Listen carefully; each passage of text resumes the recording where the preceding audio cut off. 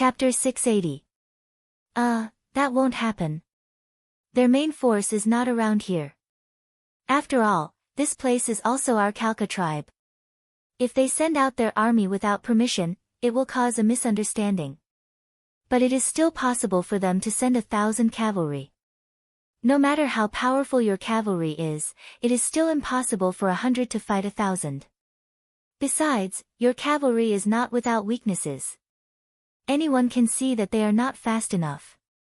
Once they are entangled in a battle of attrition, they will eventually lose. Tuoya's analysis made Yang Qindong nod his head. If the other party only sent 1,000 cavalry, then he had nothing to be afraid of. On the contrary, he could capture a large number of warhorses. Wasn't this taking the initiative to give him a gift? Thinking of this, Yang Qindong simply lay down on the blanket again. Since that is the case, this young master will wait for them here. I want to see what they can do to me. Yang Qindong's casual manner naturally caused an anxious expression to appear on Tuoya's face. Why aren't you leaving? Hey, do you really think I am joking with you? After calling out a few times, she did not see any movement from Yang Qindong. The anxious Tuoya said to Bao Yin, who was standing behind her, "Go, immediately inform my father and ask him to bring the army here." Princess. Bao Yin's face was filled with anxiety. Princess, you'd better return with me. Wouldn't it be better for you to tell Khan personally? I go back. If I go back, will my father still bring people here to rescue? All right, go back alone and tell my father that if he does not send troops in time, he may never see his daughter again. Go, this is an order. Tuoya seemed to know that it was impossible to reason with Bao Yin, so she simply gave the order as her mistress. Sure enough, as soon as Yang Qindong said that, although Bao Yin still looked hesitant, she finally nodded. After glancing at Yang Qindong, she turned around and rode away quickly. Yang Er, who was watching from the side, couldn't help but secretly give Tuoya a thumbs up for her actions. This girl had some eyesight. She could see that his young master was not ordinary. It was a wise move to befriend him now. Of course, it would be even better if she could repay him with her body. Although Yang Qindong now had 5 wives and concubines, and one Xiaoyu who was waiting to be married when she reached the age, he still did not have a single child. This not only made all the Yang Xie's senior officers anxious. It was always worrying to have no children, and they were also afraid that there would be no successor. However, as his subordinates, they really could not do anything. They could only hope that the young master had more women, which meant that there would be more opportunities. Seeing how big Tuoya's chest was, she should be able to give birth to children. Beta Persei was still discussing in his heart. Yang Qindong did not know about this. After seeing that Tuoya actually took the initiative to stay, he asked curiously, "Why aren't you leaving? Aren't you afraid that Lumek will bring his troops back? My cavalry won't be able to protect you.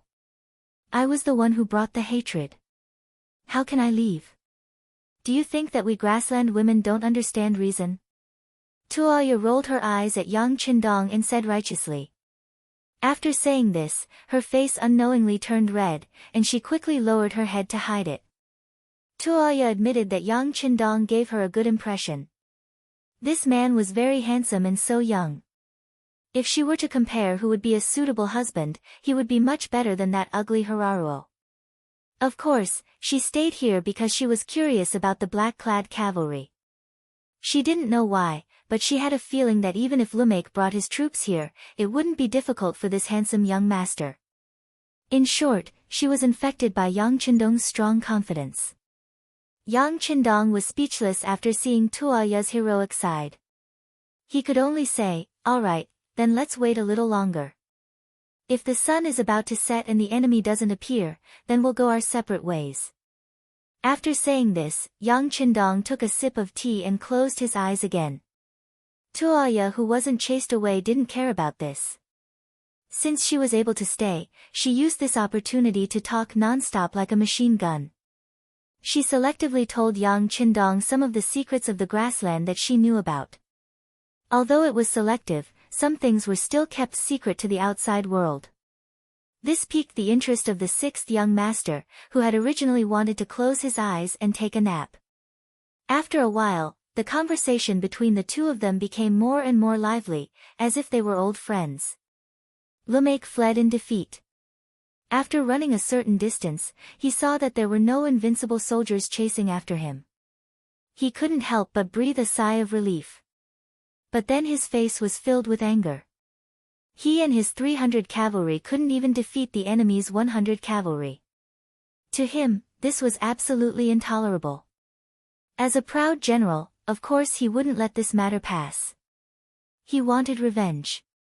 Let's go. Come with me to find the young master. Lumek whipped his horse and led the defeated cavalry to turn a corner and gallop away. His luck wasn't bad. He originally thought that he would have to run for 2 hours before finding Hararuo. He didn't expect that the young master was worried about Tuoya and had already chased after him with 5,000 cavalry. Hararuo had 5,000 cavalry. Even if they met the Mongolian cavalry of the Gobi Desert, they would be able to protect themselves. After all, neither side wanted a war of this scale. The answer was likely to be a mutual retreat. With this in mind, Hararuo wasn't too surprised when he saw Lumek appear with his defeated army. What's wrong? Did you meet the main force of the Gobi Desert? Young master, I don't know if that's the case. Lumek said gloomily. It didn't matter if they lost the war. As long as they were still alive, they could always learn from the experience and fight again. But what he couldn't accept was that he didn't even know the enemy's background. You don't know. Hararuo's face turned ugly. He wanted to shout out, trash, but when he thought about it, he suppressed his anger and asked, tell me, what's going on? Yes, young master, the situation is like this. Lumek chased after Tuoya, but there was someone else with her. Especially a handsome young man. Then, a group of unknown black cavalry appeared. Halaruo listened silently at first. When he heard that Tuoya was with a young man, his eyes became as deep as water. Although he only liked Tuoya for her beauty and wanted to use the marriage to find a place to develop, Tuoya was already like a piece of meat in his heart. How could he allow another man to taint her? Take me to him, I want to kill him. Hararuo roared. The murderous intent in his eyes was almost tangible. Beside a small stream, under a large umbrella, Yang Qindong drank the last cup of tea. His face was filled with satisfaction and regret. He was satisfied because of the leisure he had for half a day. Usually, when he was in the military camp, he would either read information or look at the sand table. Occasionally, when he had time to rest, he would exercise his body. When had he ever relaxed like today? Although he learned more about the situation when chatting with Princess Tuoya, time always passed quickly when chatting with a beauty. He didn't feel tired. Regretfully, Lumek didn't bring anyone to cause trouble for them. Originally, he wanted to wait for them to come and take the opportunity to obtain more warhorses. Now, it seemed that he wouldn't be able to do as he wished. Alright, the tea is finished, and the sun is about to set. I should also go back. Let's meet again, Princess Tuya. Yang Qindong sat up straight and stretched his waist. Beta Persei brought Ba Dao Jiang and his friends over and began to pack up the small table, large umbrella, and blankets. Tuoya pouted and unwillingly got up to put on her shoes. Yang Qindong was about to leave. Lumek hadn't come, so he had no reason to stay here. After all, she was still a girl. She couldn't really stay here. Although the women of the steppe were much more magnanimous than the women of the Central Plains, as unmarried women, there was a limit to what they could do. Yang Qindong didn't know what Tuoya was thinking. But he really didn't want to incur any more emotional debt. Moreover, although Tuoya could be considered pretty, and her position was definitely a lethal weapon, she wasn't the type that would make people lose control of themselves at first sight. At the very least, she was far inferior to Hu Yan's gentleness, Qiao Yin's obedience, and Su Maner's seductive charm. Madame Shui and Madame Xiang also had their own merits. The former courtesan of the capital had many unique skills. Even Wan Xiaoyu, who wasn't even 18 yet, was as understanding as the little sister next door. She looked even more valiant and heroic in her military uniform. It could be said that people couldn't be compared to each other. Yang Qindong didn't mean this. Even though he knew that Tuoya had an extraordinary status, he didn't urge her to stay. How could a man rely on a woman and his pants to establish himself in the world? At this moment, even though he saw Tuoya's unhappy face, Yang Qindong didn't have any intention of changing his mind. He remained silent the entire time, watching Princess Tuoya walk in front of his warhorse with a face full of displeasure and reluctance. Report.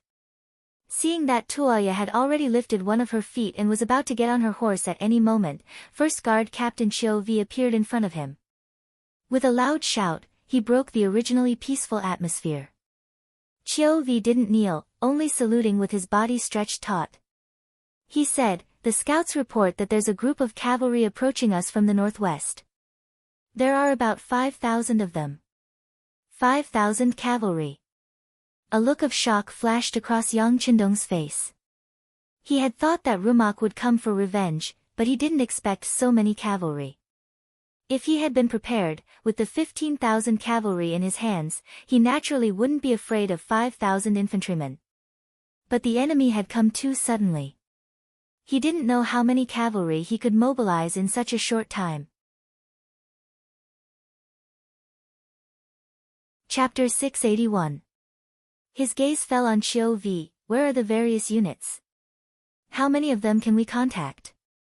Reporting to the 6th Young Master, the 3 divisions of the Cold Vanguard Division are currently undergoing long-distance training and cannot be contacted for the time being. The Independent Regiment is further away and most of them are infantry. According to the location they reported earlier, they should be about 30 miles away from us. The 1st and 2nd Cavalry Regiments have already sent people to inform them. They are even further away from us, more than 100 miles away. I'm afraid that they will have to wait until dawn to arrive when they receive the news. Now, only the Nuzan Cavalry Regiment and the Logistics Battalion are at the base camp. They will arrive in half an hour. Qiu Vi's body was covered in a layer of cold sweat as he reported.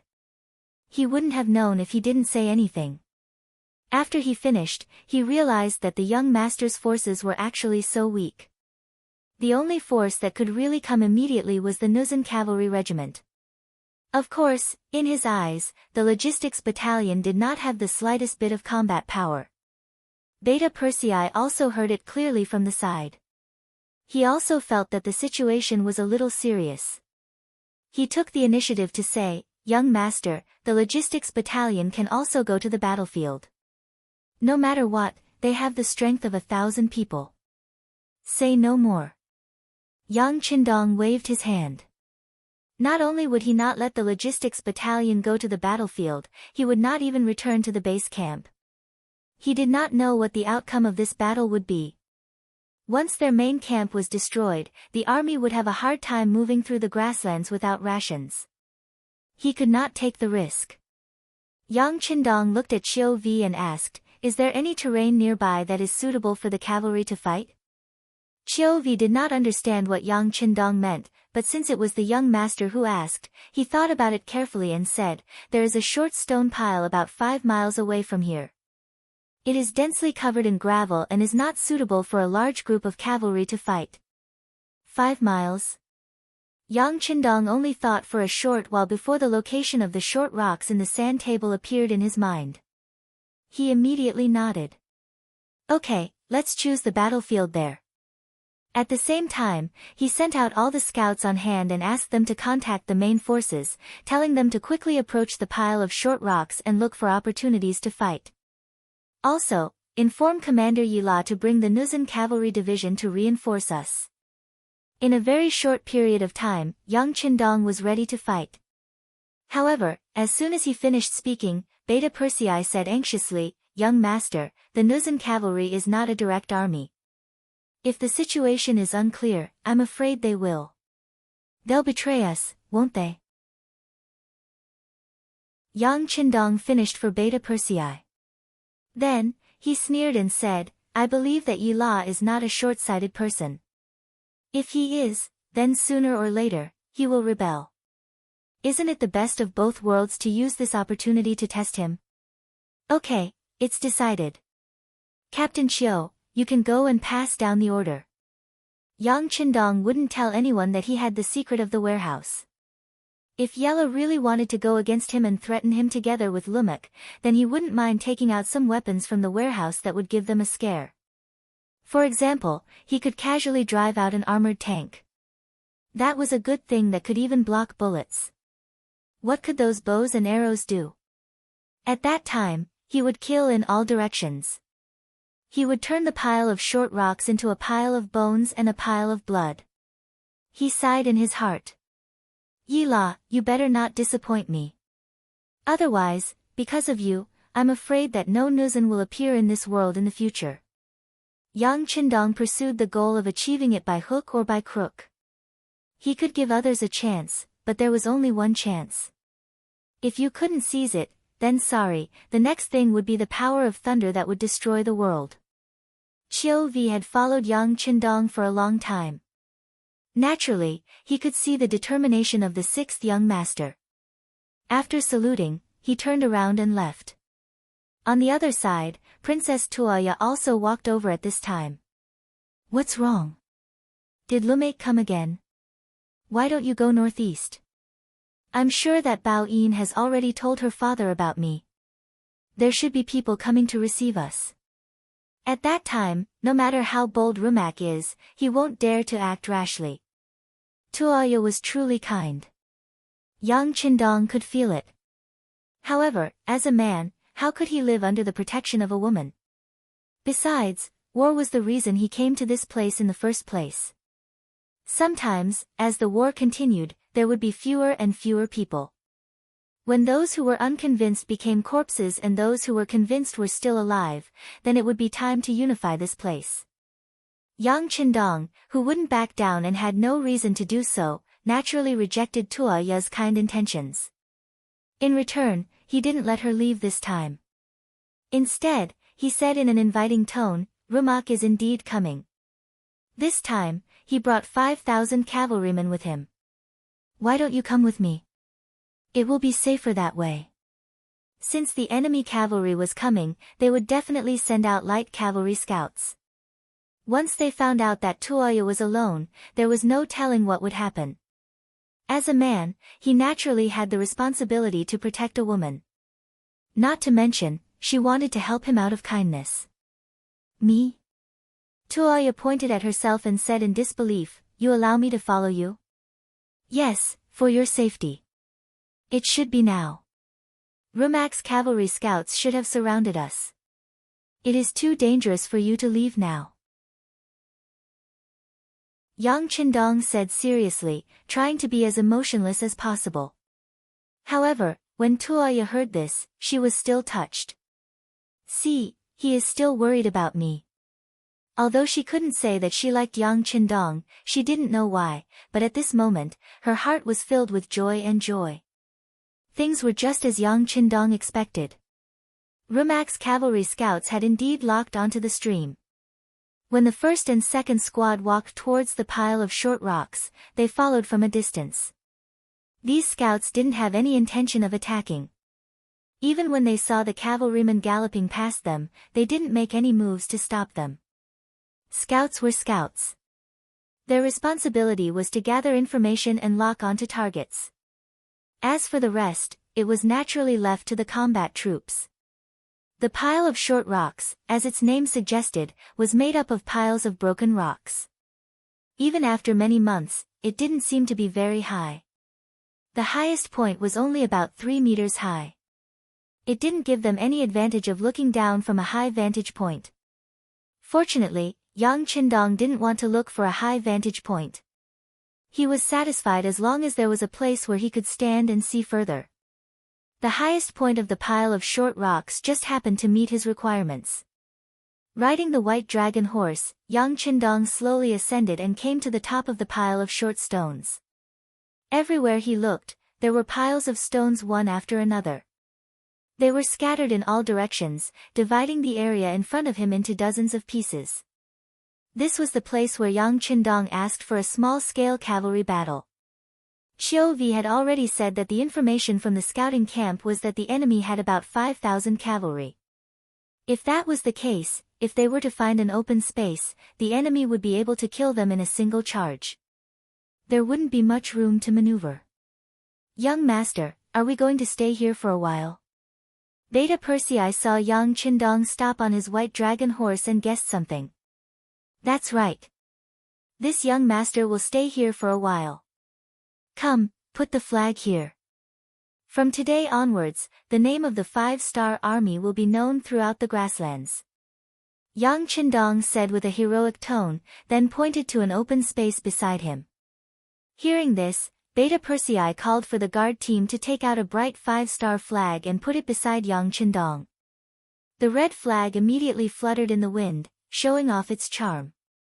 All the guard team members wore black armor with iron masks and wore Kevlar helmets that didn't fit in to protect the important parts of their heads. Yang Qindong also covered his white dragon horse with a layer of iron armor and changed into the same outfit as the other guard team members. When they stood under the 5-star flag like this, a powerful aura was unknowingly born. It made Princess Tuoya, who was watching all this curiously from the side, feel like she was about to meet the Great Khan. Just as the preparations were in place, a cloud of dust rose from the south of the pile of short rocks, making it impossible to see who was coming and how many people there were. Out of instinct, Tuoya asked with some apprehension, "Is it the cavalry brought by Rumak?" Looking in the direction, Yang Qindong shook his head with a smile. "It shouldn't be them, it's our cavalry." "Your cavalry?" Tuoya was a little surprised after saying this. She was more and more unable to understand the origin of this Yang Dong. She was certain that this was the first time she saw the 5-star flag in front of her. But this curiosity was quickly suppressed. Right in front of them, another cavalry team loomed in the distance. Tuoya, who was riding beside Yang Qindong, had a solemn expression on her face. Although Yang Qindong had already surprised her, the number of cavalry that Rumak brought was obviously too much. Even if there were more than 100 black cavalry, could they turn the situation around? If Yang Qindong was defeated by Rumak, as a fellow traveler, she wouldn't have an easy time either. Thinking of this, Tuoya's gaze looked towards the northeast, but there was still no movement there. It made sense when she thought about it. Bao Yin had only left for a short period of time. Her father still needed to gather the cavalry when he received the news. It was impossible for him to rush over so quickly. What was different from Tuoya was that Yang Qindong's expression was normal. He didn't show any fluctuations in his emotions from beginning to end. Until the first cavalry team appeared, a rider jumped out and arrived under the pile of rocks. Nuzan cavalry team leader Yi Wei greets the 6th young master.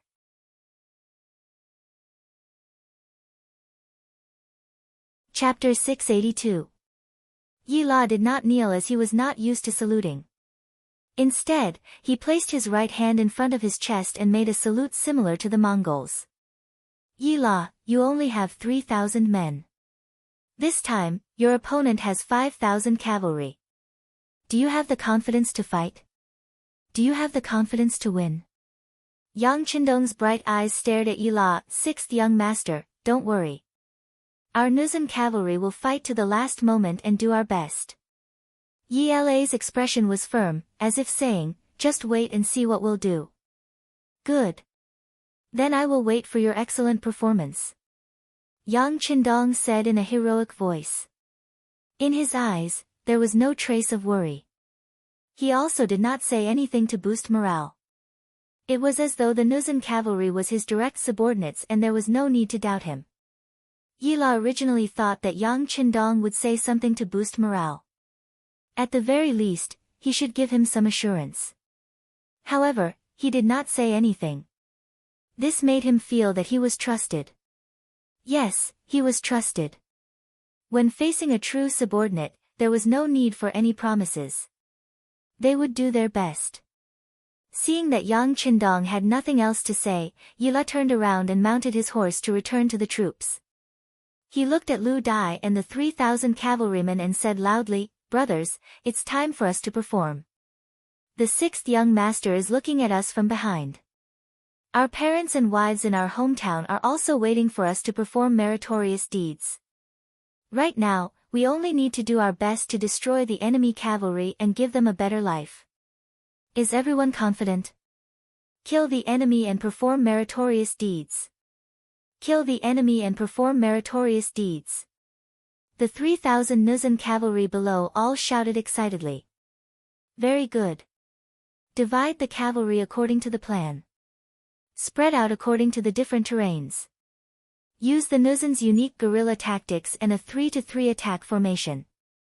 Yi La, who had shouted, announced the battle order coolly. Yi La was very confident in these elite Nuzan cavalry.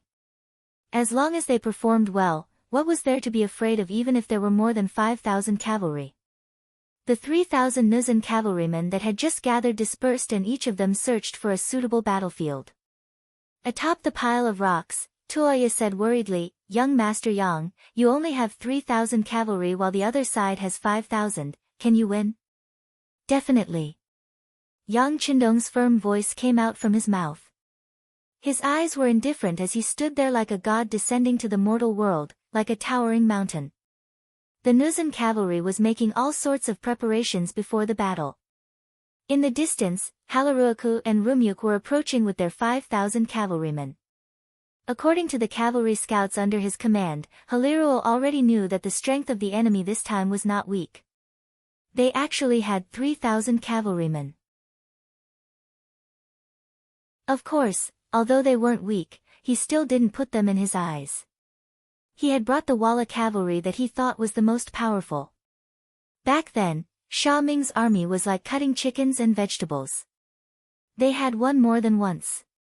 Not to mention, now that they had the advantage in numbers, there was even less chance of defeat.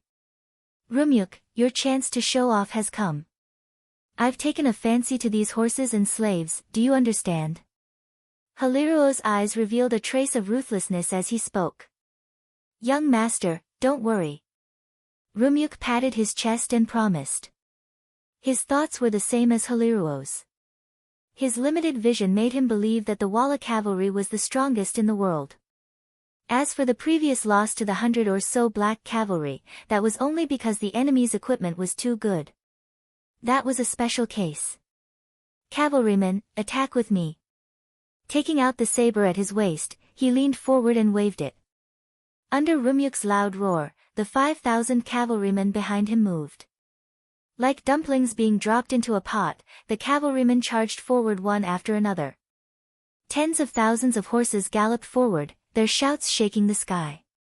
Under the dry weather, bursts of smoke and dust rose up. From afar, it looked like a huge sandstorm that wanted to swallow everything. In terms of momentum, the Vala cavalry's performance was still very good. However, because of the terrain, the warhorses were unable to gallop on the sharp stones. The originally huge flood had no choice but to split up in the middle and charge towards the small battlefields that the Nuzan cavalry had set up.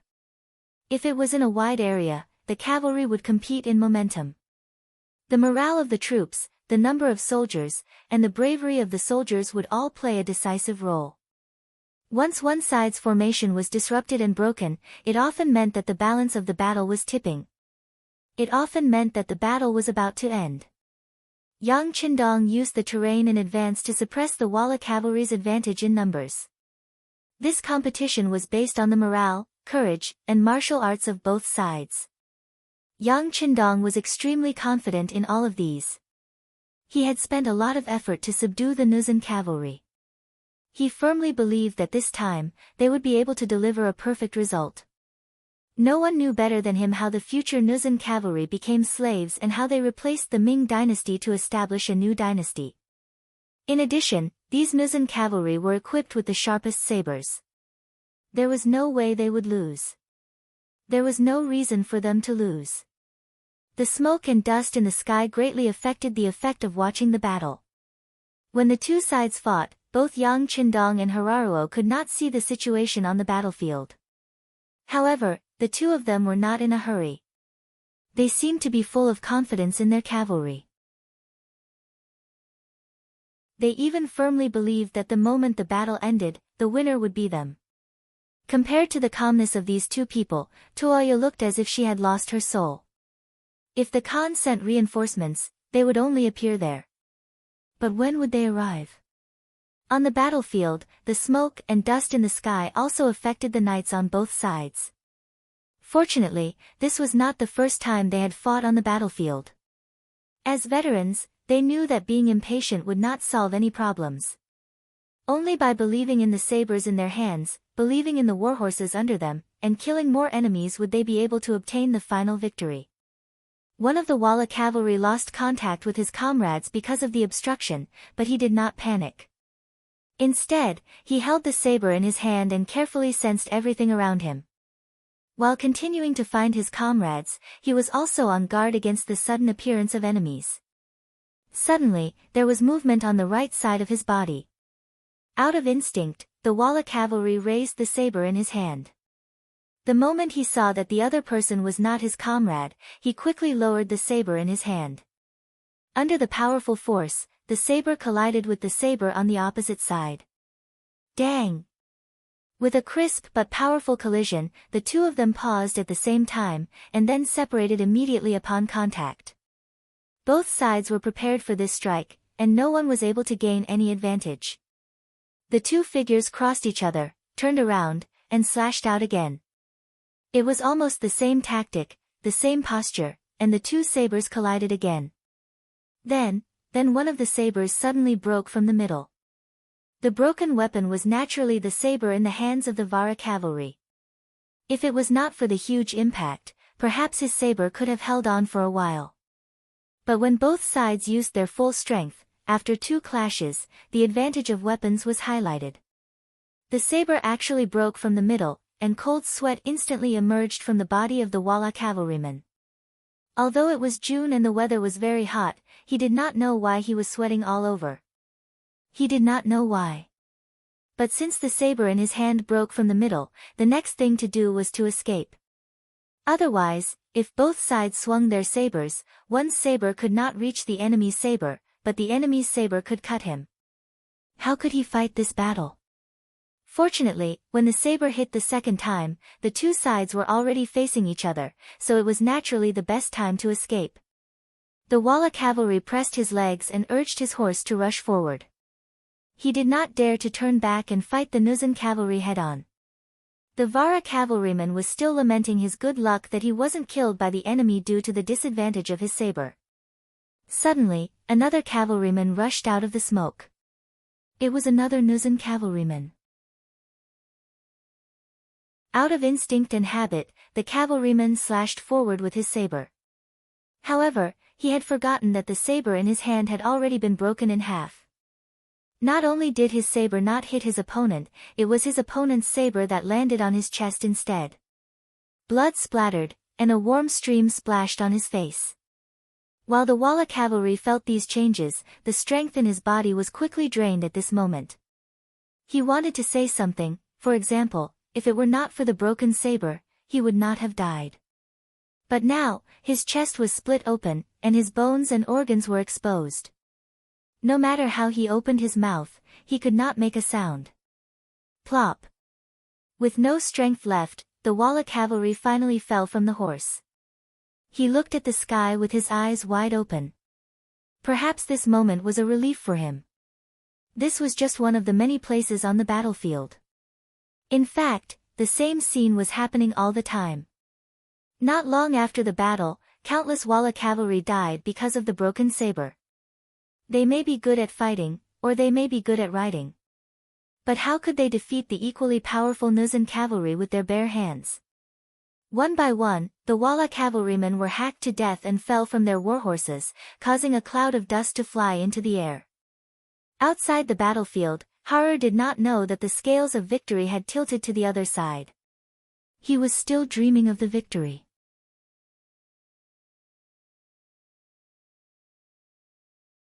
Chapter 683. Due to their position being higher than the ground, Yang Qindong, Tuoya, and the five-starred flag beside them were still clear and dazzling. All of this fell into the eyes of Halarua, and he couldn't help but reveal a trace of hatred. A man couldn't tolerate the hatred of killing his father and stealing his wife. Although Tuoya wasn't his woman yet, and she hadn't even acknowledged it, Haliruo had long considered her as his woman. Since she was his woman, he could give her away, but he definitely wouldn't allow her to act on her own. Seeing her riding on a horse beside a handsome young man, glancing left and right, and even saying something from time to time, Hararuo was burning with jealousy. He stretched out his hand and pointed forward. "Go, send someone up there and kill that man. Snatch that woman for me." Since it was the first battle, Lumake didn't send out all of his cavalry. The enemy only had 3,000 cavalry. He only needed to send out 3,000 cavalry to clinch the victory. As such, he still had 2,000 cavalrymen by his side. Once the young master gave the order, Lumake immediately complied. He pointed at 2 centurions and said, "You two, take the men from our main force and capture the person on the short rock. Remember, the man can die, but the woman must be brought back alive." "Yes." The 2 centurions who were called out replied proudly. 200 men chasing after a few people, in their opinion, General Lunk was being too cautious.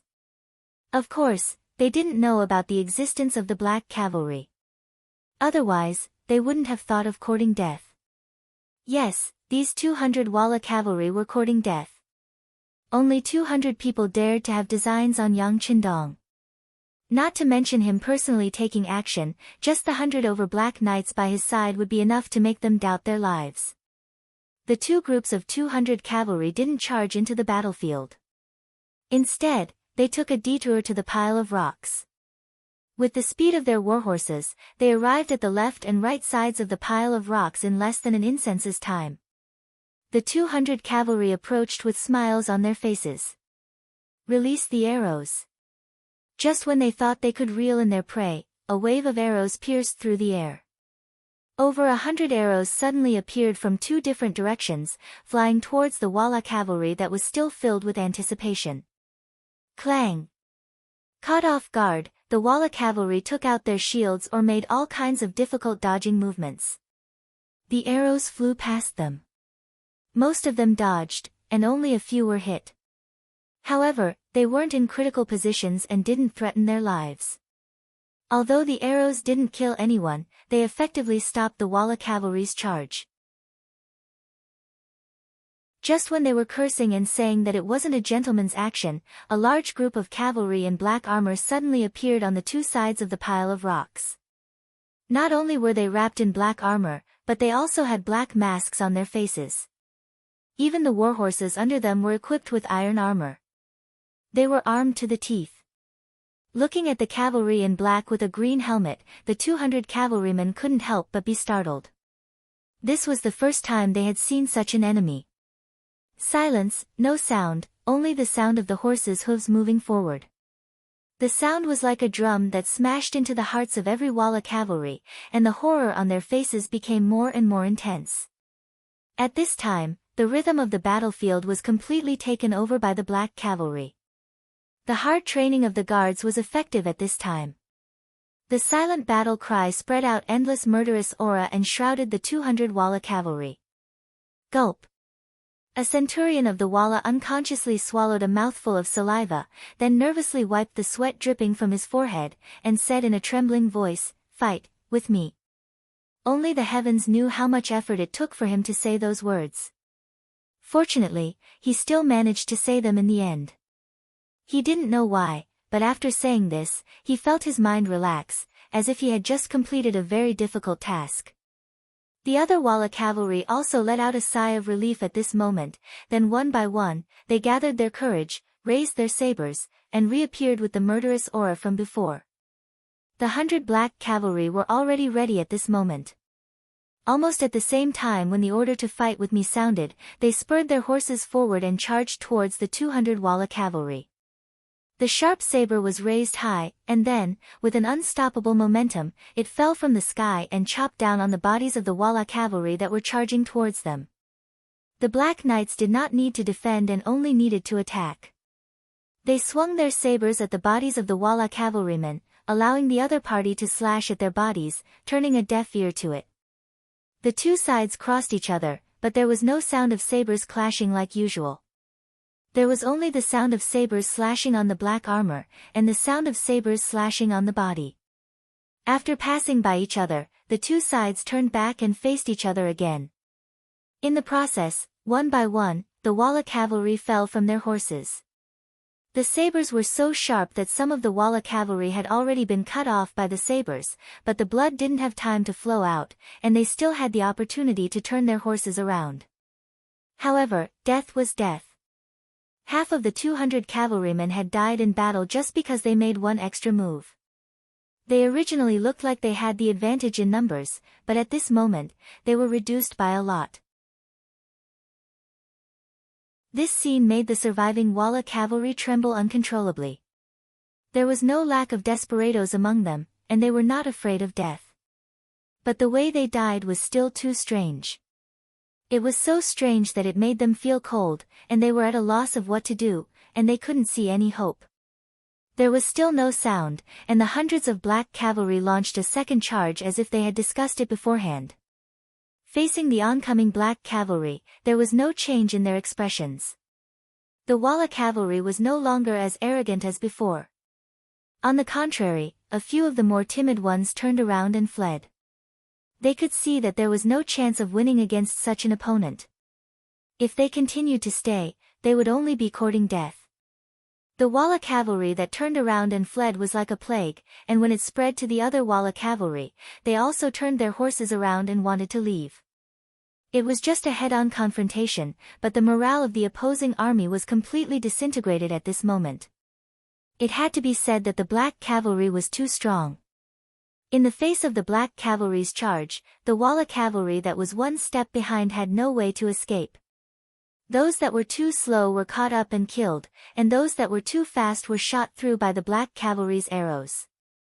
They fell on the road of escape. The 200 cavalrymen came with an aggressive aura, but when they really fought, they couldn't even withstand a single blow. They didn't even last for half an incense stick's worth of time before they were completely annihilated. In the distance, Hilaruo and Rumyuk, who were watching this scene closely, had their eyes wide open. The short rock pile was slightly higher than the ground, and everything that happened there was clearly reflected in everyone's eyes. It was only then that everyone was shocked. What? What is that? When did such a powerful cavalry appear in the grasslands? After a while, Hilaruo digested what he saw. His gaze fell on Rumyuk, and his questioning gaze was very obvious. I don't know. Rumyuk shook his head. They are the black cavalry I mentioned before. It seems that if we want to deal with them, we won't be able to outnumber them. Compared to the others, Rumyuk wasn't the most surprised. He had already seen the enemy's strength.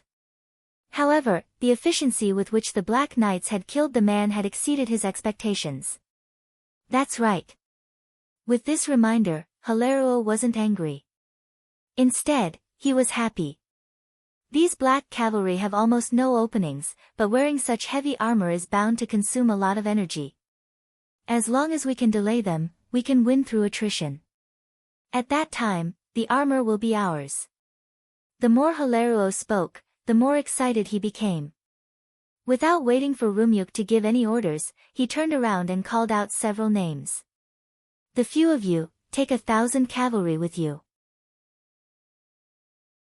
Remember, these black cavalry's heavy armor is impenetrable. As long as you continue to exhaust their strength, you will definitely be able to defeat them. After witnessing the scene just now, no one wanted to face the black cavalry. However, this was an order from Hilaruo, and no one dared to disobey. The centurions who were called out could only grimace and agree. Soon after, they split up into several groups and charged toward the pile of short rocks. On the pile of rocks, the black cavalry's performance was so outstanding, and they were so close to the enemy that it was an eye-opener for Toya. Hey, young Master Yang, these black cavalry subordinates of yours are really too powerful. How about we make a deal? If you sell these black cavalry to us, I will definitely ask Father to give you a satisfactory price. Buy armor? I don't lack money. Yang Qindong shook his head and smiled. What kind of joke was this? When it came to earning money, who could compare to the Beyond Heaven Trading Company? Meanwhile, the owner behind the scenes of this trading company was himself. Everything that was sold there was made by Crimson City under his guidance. Comparing the amount of silver and the speed at which he earned money, he did not fear anyone. Don't be so quick to refuse, we're really sincere. Tuoya had become accustomed to Yang Qindong's arrogance. This person seemed to be unmoved in the face of any kind of temptation, but it was this kind of performance that had a unique charm that Tuoya liked very much.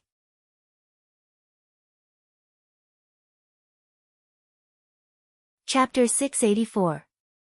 Let's talk about it later. Yang Qindong didn't want to argue with Tuoya on this issue, so he tried to stall for time. Then, he looked at the main battlefield.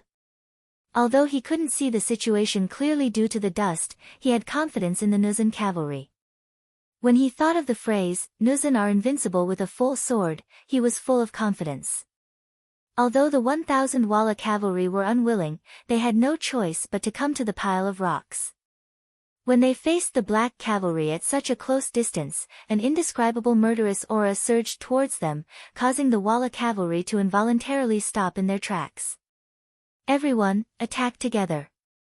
Don't fight them head-on. Use guerrilla tactics to exhaust their stamina. The centurion in the lead instructed his subordinates. Then, he carefully rode his horse forward and formed an encirclement around the black cavalry guards. The cavalry maintained a certain distance between each other. This way, if they encountered any danger, they could quickly turn around and leave. The encirclement was formed, but every time the guards moved forward, the enemy in front of them would retreat. They simply did not want to fight them head-on. The tactic of stalling was perfectly demonstrated by the Vola cavalry. When they were forging the black armor and warhorse chainmail, Wu Hua had said that although they had raised the quality of the armor to the highest level, armor was still armor and still had some weight. When two armies fought, it might not be obvious in a short period of time. However, if the battle dragged on, the problem would naturally be exposed. Wu Hua only had the ability to forge armor. He didn't have any way to deal with the problems and things that might happen on the battlefield. Regarding this, Yang Qindong didn't insist. Instead, he called Qiu Vi and Dao Xiao over and told them how to solve the problem. 1. Alternate resting. This meant that if the enemy was too far away and wanted to use a war of attrition to deal with them, then half of the members would rest and the other half would be on guard. This way, they would have enough energy and stamina to kill the enemy on the battlefield. 2. Attack with arrows. If the enemy was too close and wanted to exhaust them by surrounding them, then use arrows to counterattack and cause chaos in the enemy's formation, forcing them to flee. 3. Musket fire. If the enemy's encirclement was set up far away, about 1 li away, then they would not be able to rest at ease, and if the range of the arrows was too far, then they would use their muskets to counterattack, killing the enemy when they least expect it, and killing the enemy when they are helpless. To sum it up, the safety of the team members was their top priority. As for whether the appearance of the flintlock would allow others to guess their identities, they couldn't do so much in a situation where their lives were threatened. Yang Qindong's plan was very comprehensive, taking into account the distance and any possible situation. Therefore, when they saw that the other party was only surrounding them without attacking, no matter if it was Chou Wu, Dao Xiao, or the other guards, they did not feel frustrated at all. Instead, they followed the plan and took out their bows and arrows, launching a fierce counterattack. The Walla cavalry was less than 100 meters away from the black cavalry, which was the best range for arrows. When arrows were taken out from the quiver, they pierced through the air and greeted the Walla cavalry, and a one-sided massacre began. At such a close distance, and with the strict archery training, the black cavalry could not say that they were always accurate, but at least 30% of their arrows hit their opponents. This was because the Walla cavalry only needed to dodge and did not need to think about attacking. Otherwise, this accuracy would have been even higher. As for the Walla cavalry, when faced with the arrows of the Black Knights at close range, there would always be someone who would be hit by the arrows one after another. Some of them would be killed by the arrows and fall from their horses. If they were injured, they would lie on their horses and lose their ability to fight. The feeling of being a live target was naturally not good. The Vola cavalrymen also began to retaliate with their bows and arrows. Unfortunately, their arrows were very accurate, but regardless of whether they hit a person or a horse, they only left a white mark before falling back to the ground. They didn't cause any damage at all. This was not an exchange of arrows, it was a massacre. With no choice, the Wala cavalry could only retreat and get out of the effective range of the arrows. Charge! Captain Chiu V of the Black Cavalry seized this opportunity. When the Wala cavalry formation was in chaos and retreated, he suddenly launched a counterattack and caught the Wala cavalry off guard. In the process, hundreds of knights died under the sharp sabers of the Black Cavalry. The initiative was completely in the hands of the Black Cavalry. Although the Wala cavalry had the advantage in numbers, it was difficult for them to say anything. They could only follow from afar and did not dare to get closer. Taking advantage of the gap, half of the Black Cavalry jumped off their horses to reduce the weight of their comrades and try to recover as much energy as possible. In the eyes of the Wala cavalry, this action of the Black Cavalry was seen as an opportunity and they took the opportunity to launch 2 attacks. However, because the distance was too far, the Black Cavalry had enough time to jump on their horses and get into a defensive position. Not only that, they took advantage of the fact that their opponents could not immediately move away and launched 2 counterattacks, killing hundreds of their opponents. After 2 attacks and many corpses, the Wala cavalry became smarter. They only surrounded the Black Cavalry from afar and allowed them to rest. They did not take another step forward. Hiliro watched helplessly as the cavalry he sent out was unable to do anything to the Black Knights. He wanted to scold these people for being cowards, but considering that they had already lost more than 40% of their men, continuing to fight would only bring disgrace upon themselves. Thus, he gave up on ordering the cavalry to continue attacking. Instead, he set his sights on the main battlefield. In his mind, as long as he achieved victory on the main battlefield, he would be able to use the advantage of numbers to charge towards the pile of rocks. At that time, the hundreds of Black Knights would definitely be in his hands. The sun had already set and the sky was gradually turning dark. The dust on the main battlefield did not fly as high as it did at the beginning. The dust did not rise, which meant that the main battlefield had already reached a conclusion. At this moment, both Yang Qindong and Hara were doing their best to keep an eye on the battlefield. Victory or defeat on the main battlefield was very likely to affect the victory or defeat of the other side. Follow me and kill. Just as everyone was looking at the main battlefield expectantly and waiting for the result, a cavalry suddenly appeared from the south side of the battlefield. Because of the darkness, it was impossible to see how many people there were. However, judging from the battle cries, it was not a small number. Are these the enemy's reinforcements? Harer stood on his horse and listened attentively. His expression was not good. He relied on the strength and numbers of the Wala cavalry. He did not know the result of the battle, but his advantage in numbers was getting smaller and smaller. I don't know. Lumak shook his head. He really did not know who these people were. Speaking of which, this was the first time he had seen Yang Qindong. It was also the first time he had heard of the 5-star army. In the past, the 5-star army had come to the grasslands, but they had only come in a hurry and left in a hurry. When Windchaser discovered that his forces were not enough to face any opponents on the grasslands, he tactfully retreated and stayed in the New, Gondusi region to recruit soldiers. As a result, the name of the 5-star army was rarely known on the grasslands. Lumak's reply made Harer feel a bit disappointed. However, since the enemy's reinforcements had appeared, he could not ignore them. Go. I'll give you 500 people. Go and stop them. Before victory or defeat is decided on the main battlefield, you absolutely cannot let these people charge in. Harer originally had 2,000 people by his side. Just the short stone pile alone sent out 1,200 people. Right now, he only had 800 people. Giving Lumak 500 people was already the most he could do. Yes. Lumak cupped his fists and replied, appearing full of confidence. In reality, leading Walla's elite cavalry, he also had this kind of confidence. As long as it wasn't an impenetrable existence like the Black Cavalry, even if the enemy's military strength was greater than his, he really did not need to fear anyone. Lumuk was extremely confident, but he did not know who his opponent was this time. Because the sky had already darkened, even Yang Qindong on the short stone pile did not know who the first batch of reinforcements were. Tiger's Mane, publicly recognized as the person closest to Yang Qindong, as well as the person who followed the sixth young master the earliest, became the first batch of reinforcements to arrive.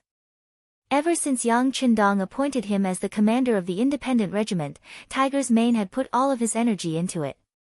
10 infantry battalions, 6 cavalry battalions. Just as the personnel were formed, they were fiercely trained by him.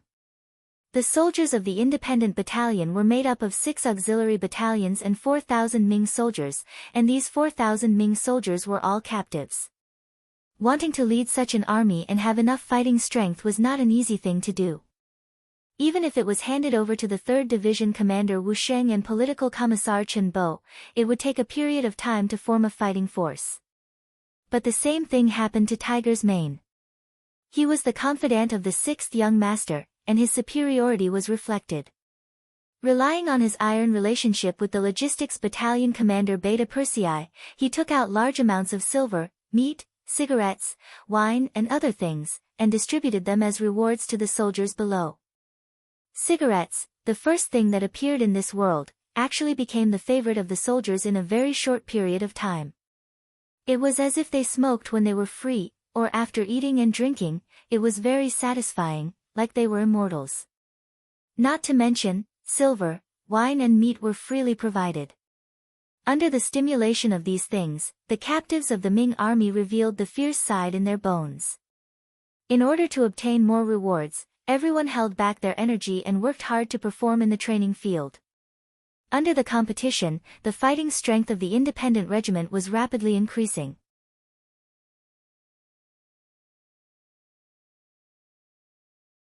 Chapter 685. Tiger's Mane was overjoyed when he saw the changes in his army. He was waiting for the battle to start so that he could show off to his brothers and the 6th young master that he was also a talented soldier. Just as he was thinking about when the battle would start, a scout reported that the 6th young master was about to fight with a group of 5,000 Walla cavalry at the Stony region. On his side, there were only 3,000 cavalrymen from the Nuzan cavalry division. When Tiger's Mane heard the news, he was both excited and nervous. He was excited because his chance to show off had come. He was also nervous because he was worried about the loyalty of the Nuzan cavalry division. If they were to change sides on the battlefield, the young master only had 2 guards with him. That was only 100 people. How could he protect him? Worried about the 6th young master's safety, Tiger's Mane immediately ordered the 6 cavalry divisions to follow him to protect the 6th young master. As for the 10 infantry divisions, they immediately ran forward. Before they left, Tiger's Mane didn't forget to provoke his soldiers. Listen up, you will never fail when you follow the 6th young master in battle. This time, the enemy has 5,000 cavalrymen. If you do well, you can turn from infantry to cavalry. Of course, in a battle like this, we can't care so much. No one knows if we will be able to get that many horses. For the sake of fairness, we can only rely on first come first serve. Those who arrive first will get a horse, those who arrive later will get nothing. Let's go. Charge. After everyone understood Tiger Edge's meaning, the 10 battalions began a mad race. It was as if they were afraid that they wouldn't be able to get a warhorse if they were late. Everyone ran with big strides, as if they were afraid that they wouldn't be able to get a warhorse. As for Tiger's Mane, he had already led the 6 cavalry battalions and was the first to arrive on the battlefield. Once they entered the battlefield, the sky was getting dark. Tiger's Mane didn't have time to analyze the situation. But from the looks of it, the young master's safety should be guaranteed. Since that was the case, he would kill the enemy first. The more enemies he killed, the more his side would gain victory. Coincidentally, Tiger's Mane was still thinking about how to find an opponent when Lumuk appeared with 500 Walla cavalry. The uniforms of the two sides were completely different. With just a glance, Tiger's Mane could determine that the other party was an enemy. In addition, Lumak was charging towards him with his saber. It was clear whether he was a friend or a foe. Come on, let's kill together. Kill one and you get 10 cigarettes, half a caddy of wine, 10 taels of silver, and half a caddy of fatty meat. Kill. With a loud shout, Tiger's Mane announced the bets one by one. Then, he leaped into the air and charged at Lumak. With great rewards, there will be brave men. Under the stimulation of such material rewards, the 6 cavalry battalion's eyes turned red. They all rushed forward, giving the impression that if they were late by one step, there would be no one to kill and they wouldn't be able to get anything good. They charged towards the battlefield like wild beasts. Tiger's Mane, who was wearing a black cape, was like the tip of an arrow. He was the first to arrive in front of the Walla army cavalry. With a wave of his saber, he met his opponent head-on. Ding! After a crisp and clear sound of collision, the two figures passed by each other. The Walla cavalry's warhorse swayed. It was obvious that they were knocked back by the force of the collision. Feeling the pain from his arm, the Walla cavalry soldier's eyes flashed with extreme shock. This person was Lumak. He had also taken the lead and wanted to win with one strike. He never thought that the strength he was so proud of would be at a disadvantage in the first clash. Who is that person? The thought only appeared in his mind. Before he could analyze it, more cavalry soldiers appeared in front of him. They were the independent cavalry soldiers that followed Tiger's Mane. When they saw Lumak appear in front of them, they all rushed to kill him. They ignored the general's armor on Lumak. At this moment, this person was meat on their plate. They only thought about how to eat him. Ding ding dang dang. In a short period of time, Lumak continuously exchanged blows with more than 10 independent cavalry soldiers. The saber in his hand finally broke into two. Even though he was a general and the quality of his saber was not bad, under continuous collisions and in front of an even sharper saber, it was not easy to hold on for so long. When the saber broke, a layer of cold sweat appeared on Lumak's head. The doubts in his heart grew. Who were these people? Why were their morale so high? They were all attacking fiercely without any regard for their lives. Why were the sabers in their hands so hard? It was fine if it was just one person, but it seemed like everyone was holding a saber of the same strength. What kind of opponent was this? Why had he never heard of them before? Lumak's heart chilled. He threw away the broken saber in his hand and took out a brand new one. He turned around and attacked. He was indeed afraid of being killed. When he turned around, he wanted to retreat with his brothers and then inform Haruo of the news. There was no way to win this battle. After turning around, Lumak relied on his good martial arts and skillful horse riding skills to dodge the attacks of the independent cavalry soldiers again and again. But the more he did this, the more frightened he was. This was because he realized that from the time he turned around until now, he did not see a single one of his subordinates. Could it be that they were all killed? Or had they escaped? Impossible. How long has it been? His subordinates are all experienced elites. They can't all be killed. They must have escaped. He thought firmly in his heart, or rather, he comforted himself. Finally, Lumak discovered an extremely serious problem. He was completely surrounded. There were enemies everywhere, and he couldn't escape. Whether Lumak was willing to believe it or not, the 500 cavalry soldiers he brought with him were all killed by the independent cavalry soldiers. They originally had the advantage of numbers. 2,000 against 500. In addition, under the stimulation of the Tiger's Mane, the morale of the soldiers was at its peak. Everyone wanted to achieve military merits. Everyone used all their strength. Under such momentum, the 500 Walla cavalry soldiers were like small boats in the sea. They were quickly swallowed up. Even so, there were still many independent cavalry soldiers who did not have the chance to kill anyone. Thinking that so many military merits and rewards were about to leave them, they all cursed angrily. Who the F***ck is so fast? So cheap. Will it kill you to leave me an opponent? Who said it wasn't? In the blink of an eye, there is no living opponent. Even if you want to snatch military merits, you don't have to be so fast. I still want to eat meat, drink wine, and smoke. Hey, there is still one alive here. Haha, no one fight with me. This is mine. Bullshit, I've had my eyes on him for a long time. This person's life is mine. No. It's mine. It belongs to whoever kills him. Go. Battle cries and angry shouts rose and fell one after another. When Rumk heard these voices, he was shocked and started to hate himself. Why did he only know Chinese? If he didn't, he wouldn't be so shocked. Rumk thought to himself, why did I know Chinese? If I didn't, I wouldn't be so shocked. Of course, now was not the time to think about this. The most important thing was how to face hundreds and thousands of cavalry soldiers. However, was it possible for him to fight against 100 or even 1,000 people by himself? On the main battlefield, the smoke and dust became smaller and smaller. Finally, when the sky was completely dark, the dust on the battlefield dispersed, and the result of the battle was finally revealed. The ground was littered with corpses and lonely warhorses. A night breeze blew past, bringing with it the smell of blood. 3,000 against 3,000. After more than 2 hours of life and death battle, less than half of the 6,000 people were left. However, upon closer inspection, these half of them were dressed in the same uniform. Their fatigued but excited bodies were wrapped in green battle suits. They were the warriors of the Nuzhan Cavalry Division.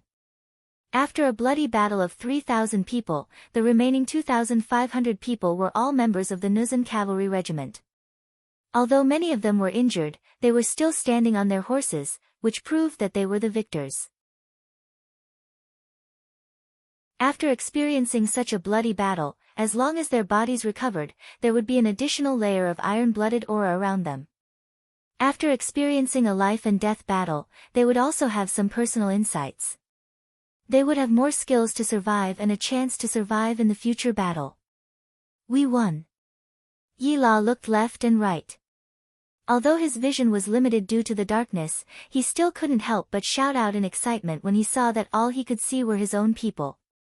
Following this shout, there were more responses from the surrounding people. We won, we won. Standing on a pile of rocks, Yang Qindong saw this scene and couldn't help but relax, a hint of a smile on his lips.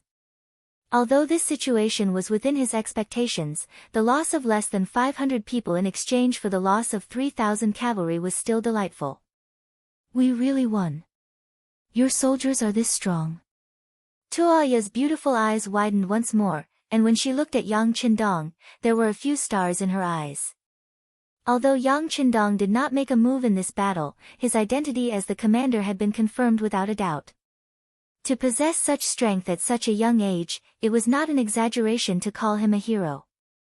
Every girl had a dream of becoming a hero. At this moment, Yang Qindong, who was already very handsome, had an even higher image in Tuoya's heart. Hilaruo's face was ashen. He had never expected such a result and could not accept it. The Vala cavalry had always been synonymous with the elite cavalry in the past few years. When facing the great Ming and Tatar cavalry, they were not afraid, so how could they be defeated today?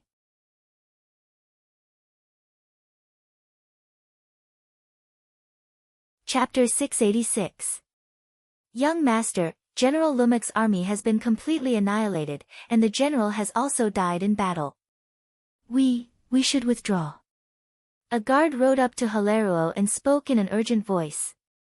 He didn't directly say that they had lost and only said to withdraw. This was already giving Hilaruo a lot of face. Although the young master couldn't figure out the reason, his desire to live still prevailed. Okay, we'll withdraw now. Withdraw. Young master, should we inform the others to retreat as well? Another bodyguard seemed to have suddenly thought of something as he asked. No need. Let them stay and block the enemy. The rest of us will withdraw. Hilario had completely calmed down. It was precisely because of this that he said this. From this point alone, it could be seen that he was a ruthless person who would do anything to achieve his goals. Under the cover of darkness, the chaos on the battlefield, and the lag in information, Hilario escaped without a word. What he left behind were the corpses of nearly 5,000 cavalry, including Lumak, and the captives. Hilario made a very smart choice and left with less than 10 guards, so no one discovered his tracks. It wasn't until the battlefield was cleaned that they discovered that his corpse was nowhere to be found. But this wasn't important. What was important was that they had won this battle. The Jurchen cavalry had used their own strength to prove their ability and obtained Yang Qindong's attention. It was already late at night, and the short stone pile was still brightly lit with torches. After the battle, the Jurchen cavalry were still cleaning up the battlefield. Fortunately, Tiger's Mane arrived in time with the 6 cavalry battalions of the Independent Regiment, greatly increasing the speed of the cleanup. The 5-starred flag was still there as before, unfurling in the wind. Beta Persei had already prepared a military tent for him to rest in. More than usual, he had prepared an extra tent for Princess Tuoya. This time, Tuoya didn't escape. When the battle wasn't over, she even pulled out her saber, as if she wanted to charge down with Yang Qindong. Her image as a heroine won the basic respect of everyone. It was late at night, and Yang Qindong hadn't gone to bed yet. He called Tiger's Mane, Yila, Lu Dai, and the others over for an impromptu military meeting. Looking at Tiger's Mane and Yela, Yang Qindong's words of encouragement rang out. The Nuzan cavalry performed very well in this battle. You will be rewarded handsomely, and your contributions will be doubled. You will have the first pick of the captives to make up for the losses in this battle. After daybreak, collect the bodies of the martyrs and hold a memorial service. The Independent Regiment is worthy of praise for their timely rescue.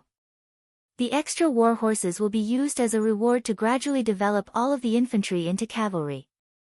Thank you, young master. Thank you, 6th young master. Tiger's Mane, Yela, Lu Dai, and the others were all overjoyed. Although they had also lost people in this battle, especially the Nuzan cavalry who had lost close to 500 people, how could there be no deaths in a war? For the sake of Jurchen's future, this sacrifice was worth it. After the meeting, most of them didn't rest. Instead, they continued to clean up the battlefield. They dug several huge pits to bury the dead. This was also a form of respect for their opponents. Otherwise, in such an environment, the corpses of the dead soldiers would end up in the crows' hands. Summer nights were always very short. At around 3 o'clock, the sky had already begun to brighten. The field of vision was vast, and the speed of cleaning up the battlefield became even faster. After burying the dead, Yela and Lu Dai also selected 500 elite soldiers from the captives. As long as they trained a little, they would be able to make up for the losses in the previous battle. Tiger's Mane counted the number of war horses. There were more than 4,000 of them. When the 10 infantry battalions arrived, all of them could be turned into cavalry. The cavalry and horses were like brothers. It was precisely because of this special relationship that when the cavalry charged, very few people would take the initiative to hurt the horses. Unless they couldn't fight, otherwise, no one would deliberately hurt the horses. In this way, it was convenient for the 5-star regiment and helped the Independent Regiment. When the sky was completely bright, breakfast was already ready. Smoke rose in spirals from the kitchen and the aroma of meat floated everywhere. Tuoya also woke up from her sleep in the tent. She looked at the 5-star army with a curious expression on her face. Breakfast was ready, but the 5-star army didn't satisfy their appetite. Instead, they gathered together and held a memorial service for the dead soldiers under the leadership of Yang Qindong. Their achievements were read out loud. Even the names of the people were read out by Yang Qindong. Many of the Nuzan cavalry cried at the scene. Obviously, after this memorial service, they were moved by Yang Qindong's actions and became more united. After killing a few Walla prisoners who refused to surrender to comfort the souls of the dead soldiers in heaven, breakfast began. Although the food was not as warm as before, none of the soldiers said anything about it. The memorial service still lingered in their minds for a long time. Some of them even thought that if they died in battle, their names would be read out by the sixth young master in front of everyone. Perhaps that would be the proudest moment of their lives. 7 a.m. The sun hung high in the sky. Anyone who knew about the weather knew that today was going to be another sunny day. At this time, a large number of cavalry suddenly appeared from the northeast direction of the short rock pile. A large number of cavalry appeared in the northeast direction. Everyone, get on your horses and get into formation. After the scouts at the front reported the news, the 5-star army became lively. No matter if it was the Nuzan cavalry or the soldiers of the independent regiment, no one felt afraid at this moment. Instead, they all revealed a firm fighting spirit. Perhaps people would die in war, but for some people, wasn't it a chance to show off? Tuoya stood at the highest point of the short rock pile and looked from afar. When she finally saw the enemy's flag, she jumped up like a little girl. It's the Mongol army of the Gobi Desert. It's the Mongol army of the Gobi Desert. Everyone, don't be nervous. They're on our side. The 5-star army didn't seem to hear them. Everyone's eyes were still filled with determination and killing intent. Report. A large number of infantry appeared in the east. It should be the independent regiment's infantry. The scout reported another piece of news. Yang Qindong, who was riding on the white dragon horse, smiled. Let Tiger's Mane bring them here. Commander Yen, come here. Yang Qindong pointed at Yen De, the company commander of the reconnaissance battalion who came to report the news. While the latter looked excited, Yang Qindong called him to his side and whispered something to him. Then, he nodded repeatedly and spurred his horse away. Soon, he disappeared without a trace. Tuoya didn't look at what Yang Qindong was doing. After seeing the 5-star army's strong fighting spirit, she was still full of fighting spirit even though she didn't have much rest last night. She left on her horse and went straight to meet the Mongol army of the Gobi Desert. After seeing the 5-star army's fighting strength, she didn't want her own army to be enemies with them. That wouldn't be a good thing. As soon as Tuoya left, Beta Persei came to Yang Qindong. Young master, Princess Tuoya still has a good impression of you. You might be a family in the future. Do you want me to tell the brothers to relax? Don't be so tense. You're acting like enemies. How can we be a family? Beta Persei, I think your skin is tight recently. It seems that the burden I gave you isn't heavy enough. How about this, after you go back this time, train the logistics camp well. The standard will be based on the results of the 3rd-class army assessment. Yang Qindong said with a smile that wasn't a smile. No, young master, I'm talking too much. I didn't say anything. Beta Persei kept waving his hands and immediately admitted defeat. How could he not know what the logistics camp was like? They were all old and weak Baiming captives. Some of their bodies could be described as thin as a match. It was a miracle that they could live until now. How could they be trained to the level of a 3rd-class army? Even a 4th-class army would barely touch the boundary. Beta Persei admitted defeat. Yang Qindong didn't want to pursue him. Instead, he looked at the approaching Gobi Desert Mongol army and said, remember, in this world, benefits are always as big as the sky. With enough benefits, enemies can become friends, and friends can become enemies. This requires us to be vigilant at all times. We can't make the mistake of underestimating the enemy because of taking things for granted. If that happens, we'll be the sinners of the army. Beta Persei nodded thoughtfully as he listened. Only Yang Qindong knew that the 5-star army could be considered as a lone army on the prairie. Any force here could become a friend or an enemy. Once a step was wrong, it could lead to eternal damnation. As the commander of an army, he must be careful. Tuoya rode a horse to meet the approaching Gobi Desert Mongol army. In the leading position of the army, she saw a middle-aged man in his 50s. A woman's voice of joy sounded first. "Father, why are you here?" "Tuoya." When the middle-aged man saw that the person coming from afar was his only daughter, his frosty face finally changed and a smile appeared on his face. When the father and daughter reunited, Sudor Khan looked at his daughter and found that she didn't change at all. When he found that there wasn't a single wound on her body, the smile on his face slowly disappeared.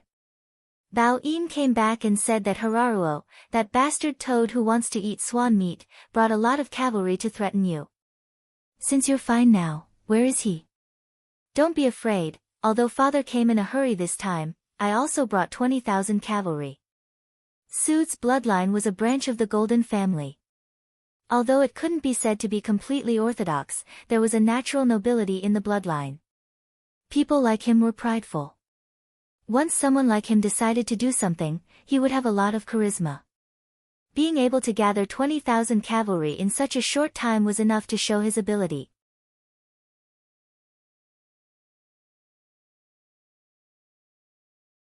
Chapter 687.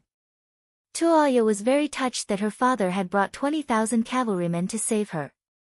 But when it came to Haraluo, she still said proudly, "Haraluo? He has already been defeated and fled. Ran away." Suade's expression froze. How many cavalrymen did he bring with him? And who was it that chased them away? Facing her father, Tuoya naturally wouldn't hide anything. She told him everything she had heard and seen. After she finished talking about Hilaruo's defeat and Lumuk's decapitation, she continued to chatter, "Father, this 5-star army is very interesting. They even held a memorial service for the dead. They recited the names of all the dead soldiers. You don't know this, but many of the warriors who were still alive were moved to tears." Suade wasn't interested in this memorial service. In his opinion, they had held such a service before. Wasn't it just inviting people to cross the dead? What he was curious about was where this 5-star army came from and why they were so strong. Why hadn't he heard of them before? Of course, the memorial service wasn't an ordinary one. Tuoya didn't know about this, so she didn't explain. As for the 5-star army's strength, it was already proven. There was no need to explain. "Tuoya, have you figured out the origin of this 5-star army?" Suade was more curious about where this cavalryman who defeated Haraluo belonged to. Were they on good terms with the Mongols? Voila. What about Tatar or Great Ming? I don't know. Tuoya was suddenly interrupted by her father. She looked a little unhappy. However, this was her father, who she had always treated with dignity and respect since she was young. She could only think about it in her heart, but she didn't dare to show it. Suade had expected Tuoya to say she didn't know, so he didn't pursue the matter. Instead, he continued to ask, "You said they fought for an entire night and didn't rest?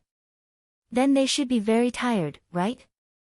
Previously, Bao Yin reported that the enemy cavalry had a type of armor that was not afraid of ordinary swords and spears.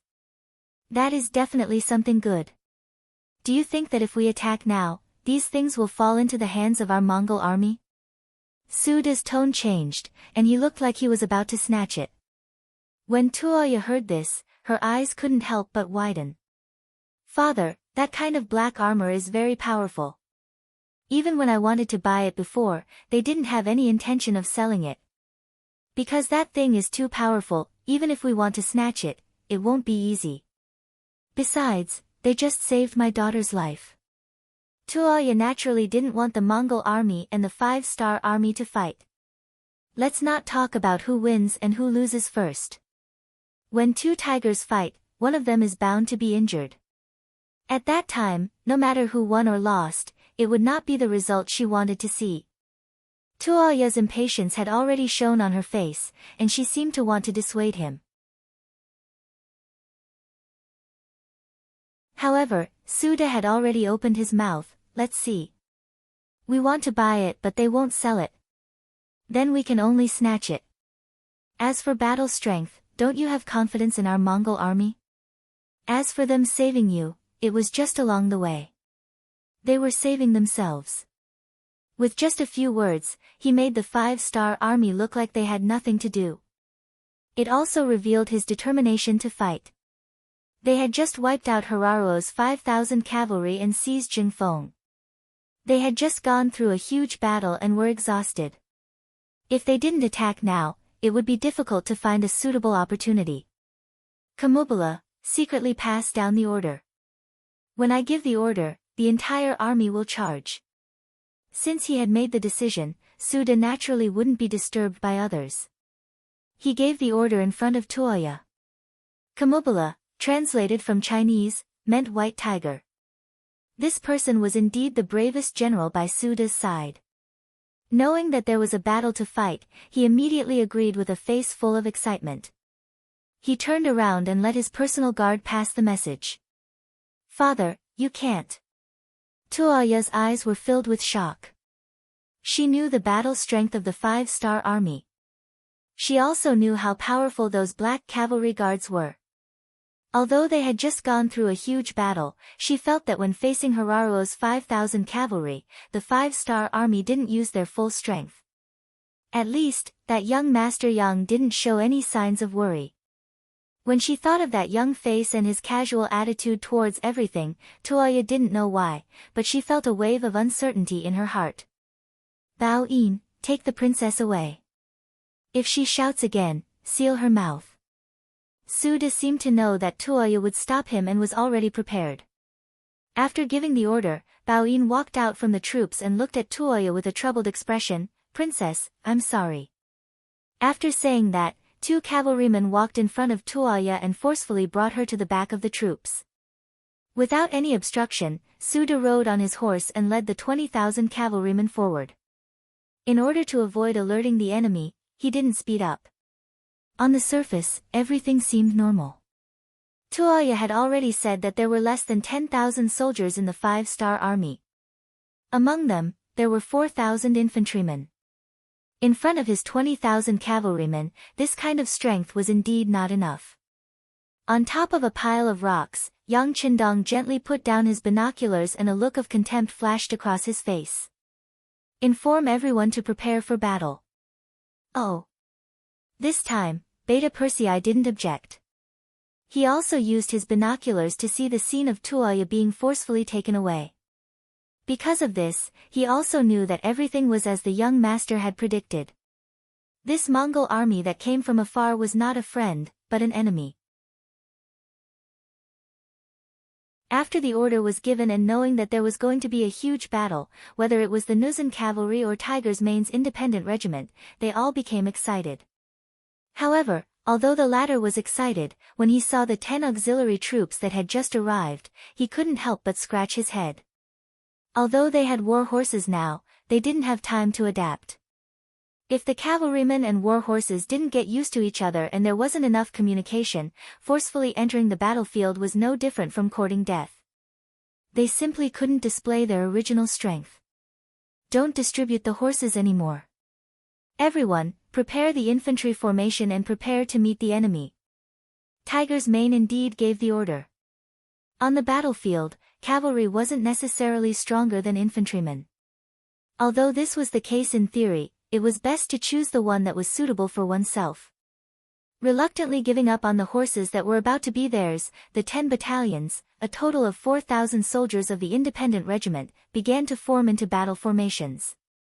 Each of them held spears that were specially designed to deal with cavalry, forming a square formation as they searched for a suitable place for them to fight. Yang Qindong still chose to fight at the short pile of rocks. He was indeed thankful for this kind of terrain. If it was a wide area, the enemy's 20,000 cavalrymen would be able to charge back and forth and break the formation of the 5-star army. At that time, even if they could obtain the final victory, who knew what kind of heavy price they would have to pay because of it? Of course, although the terrain was suitable, the opportunity was not within Yang Qindong's expectations. They just came out to take a short break and wanted to find a quiet place to rest for half a day. However, they did end up in a huge battle. The 5-star army that had just gone through a battle and hadn't had a good rest, obviously hadn't fully recovered their strength. For the same reason, the Mongol army from Gobi also came from afar and didn't have a good rest after a night of rushing. In this comparison, it was a draw and no one would have a big advantage. The 20,000 Mongol cavalry were still slowly closing in. They were not in a rush and were approaching from afar. The distance between the two sides quickly shortened from 3 li to 2 li. When they were half a li away, Beta Persei was already in front of the Mongol army. My young master said that in front of us is our area. Please stop here, otherwise, it will hurt the peace between both sides. Beta Persei rode on his horse and said with a loud voice. He had a loud voice to begin with, and without any restraint, his voice traveled far and wide. At least at this moment, the armies on both sides could hear him clearly. The 5-star army actually discovered his army's intentions in time. This was somewhat out of head suitor's expectations. He didn't know that Yang Qindong and the others were watching his every move with binoculars. He also didn't know that Yang Qindong, who had undergone lip-reading training, had already seen through every word he said. But this was no longer important. Since the other side was about to shed all pretense of cordiality, what was there to hesitate about? Head suitor looked at Beta Persei and said, "This place has been our Mongol territory since ancient times. You Han people have already crossed the line by appearing here. What reason do you have for us to stop? It seems that your 5-star army is too arrogant. Do you really think that you are invincible just because you defeated the incompetent Halal? What a joke." After a burst of laughter, head suitor looked at Beta Persei again. His eyes were filled with killing intent. "And you actually dare to stand in front of this Khan? Do you know that you are playing with fire by doing this? Now that we are so close, I can capture you with a wave of my hand. Where do you think you are going to run?" Head suitor's face was filled with anger and hatred as he spoke. Once upon a time, the Mongols were so mighty. Their ancestors had crossed the Eurasian continent and no matter where they went, they had no opponents. It was because of the appearance of the great Ming dynasty that their legend of invincibility was broken. Emperor Zhu Di of the Ming dynasty personally led the army to attack the Mongols 5 times and suppressed their former glory. Just based on this, he had no reason to be nice to the Han people. Perhaps in head suitor's heart, he had already classified the 5-star army as the Ming dynasty's army.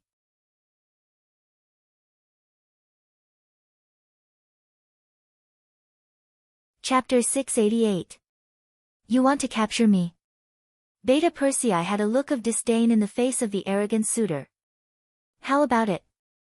Do you still dare to resist? Suitor's face darkened when he saw that a small messenger of the enemy dared to show off in front of him. He was furious. Resist? Ha ha ha. This time, it was Beta Persei's turn to laugh. He didn't learn much from following Yang Qindong every day, but he did learn about 80% of his calmness and pretentiousness. The word resist is used by the weak against the strong. You're not the strong ones now, so the word resist is not appropriate. What I should say is, do you still resist?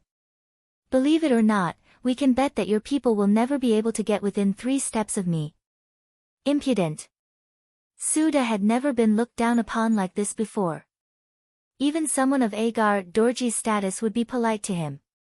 Even if he had a strong killing intent in his heart, he would not show any disrespect on his face. However, this foolish and boorish messenger had ignored him in front of so many people.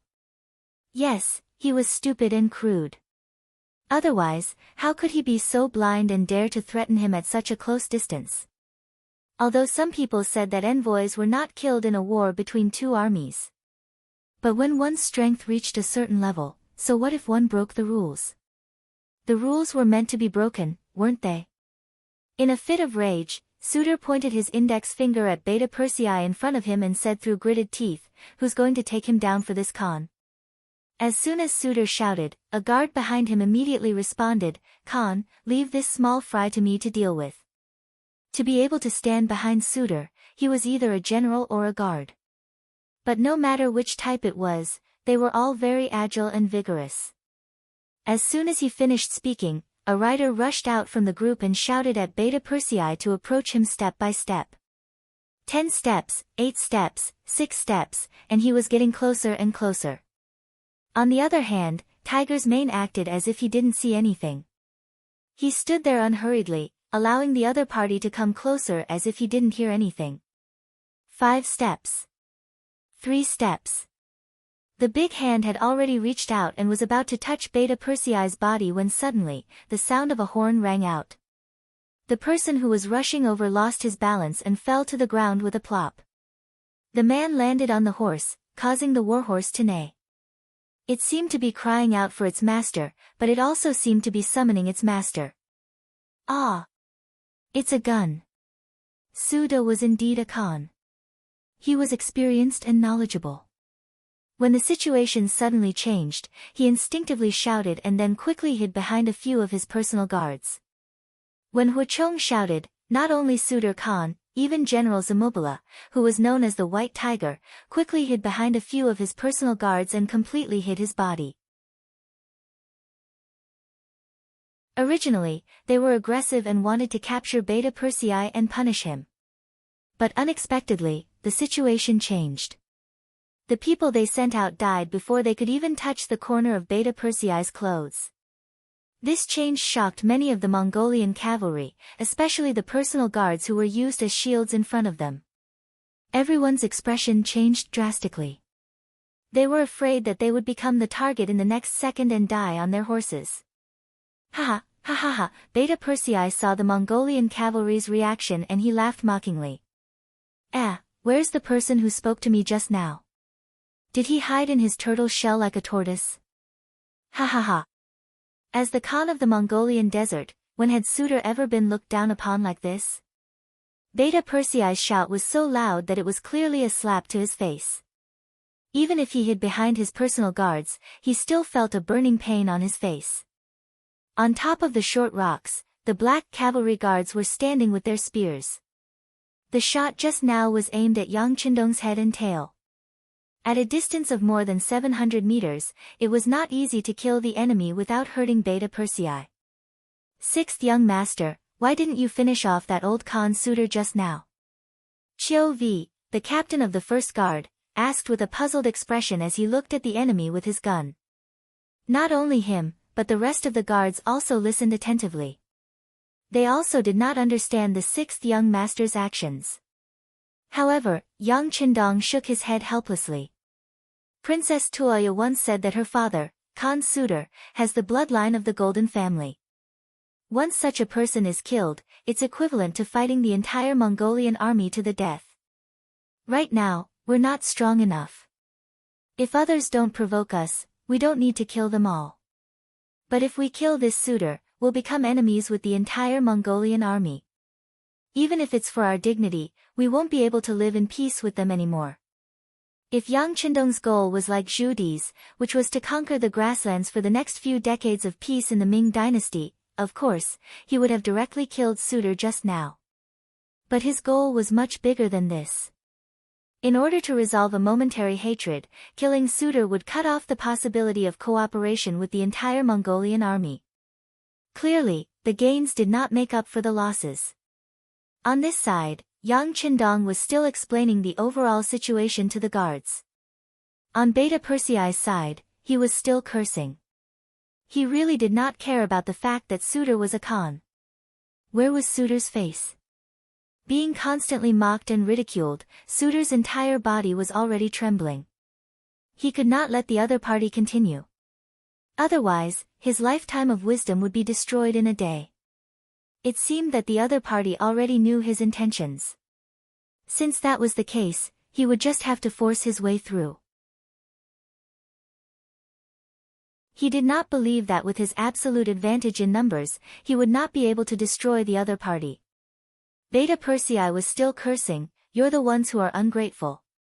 Previously, my young master risked countless dangers to save your princess, and now you want to start a war with us. Everyone says that you Mongolians are born righteous, but what are you doing now? Where's your gratitude? Where's your sense of shame? Do you still have any shame? Bah! Even if we saved a dog, it would still know to wag its tail at us to express its gratitude. When we need them, they can even guard the house. But the person who saved you, you want to hurt your benefactor? Where's your bottom line? What's the difference between you and an animal?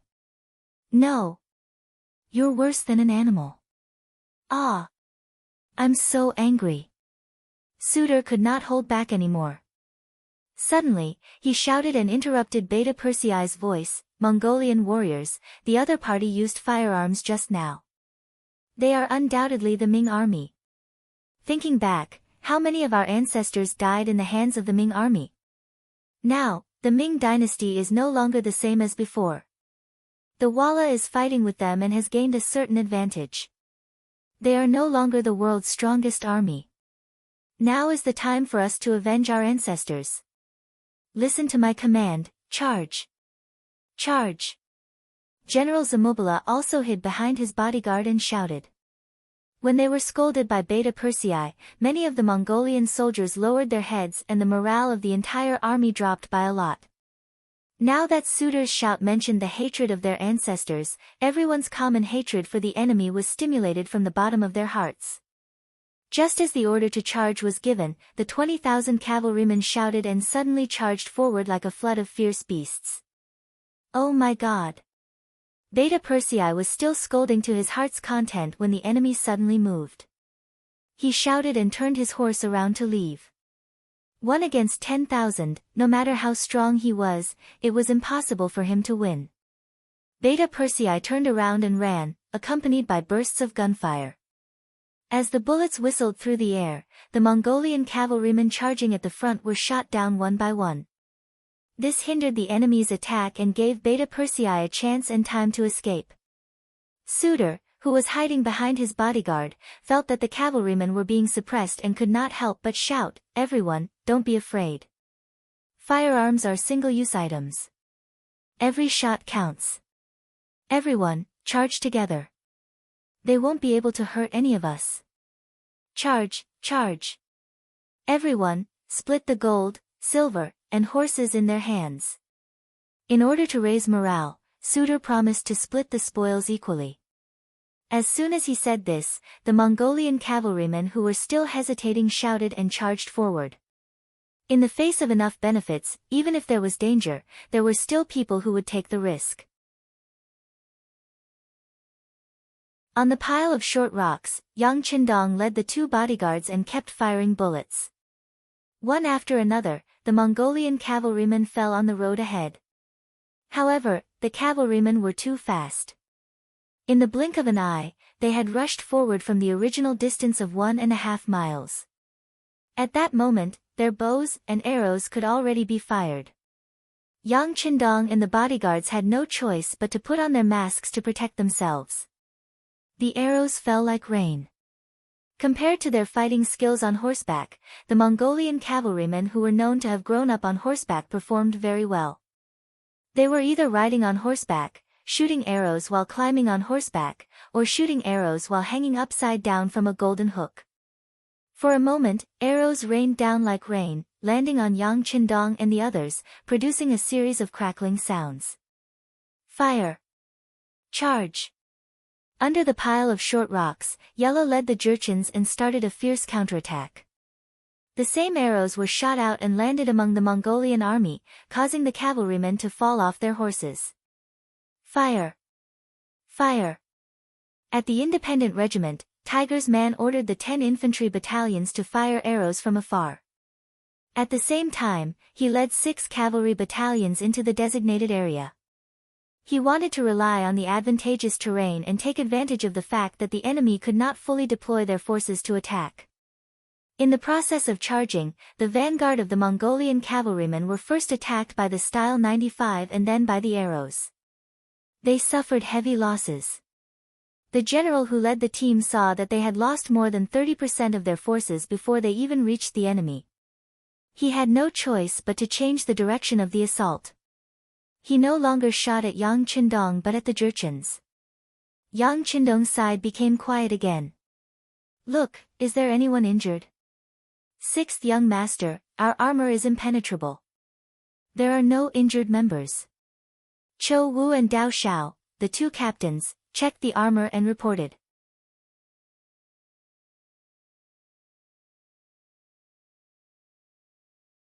Chapter 689. Okay, then let's prepare to counterattack. Look carefully and shoot. We have to hit them until they can't even find north. Yang Qindong took off the Type 95 pistol from his back and reloaded it with a new magazine. Then, he aimed and pulled the trigger. Beta Persei had already returned to the team and was also aiming with the Type 95 pistol. There were simply too many Mongol cavalry and they were everywhere in sight. This made it so that they didn't need to aim too much. They just needed to fire based on their instincts, and often, an enemy would be shot and fall off their horse. Although the number of guards was limited, wherever they aimed, the Mongolian army would be heavily injured. This greatly suppressed the enemy's morale and courage. Still hiding behind his bodyguard, Suede stared at the pile of short rocks with a face full of anger. He couldn't understand how the enemy's muskets were so powerful that they could shoot so many bullets and injure so many of his soldiers. No, we can't let them kill without any scruples. Men, send out 1,000 cavalry and charge forward. I don't care what method we use, we have to destroy these people. We can't let them become a threat. As soon as the Khan gave the order, a cavalry of 1,000 men charged towards the pile of rocks. They're finally here. Yang Qindong had already expected that the enemy would send troops to restrain him. He sneered, fire at them. I want to see if they're made of iron. Facing our bullets, will they be afraid? It was only 1,000 cavalrymen, so Yang Qindong and the guards didn't really care about them. After everyone agreed in unison, they turned the muzzles and aimed at the charging cavalrymen and pulled the trigger. As gunshots rang out, countless cavalrymen fell off their horses. Although they charged very quickly, they still lost more than half of their forces in the process. Put away your guns. Attack. Seeing that the enemy was less than 100 meters away from him, Suede immediately shouted. Yang Qindong immediately put the 95 style on his back and pulled out his cavalry saber. With a shout, he rushed towards the pile of short rocks. Along with him were more than 100 black cavalry guards. They charged down like ferocious tigers. With their sturdy armor, it was as if they had entered an unstoppable state. They could cut down and kill whoever they wanted. The Mongolian cavalry fell off their horses one after another. Streams of blood flew out and dyed the sabers red. The setting sun was like blood. The Nuzan cavalry had already been surrounded by the Mongol vanguard. Both sides were engaged in a bloody battle. Dust flew up once again, and the only thing that could be heard were the roars and shouts of killing. As the Mongolian general, Kamubala didn't choose the Nuzan cavalry as his opponent. With the idea of picking the weakest among them, he set his sights on the 10 infantry battalions of the independent regiment. The advantage of cavalry against infantry was quite obvious. Looking from afar, infantry didn't have the mobility of cavalry. They formed a square formation with 400 men. They formed a tight square formation with black shields around them to protect their own safety. Outside the square formation, there were rows of barricades. It was as if they were telling the cavalry not to provoke them or they would be hurt. Let's kill these infantry first. Zamubala said bluntly. Clearly, he didn't care about the formation of the infantrymen. The cavalry behind him was already eager to give it a try. The sabers in their hands were also ready to taste blood. As soon as the order was given, they would engulf and drown the infantry phalanx in an overwhelming manner. Kill! Zamubala raised the saber in his hand, and a crazed expression appeared on his face. He opened his mouth wide and swung his right arm forward. His legs clamped down hard, and the warhorse under him leaped forward as if their hearts were connected. In front of the infantry formation, there were hundreds of shield-wielding soldiers. They tried their best to hide behind the 1-meter-tall iron shields. When the cavalry launched their attack, waves of arrows fell on the shields like raindrops. Crackling sounds could be heard. When the cavalry attacked the infantry, they would use bows and arrows to kill them. If used well, a wave of arrows could often severely injure the enemy. When the cavalry truly arrived, the morale of the army would be crushed. In other words, the infantry could only passively defend against the cavalry's attack. It was as natural as a cat eating a mouse. However, when the 5-star army was involved in this matter, it was a completely different matter. Only defending and not attacking wasn't their habit. Split. After seeing the shield-bearers block the enemy's first wave of arrows, the battalion commanders of each infantry phalanx shouted out loud. The originally airtight square formation suddenly split into two from the middle. In the middle of the square formation, there were hundreds of musketeers. Some of them were lying on the ground, some were half-squatting, and some were standing. They were divided into several echelons and formed a unique scenery. Fire! Fire! Fire! When the battalion commander gave the order to attack with a hoarse roar, the 100 gunmen with Type 81 rifles began to spit out their own tongues of fire. As the gunshots rang out, the enemy riders fell to the ground one by one in coordination with the sound of the gunshots. Since they were prepared, the Mongol cavalry were caught off guard. Some of them were just brandishing their sabers when they were shot in the chest. Some of them had just jumped over the barricades when they were shot in midair along with their horses. Some of them were running with their heads down when they felt a sharp pain in their chest and fell off their horses with a plop. Even more of them had lost their lives before they could even figure out what had happened. Even if they were dead, their horses were still running forward without them knowing. Luckily, the dense barricades were effective. In the end, without the guidance of their owners, the war horses were forced to stop in front of the barricades. The musketeers were the original auxiliary soldiers. The current independent regiment was built on the foundation of the 6 auxiliary battalions. In other words, there were more than 2,000 auxiliary soldiers who knew how to use guns well. Now, there were only 10 infantry formations, and each formation only had 100 gunners. It was easy to gather them. This was also the trump card that Tiger Edge had prepared when training the infantry of the independent regiment. Now that it was used, it brought about an astonishing power and effect. The 1,000 auxiliary soldiers each held a Type 81 rifle that was much more powerful than the Type 81 rifles of this era. When the sound of gunshots rang out and the enemy cavalry was killed one by one on their horses, it was a shocking sight. Even the soldiers of the other independent regiments who were captured during the Battle of Liaohe were shocked by the strength of the auxiliary soldiers. It wasn't that they hadn't seen muskets before. In fact, because they were all comrades, they had even seen them up close. It was just that before they became auxiliary soldiers, they didn't even have the right to touch a gun. Because of this, many of their comrades were angry. They thought, "What are you guys so proud of? Isn't it just muskets? The Great Ming Empire already has these things in their army." However, when they saw and experienced everything, they were still shocked. They were both muskets, but there were obviously too many differences. For example, the stability, continuity, lethality, and so on. Although they only served in the New, or Gandusi region and didn't have the chance to come into contact with muskets, they could still feel the difference between the muskets in their comrades' hands and the Great Ming Empires. This was because if the Great Ming Empire had muskets with such lethality, with their advantage in numbers, would there be anyone who could be their opponent? The Divine Arms Battalion. Zamubala's face, which was as red as blood, showed a horrified expression. Decades ago, the Great Ming Empire relied on the muskets of the Divine Arms Battalion to defeat their ancestors. After all these years, they originally thought that the Great Ming Empire had been divided into the north and the south. They originally thought that Baiming was an arrow at the end of its flight after the incident at the Tumu fortress. It was time for the Mongolians to rise again. But now, when they saw the scene of thousands of muskets firing at the same time, they knew that the misfortune of the Mongolians had arrived again. It was just a charge, but they lost thousands of cavalrymen. These were all the good men of the Mongolians in the Gobi Desert. They all had families, brothers, and sisters. Now that they had all died in battle here, how was he going to explain it?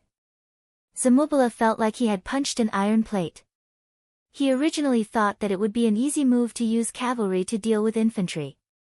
But now, they had suffered heavy losses before they could even charge over.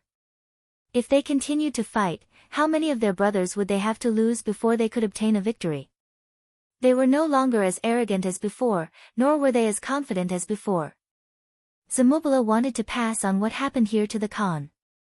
How could their 20,000 cavalrymen deal with such a powerful enemy who possessed firearms? Zamubala felt a headache coming on.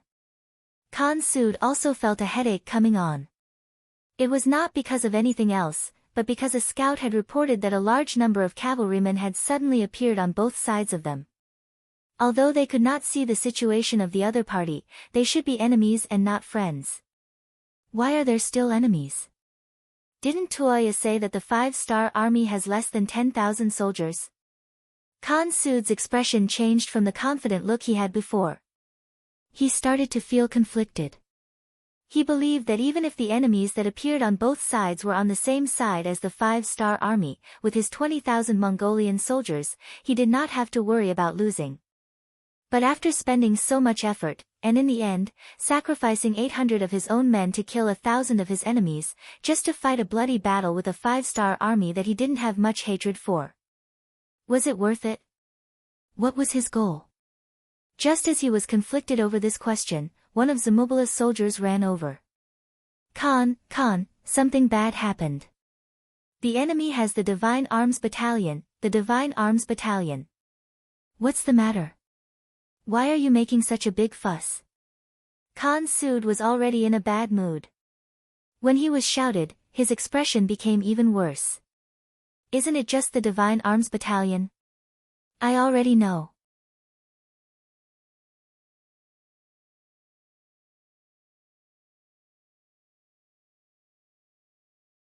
Chapter 690. Of course, Suda knew. Previously, when Beta Persei came over to persuade them not to act rashly, he fired his flintlock, which gave the other party a chance to escape. Flintlocks were indeed one of the nemeses of cavalry, but it was only effective when there were a lot of them. Seeing that Sud Khan didn't seem to pay attention to his shouts, the bodyguard thought for a moment and realized where the problem was. Thus, he shouted again, Khan, it's thousands of Great Ming's Divine Machine Battalion. They all have powerful flintlocks in their hands. General Zamubala has suffered heavy losses after charging several times. This time, the problem was finally explained clearly, and Suda's expression became more and more unsightly. What? Thousands of Great Ming's Divine Machine Battalion? That must be the Divine Machine Battalion. My God, how is this the 5-star army? It's clearly the main force of the Great Ming dynasty. How did we end up fighting against them? Finally, Suda realized how stupid of a decision he had made. He actually treated the main force of the Great Ming dynasty as a soft persimmon. When he thought of the scene of the Great Ming dynasty sweeping through the grassland decades ago, he felt a chill in his bones. Quickly go and tell General Zamubala to retreat. Since they already knew the true situation of the 5-star army, and more importantly, they knew that the enemy had a powerful weapon like the Divine Strategy Battalion. In that case, there was no need for them to continue fighting. If they continued fighting, they would only suffer even greater losses.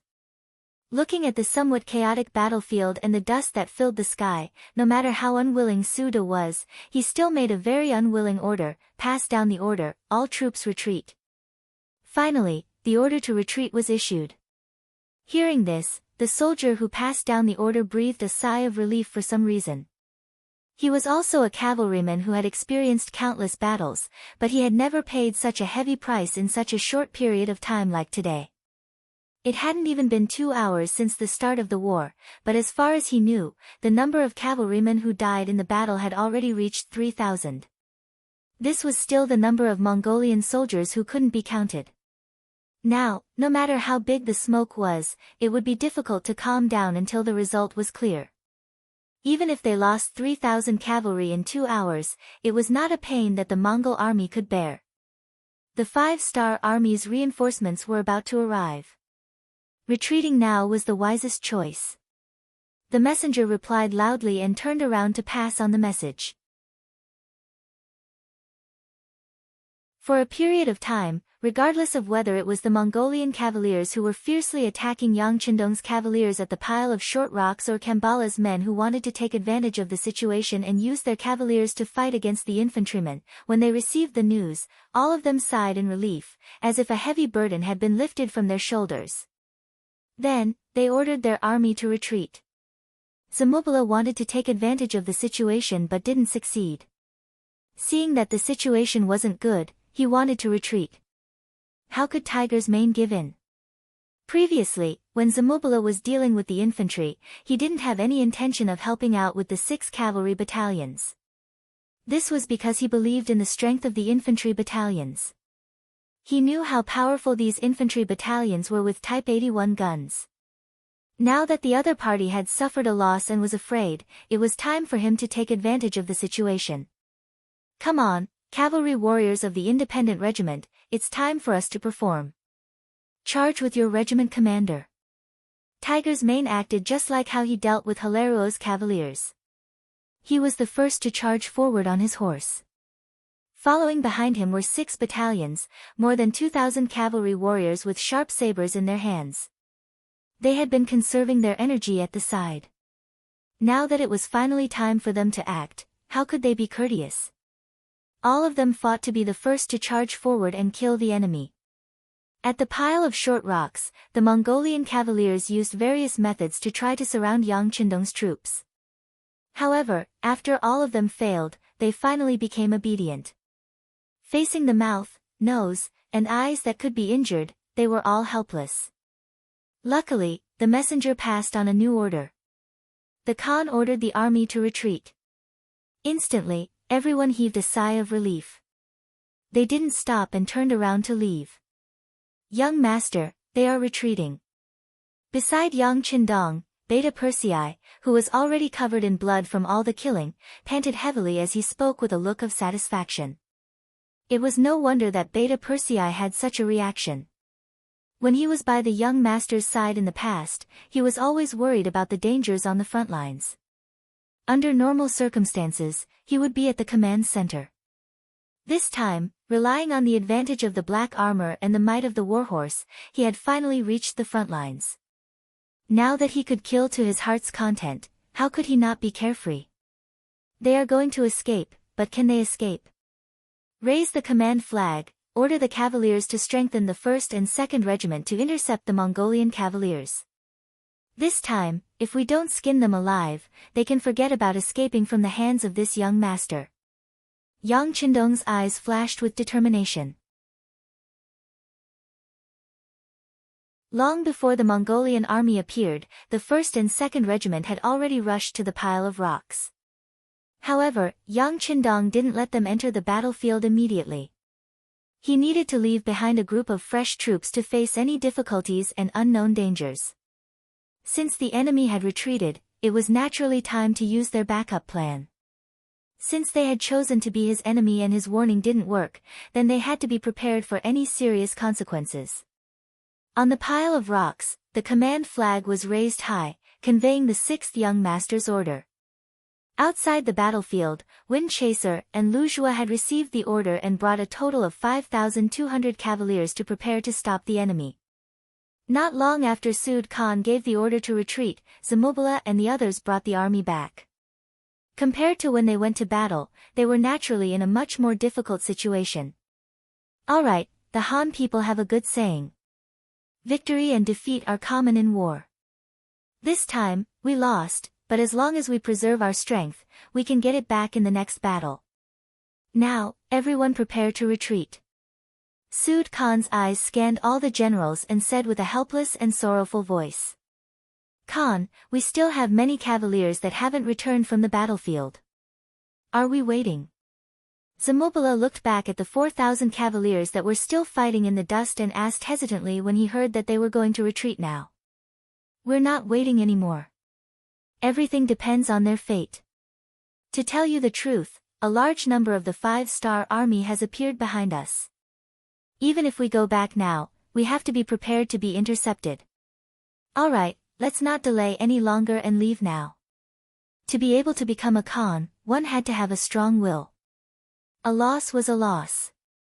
The most important thing was how to preserve the greatest strength in the face of a loss.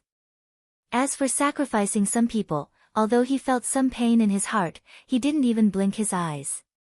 The Khan had a strong will. Furthermore, they knew that the 5-star army was approaching from behind. Who would say anything else? They immediately started to retreat.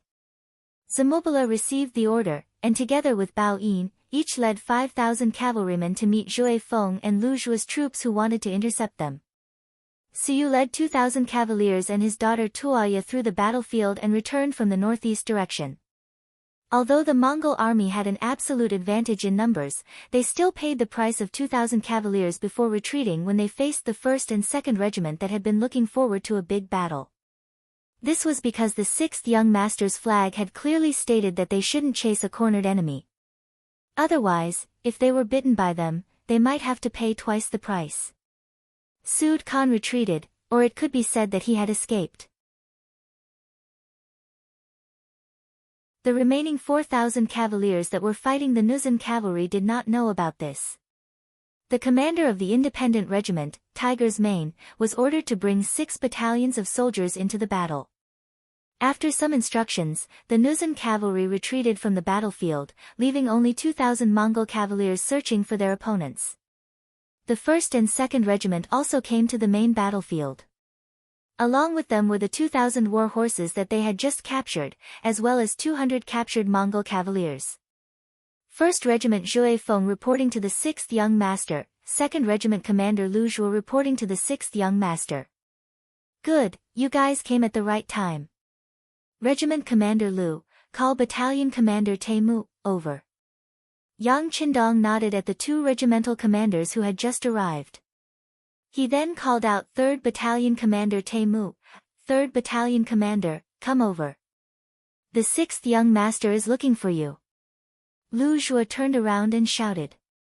Under everyone's envious gazes, Taimu, jumped off his horse and ran over to Yang Qindong. 2nd Regiment Commander Taimu, greets the 6th Young Master.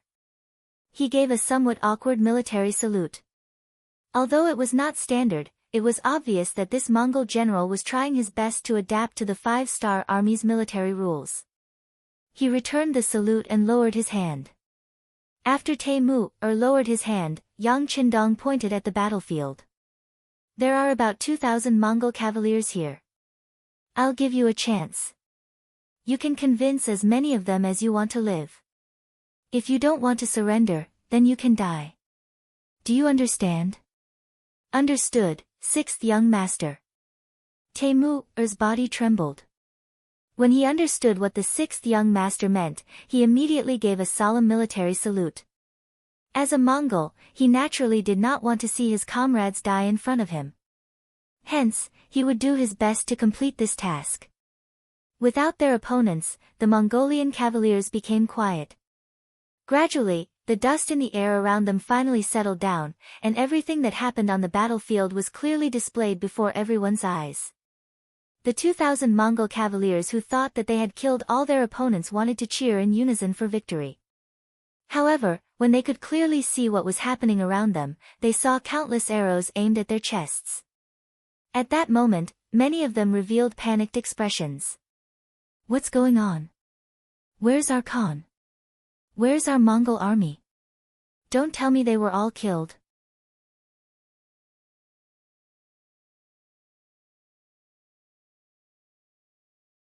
Chapter 691. That's not possible. Our Khan is so wise. Our Mongolian army has so many people and is so strong. It's impossible for anything to happen to them. Alright, can't you see? The number of enemies has increased again. They must have defeated the Khan. The Khan must have given up on us and left us. Then what should we do? Fight them to the death? That's right. What should we do? After the truth came to light, all sorts of discussions could be heard. However, they were all speaking in Mongolian, so they couldn't affect the 5-star army's cavalry that surrounded them. Of course, even if they could understand their language, the iron discipline of the soldiers did not allow them to have any other thoughts. Everyone, quiet down. Just as the 2,000 Mongolian soldiers did not know where to go, a loud Mongolian voice rang out in everyone's ears. Temu rode on his horse like a lion patrolling its territory and appeared in front of the surrounded Mongolian soldiers. Behind Temu were two other carriages. One of the carriages was filled with a mountain of silver and many iron pots, bowls, and other daily necessities. There were also jars of unopened wine. The other carriage was filled with shiny cavalry swords and sharp feathered bows. There was also black armor that gave off a dark and bloodthirsty glow. The moment the two carriages appeared, they attracted the attention of the 2,000 Mongolian soldiers. During the Great Ming Dynasty, the Mongolians fought for iron pots because they did not have them. It was not because iron pots were a luxury.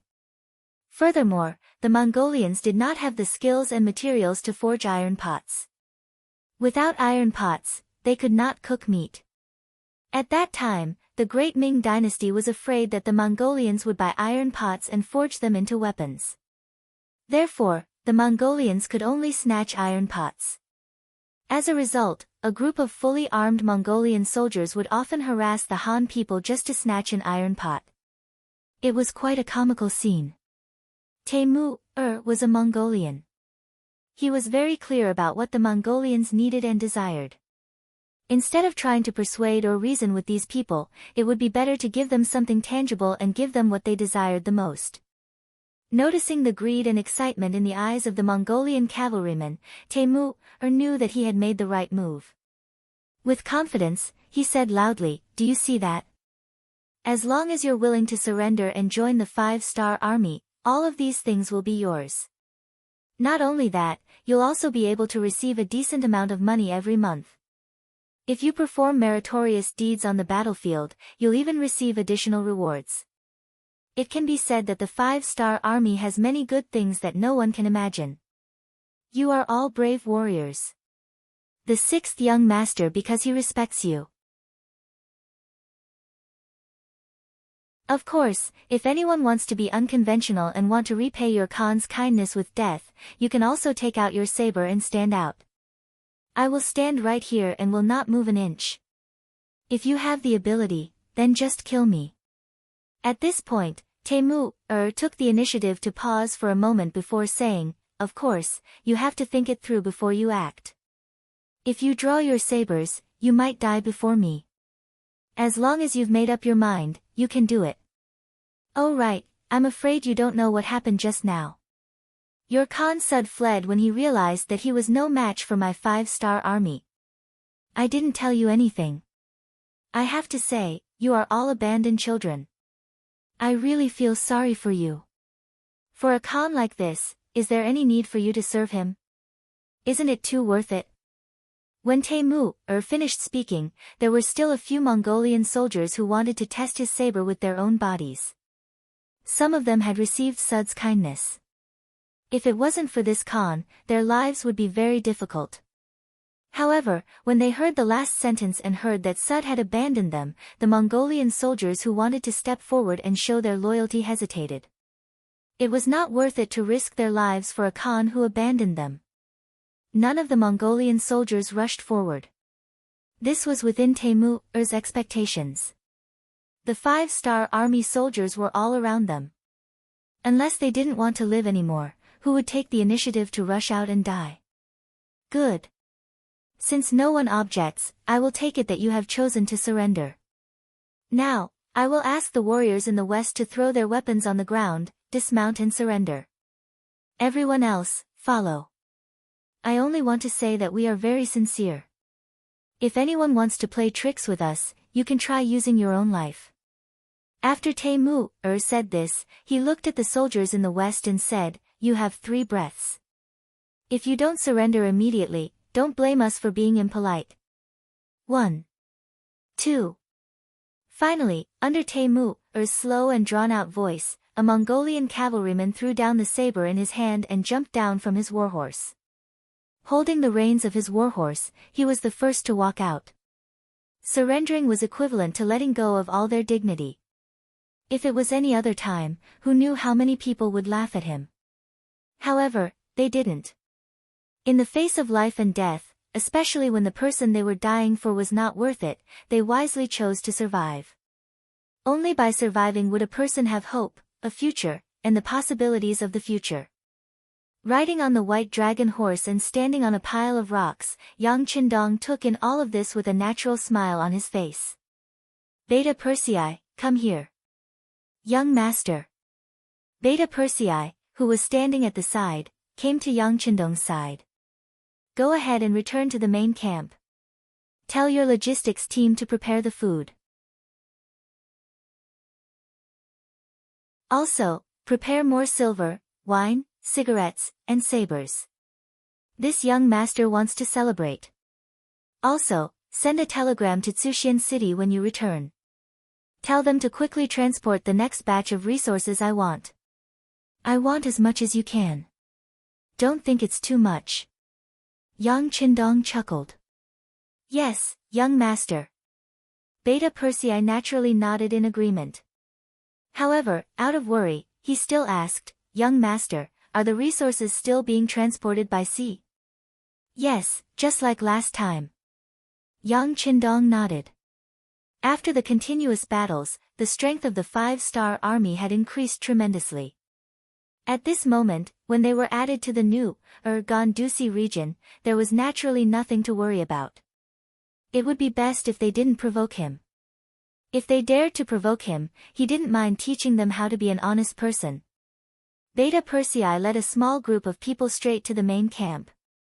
After the Mongolian cavalry put down their weapons, handed over their horses and became infantry, they followed the main force of the 5-star army back to the main camp dozens of miles behind them. At this moment, the sun was about to set and a touch of red hung on the horizon. Looking at this scene, Yang Qindong couldn't help but sing heroically, the sun sets in the west and the red clouds fly in the sky. The soldiers returned to the camp from their target practice. The red flowers on their chests reflect, Yang Qindong singing naturally inspired the 100 black cavalry guards around him. They also sang the song, coming back from target practice. After them, the independent regiment also sang loudly. It was mainly the soldiers from the 6 auxiliary battalions that had already been defeated. When these thousands of people shouted, it caused a huge commotion. It attracted the other regiments and battalions to sing as well. However, they had never heard this kind of military song before. They didn't know what the lyrics were or how to sing it. They could only sing along. Zhui Feng, Lu Zhua, and Yela's expressions didn't look too good. Especially Commander Lu Zhua. He had once been the commander of the auxiliary regiment and taught the soldiers how to sing military songs. But now, not many of his soldiers knew how to sing. He felt his face burning. He thought that after tonight, if he had the chance, he would definitely teach the soldiers how to sing. This would increase the morale of the soldiers and would be extremely useful and beneficial for the unity of the soldiers. Amidst the singing, under the setting sun, the army returned. The army was huge and winding like a dragon that had appeared out of nowhere. It was destined to break the tranquility of the grassland. The main force of the army had finally returned to the main camp. The 3 divisions of the Cold Front finally sent news that they had gone to do some hidden training. As Yang Xie's army continued to grow, as the most elite of the Cold Front division, they also felt the pressure on their bodies increasing. It was also because of this hidden training that they didn't receive news of the army's battle in time. Fortunately, even without the Cold Front division, the 5-star army's strength was already very strong. Especially in this battle, the Nuzan cavalry had performed very well. Although they had lost more than 1,000 cavalry in 2 consecutive battles, how could there be no deaths in a battle? Moreover, the number of soldiers that they lost could be re-enlisted from the captives. This was originally what Yang Qindong had promised the regimental commanders. Beta Persei came back early. The logistics battalion had already started cooking. The smell of meat spread everywhere, causing the 5-star army soldiers who had been fighting for a day and night to open their eyes wide. They couldn't help but swallow their saliva. Same old rules. Wash your hands clean before eating. After the meal, we will reward you according to your contributions and distribute the rewards. Yang Qindong boldly leapt onto the white dragon horse and laughed heartily as he spoke. His laughter also attracted the cheers of the soldiers. The meat was large and there was enough rice. After all, they were still in a state where they could face the enemy at any time. Thus, everyone couldn't drink as much as they wanted. Each person could only drink 2 taels. But even so, many of the soldiers still had a satisfied look on their faces and ate until their mouths were full of oil. And if they could smoke a cigarette after eating, it would definitely be a life comparable to that of a god. Who knew how many soldiers slowly closed their eyes because of this, in a state of enjoyment?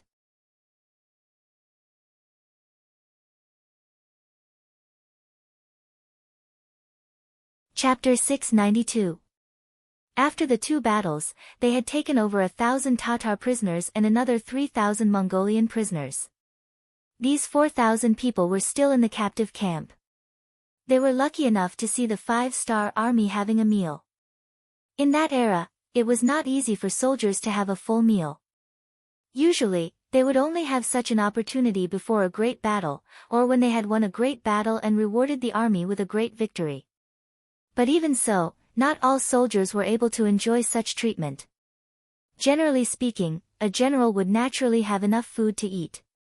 The personal guards of the general could eat until they were 70% full, and the regular soldiers, the elites who charged at the front during battle, could eat until they were 60% full. As for the other soldiers, it was already considered good if they could eat until they were 50% full. It was often shown on television that the Mongolian army would eat mutton wherever they went. It was very appetizing. However, that was only for the generals.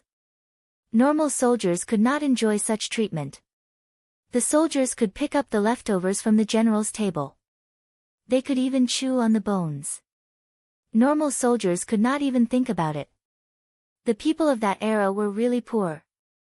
They only had 2 meals a day. Being able to fill their stomachs was already not bad. However, what they saw today was that almost all of the 5-star army soldiers, no matter if they were generals or normal soldiers, no matter if they were in charge of logistics, they could all eat until they were full. Even the captives who had not made up their minds had food placed in front of them so that they could eat as much as they wanted. This scene after scene shocked the captives. Some of the Mongolian soldiers who were smart among the captives took the initiative to greet some of the friendly Mongolian soldiers who were also part of the 5-star army. They used the chance to get close to them and ask some questions that they did not understand. Alright, we all know what you guys are thinking. Let me tell you, in the 5-star army, as long as we fight and train hard, we do not need to worry about food and drink. Not only that, after we eat and drink, we still have food for our minds. Look, this thing in my hand. Look, it can smoke. It is called a cigarette. What is a cigarette? Is it tasty? The Mongolian captives who saw it for the first time were interested. Of course you can't eat it. This thing is for sucking and smoking. Look at me. While speaking, the soldiers of the 5-star army took a light puff of their cigarettes. Then, they put the cigarette into their mouths. After inhaling a portion of it, they slowly spat out a portion of it.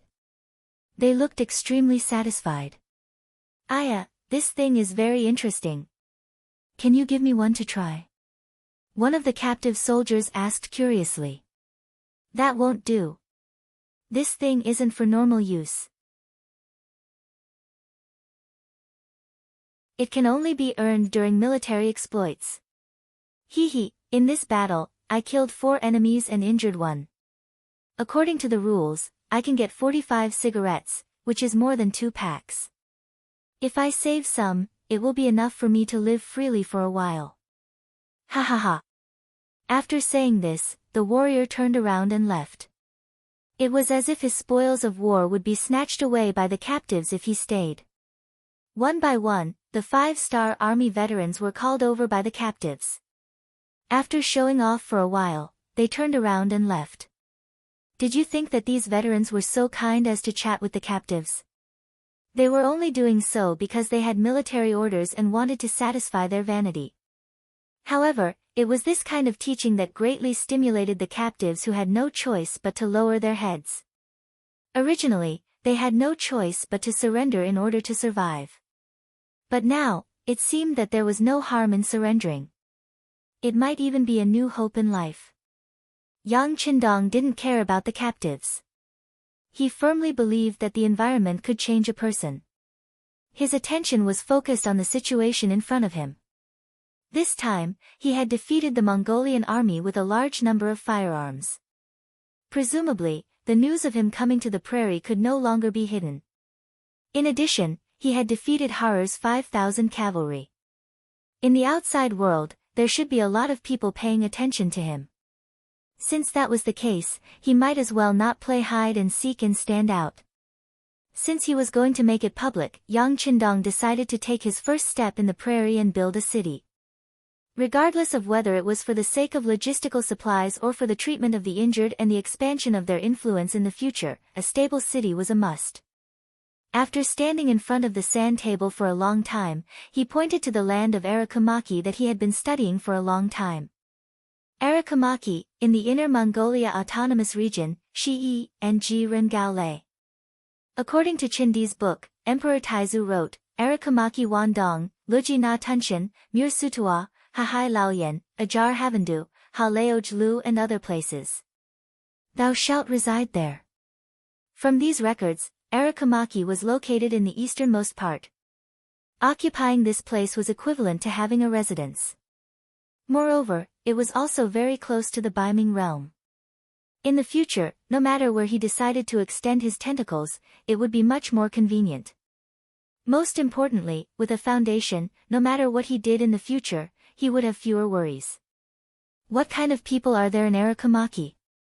Pointing to the sand table, Yang Qindong asked Su Yunsheng, who was standing by the side. Reporting to the sixth young master, there are only about 500 Tatar cavalry there. You also know that the relationship between Baiming and the Walla is very tense. The closer we get to them, the more scarce our resources are. In order to survive, many of the people here have already moved away. Now, other than the cavalry, there are only about 1,000 Mongolian people. 1,000 people? That's too little. When we need to build a city, I'm afraid we won't even be able to find workers. However, this is the only thing we can do. Right, you've been to Arakumaki, right? How was the environment there? Although Yang Qindong felt a little regretful, how could there be anything perfect in the world? Su Yunsheng hurriedly nodded. Yes, young master, I've been there. There were originally walls there. Later on, when Ming Qingzu went north to conquer the grasslands, it was repaired. The foundation is not bad, and the area it occupies is not small. Once there are enough resources, there shouldn't be a problem to build a large city. Good, tonight you will lead the reconnaissance team to take over Arakumaki, then announce to the outside world that it is the territory of our mercenaries. Yang Qindong nodded, his aura becoming very firm. He had fought with the Tatar and Mongol tribes separately, and it had attracted the attention of many people. If he did not immediately send troops to take over Arakumaki, even if it was to monitor him, it would be occupied by other forces. At that time, if he wanted to take over Arakumaki, he would have to fall out with one of the parties. Before he had a sufficient foundation, it would be best to avoid war if he could. If the Vala, Tatar, Mongol, or even the northern Ming dynasty allied together to attack him, he was afraid that he would be exhausted to death with the few people he had. Yang Qindong gave the order, and Su Yunsheng did not ask any questions. He nodded and agreed. Yes, after dark, our reconnaissance team will move out. Tomorrow morning, when the sun rises, this news will be spread all over the grasslands. Good, you can go. Call the 3rd Division Commander Wu Sheng and Political Commissar Chen Bo over. Yang Qindong did not even raise his head, and continued to look at the sand table in front of him, as if he had thought of something. After a while, the 2 senior officers of the 3rd Division of the Cold Front appeared in Yang Qindong's tent. How is it? Are you feeling regretful that you didn't get to fight the last battle? As soon as he saw the two young officers with the rank of senior colonel, Yang Qindong pointed at them and asked jokingly. Hiding in the grassland was different from hiding in the forest. Without the protection of trees, hiding in the open grassland would naturally require a higher level of training for a cavalry unit to be able to launch a sudden attack. However, under Yang Qindong's theoretical guidance, Wu Sheng and Qin Bo still did as they were told. They had already achieved some results. It was still difficult to hide a division in the open grasslands, but it was possible to hide a company or even a battalion. Just think about it. When both sides were about to fight, a powerful enemy cavalry suddenly charged out from the ground.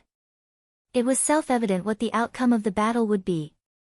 Thus, even though the 3rd Division of the Cold Front didn't make it to the last battle, they did not regret it. This was because they knew that the 6th Young Master's ambitions were far-reaching. There would be more battles to fight in the future. As long as they could train their troops to become stronger, there would be no lack of opportunities for them to perform. There are some regrets, but we believe that gold will shine. The 3rd Division of the Cold Front will always be the strongest cavalry unit. Political Commissar Qin Bo chuckled and said confidently. Yes, the 3rd Division of the Cold Front will always be the strongest. Commander Wu Xing said with even more confidence. His expression was filled with determination. Good. Seeing the confidence of his two subordinates, Yang Qindong was very happy. His subordinates had to have this kind of spirit. They had to be invincible. Only this kind of army could become a true elite unit. Only this kind of army could win every battle. Yang Qindong was very satisfied with Wu Sheng and Qin Bo's attitude. Then, he began to assign tasks. It's like this. This time, I will teach you a very important and difficult mission. Cross the Daxing and mountain range, cross the Liao River and Songhua River to reach Hai Town. There, you will receive a large amount of military resources from Crimson City and rush back here. Pointing at the location on the sand table, Yang Qindong said, I want the 3rd Division to be like Monkey Sun this time. Create havoc in the sky and make the Baiming army in the new, Gan district not dare to say anything. If they try to stop you, you can use the banner of loyalty. If they still dare to stop you, you can teach them a lesson. How about it? Any questions?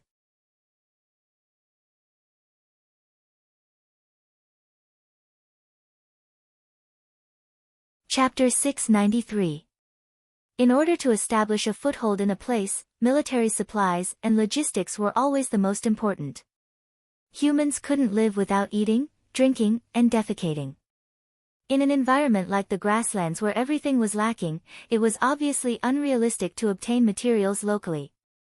They could only rely on transportation. Opening up a sufficiently safe logistical path was one of the most important things at the moment. After thinking about it, Yang Qindong finally chose the new, Gan metropolis for this logistical path. Although there were many Baiming army stations there, they had been closed off for a long time and didn't have enough strength. Such an army wasn't difficult to deal with. As long as the 3 divisions completed their mission well, they were completely confident that they could open up a safe passage. As long as there were no problems with logistics, Yang Qindong was confident that he could build a new city in the grasslands in the shortest time possible. A new city with great influence and far-reaching influence. When that time came, conquering the forces in this area would be twice the result with half the effort. As for how to intimidate the Baiming army stations in the new, Gan metropolis with thunderous might, Yang Qindong thought about it and finally decided that the task would fall on the 3 divisions of the Lengfeng division. This was currently the strongest army under his command. Only they could have a powerful deterrent effect. In the face of such a powerful force, any schemes and tricks would be useless. Without waiting for the 2 divisions to make a decision, Yang Qindong added, this mission is extremely important. If you have any questions, you can raise them. But once you agree, you must complete the mission perfectly. This cannot be discounted at all. Once the mission is completed, I will record it as a great merit. If the mission is not completed well, or if there are any accidents with the supplies, then you should prepare to be demoted. You will be directly sent to Beta Persei's logistics camp to be a cook. This was a complete demotion. Making a division commander a cook, this kind of punishment could be said to be heavy. Wu Sheng and Chen Bo couldn't help but be stunned, but they quickly recovered and said in unison, "Sixth young master, please don't worry. We will definitely complete the mission perfectly. If we can't do it well, we don't need to be cooks anymore. We'll just offer our heads." Wu Sheng was a standard soldier. The bigger the battle, the more excited he was. It was understandable that he would say something like that. It was also in line with his usual style of doing things. As a political commissar, Chen Bo was full of scholarly aura. Unexpectedly, he could say such words, which surprised Yang Qindong. He looked at the two of them carefully and nodded after a long time. "Okay, I'll remember your words." Young Master Ben is looking forward to your next performance. Pack up and leave early tomorrow morning. Chen Bo's performance really made Yang Qindong's eyes light up. He even thought that since this person's character was so determined, then he should test him a little more. If there were no problems, then this person could be trained as a military supervisor in the future. It seemed like a waste for such a hot-blooded officer to become a political cadre. Chen Bo didn't know that his performance in Yang Qindong's eyes would give birth to such a realization. After he and Wu Sheng gave a standard military salute, he left the command tent and called for an emergency meeting with the officers of the 3 divisions. After the two of them left, Yang Qindong's eyes fell on the map again. His eyes still fell on Arakumaki, the old city built by the great Ming dynasty in the grasslands. He imagined that after tonight's reconnaissance battalion took action, this city would belong to him. It would also become his first strong force in the grasslands. At this moment, he even thought of a name for this new city. Since it was going to start here, then it would be called the First City. Arakumaki, this city that had been abandoned by the great Ming dynasty, and who knew how many times it had changed owners, now looked extremely desolate. There were no traces of people walking around in the city at all. Only the dilapidated walls could be seen from time to time, and one could imagine the former glory of this place. It wasn't the first time Su Yunsheng came here. But for tonight's military operation, he once again disguised himself and appeared here. In order to not attract attention, he only brought 2 of his trusted aides and the reconnaissance battalion's 1st company commander, Yenda, battalion commander. There are only 500 enemy cavalry and 1,000 Mongolian civilians. If we want to take over this place, why do we need to be so careful? I just need to move out and the mission will be completed. Yenda was very dissatisfied with the battalion commander's cautiousness. In his view, there was no need to spend so much effort on such a deserted city. Caution is the parent of safety. Su Yunsheng shook his head. Then, as if he thought of something, he looked up at Yenda and said, "Commander Yen, people can have pride, but they can't have arrogance. If you continue to look down on everything like this, I will consider transferring you out of the reconnaissance battalion." Su Yunsheng suddenly became serious, and Yenda was really afraid. With his ability, he was more than qualified to be a battalion commander in any regiment. Even if he went to the 3 divisions of the Cold Front, it wouldn't be a problem for him to be a battalion commander. But the position of the reconnaissance battalion was too important.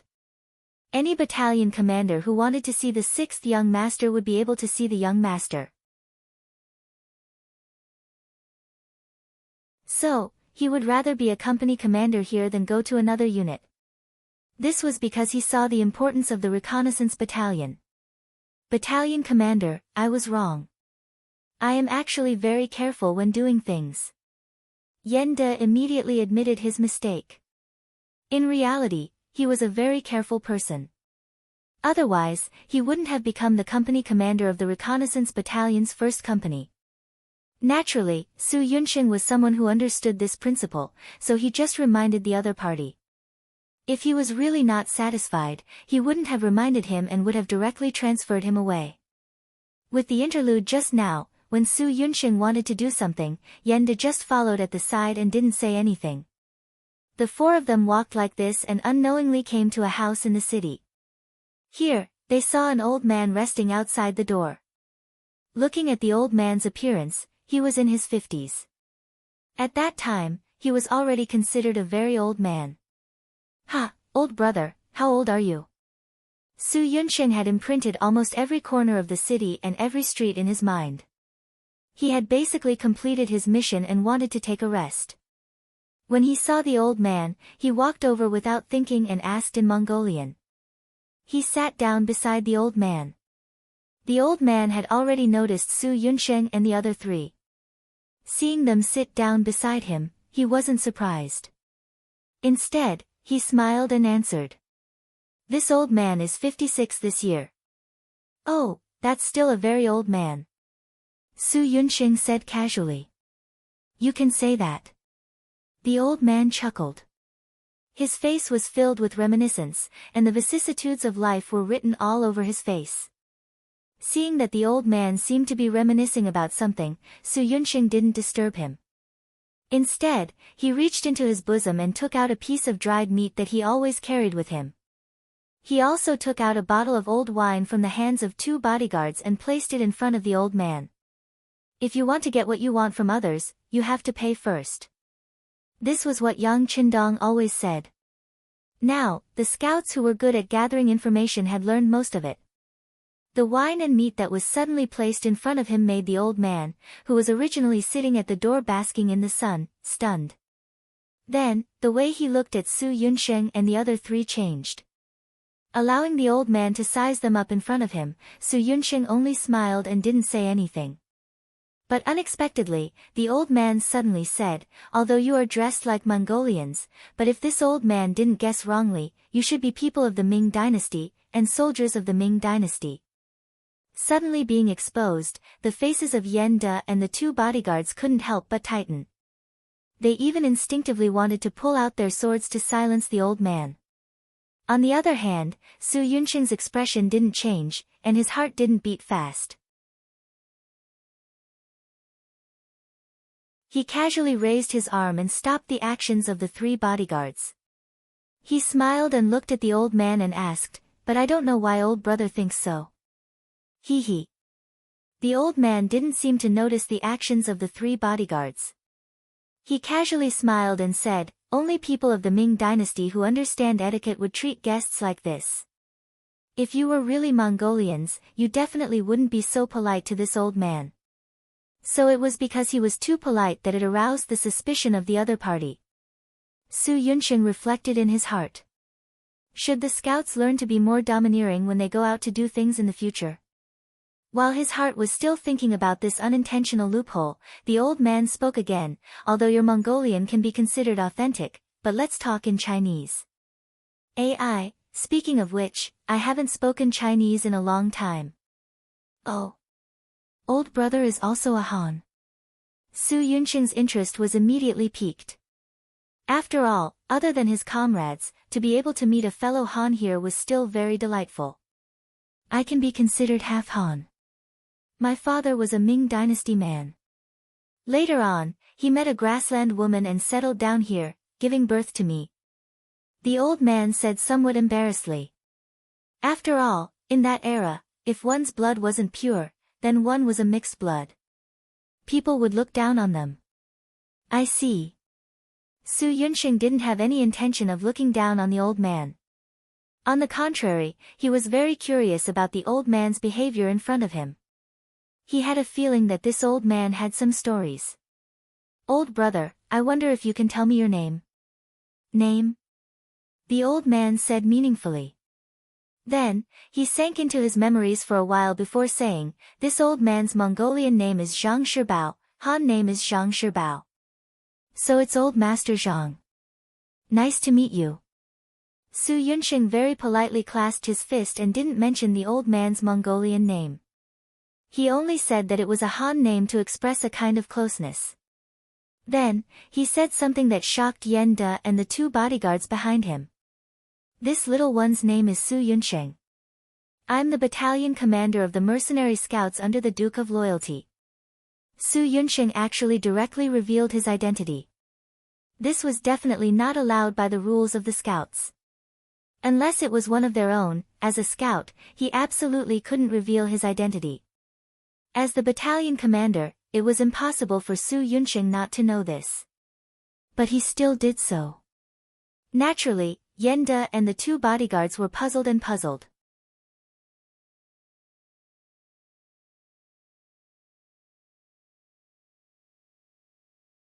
Chapter 694. Naturally, Su Yunqing had his own reasons for saying this. First, he found that this old man named Zhang Shibao was very honest. Otherwise, even if he saw through it, there was no need to say it. Because sometimes, a wrong word could cost one's life. Secondly, he felt that Zhang Shibao still had a good impression of him, or rather, of Ming Ren. Third, even if he made a wrong judgment, he was confident that he could make the other party stay and not let the news of him appearing here spread. Since that was the case, there was no harm in directly revealing his identity. It had to be said that Su Yunqing's courage was quite big, and this time, he made the right bet. Just after he reported his true identity, Zhang Shibao changed his unhurried expression and suddenly said with a shocked expression, "The Duke of Loyalty and Courage of the great Ming dynasty? Is it the Duke of Loyalty who is known as the God of War and defeated the great army?" Zhang Shibao also knew the name of the God of War.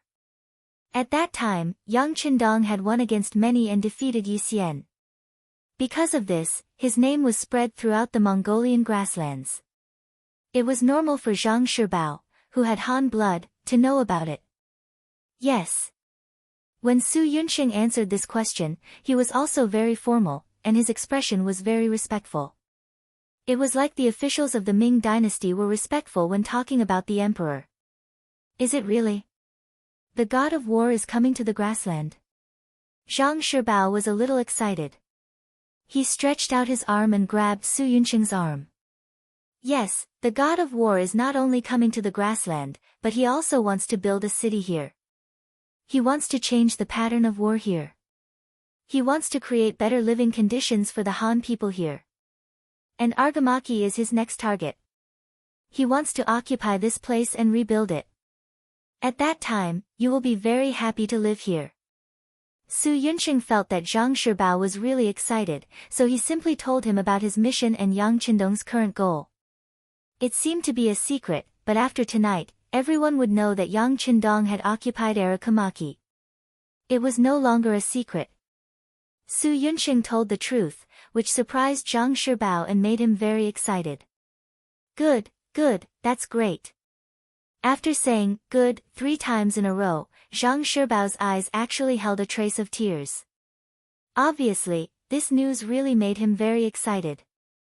Su Yunqing was also excited and happy as if he had been infected. Look, this was what the people wanted. The 6th young master hadn't done anything yet, but his appearance had already made an old man like Zhang Shibao so happy. Once a big city was built here, there would be even more people who would be happy. Once he had the support of the people, what was there to worry about? That's right. With the arrival of the war god, the future of the Han people will be much better. As long as they abide by the law, they will be able to live a better life than before. This should be what everyone wants to see. Su Yunqing nodded and continued with the idea of praising the 6th young master. Zhang Shibao's eyes lit up when he heard that. Then, he repeated thoughtfully, can the Han people really live a good life? Of course. You don't understand the war god. He has always been merciful to his enemies, but he is very good to the Han people. I'm afraid you still don't know that the former Jiaoji and Lansang kingdoms are now under the rule of the war god. The Han people there received a large amount of land and their lives are better than before by 100 times. If you have the chance to go there and take a look, you will see that the Han people's faces are filled with all sorts of smiles. That is happiness from the bottom of their hearts. A large amount of land that belongs to them. Zhang Shibao continued to repeat. His eyes revealed a look of yearning. Yenda and the 2 soldiers saw this and couldn't help but feel happy. This was because they also had a part to play in this matter. Just when the 5 of them were immersed in the hope of a beautiful future, Zhang Shibao's thoughts suddenly returned to reality. He looked at Su Yunsheng and said, "You guys should be here to act as the vanguard and prepare to occupy this place. Have you guys thought of how to deal with the Mongol cavalry? Also, how can we prevent them from destroying the spring in their desperation?"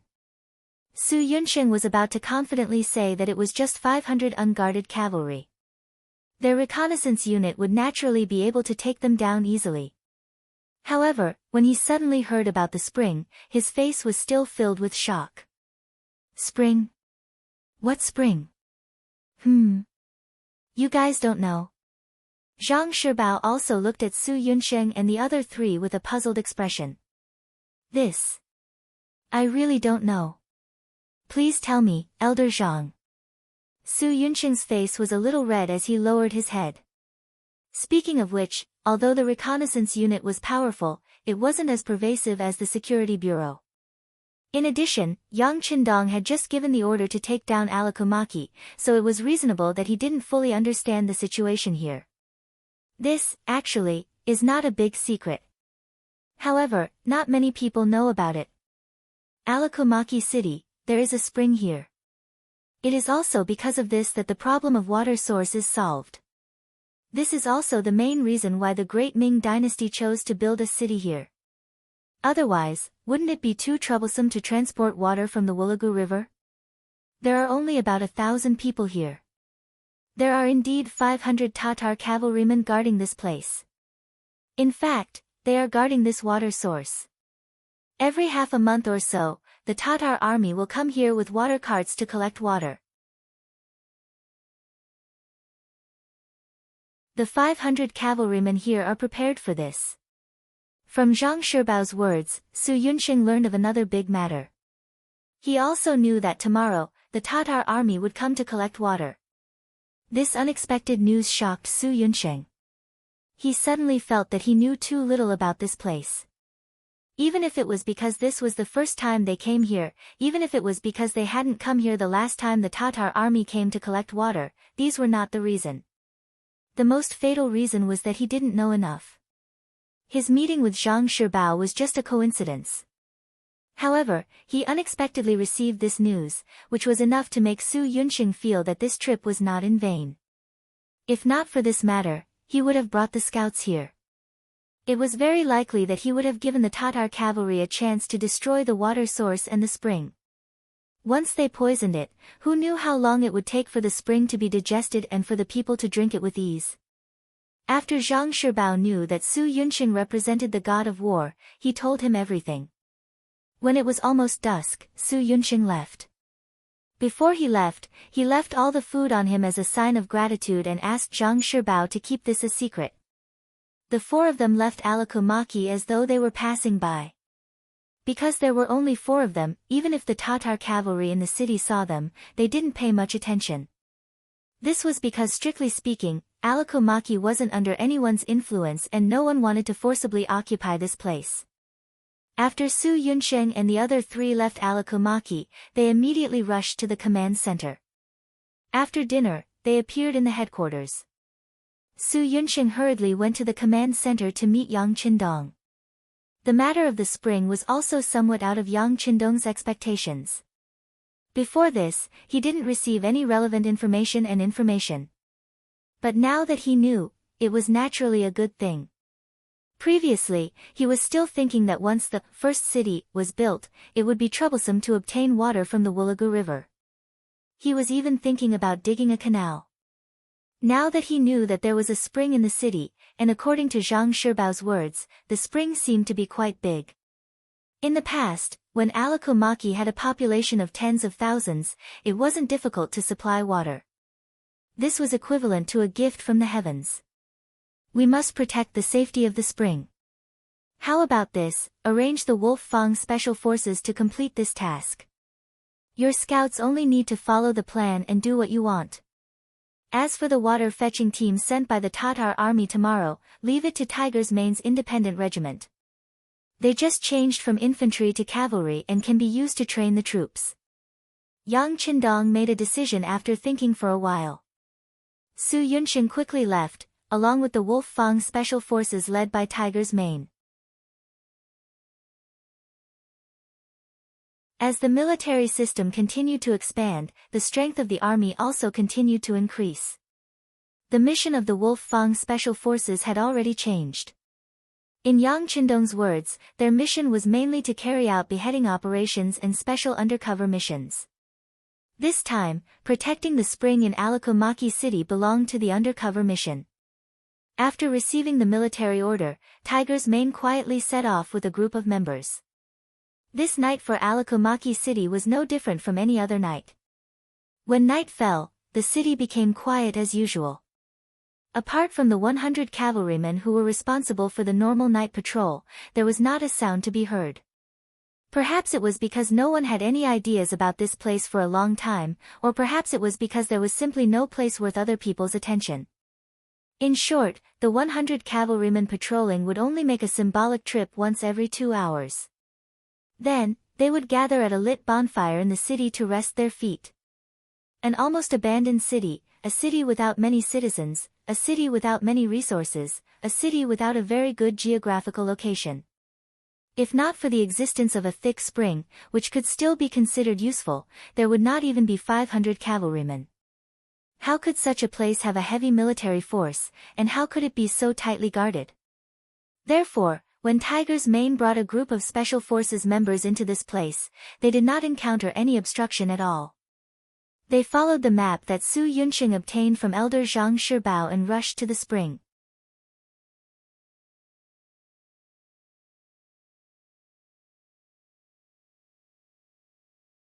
Chapter 695. The mouth of the spring was located in the middle of a courtyard that was not small. Rather than calling it the mouth of the spring, it would be more accurate to call it a well. Just beside the mouth of the spring, there was a pond in the courtyard. It was already filled with water and looked extremely clear. At night, a bright moon hung upside down in the water, giving people the feeling that they could fish the moon out of the water. Tai Hu and the others came to the high wall beside the small courtyard from all directions. Each of them was like a nimble fox, not making any sound or movement. After they observed closely from the surrounding rooftops, they noticed that there were dozens of breathing sounds coming from the row of houses beside the pond. Some were light, some were heavy, but most of them seemed to have entered a state of sleep. Since Zhang Shibao said that the Tatar cavalry might drug the mouth of the spring and destroy the water quality here, Tai Hu and the others had to be prepared. With a signal, the 20 members divided into different directions and began to divide the work. Some of them continued to monitor with their guns, some began to enter the small courtyard or the various exits near the mouth of the spring, and some had already jumped off the rooftops and approached the row of houses where the breathing sounds were coming from. Skinny Monkey was the most agile member. He was the first to arrive in front of the houses. Unknowingly, a weapon similar to a modern grenade had appeared in his hand. This was not a normal grenade, but a smoke bomb.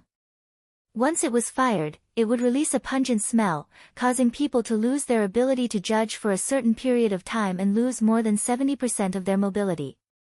Skinny Monkey was the first to arrive, followed by King Kong, Violent Ape, and the others. Each of them guarded a door, holding a smoke bomb in their hands. When all of them were in place, they looked at each other and 6 smoke bombs were suddenly thrown from the windows into the 6 rooms. In the silent night, the smoke bombs made a sound in unison. Oh, puff, ah, choke. About 4 to 5 seconds later, there were bursts of shouts, curses, and screams coming from the houses. These sounds should have been like thunder in the silent night, but the sound of the cavalry charging at the city gate covered everything, so the sounds made here did not attract too much attention from the outside. Even though no one was paying attention, it didn't mean that the members of the special forces would go easy on them. On the contrary, their attacks began at the same time. The smoke grenades emitted a pungent smell, causing the Tatar cavalry to rush out of their rooms. Then, like dumplings, they were knocked out one after another. There were only 6 rooms, but 50 Tatar cavalry rushed out of them. In the end, apart from 2 people who resisted fiercely and suffered light injuries, the other 48 people were knocked out before they could even figure out what had happened. Search. After taking control of the situation, Iron Tiger gave the order.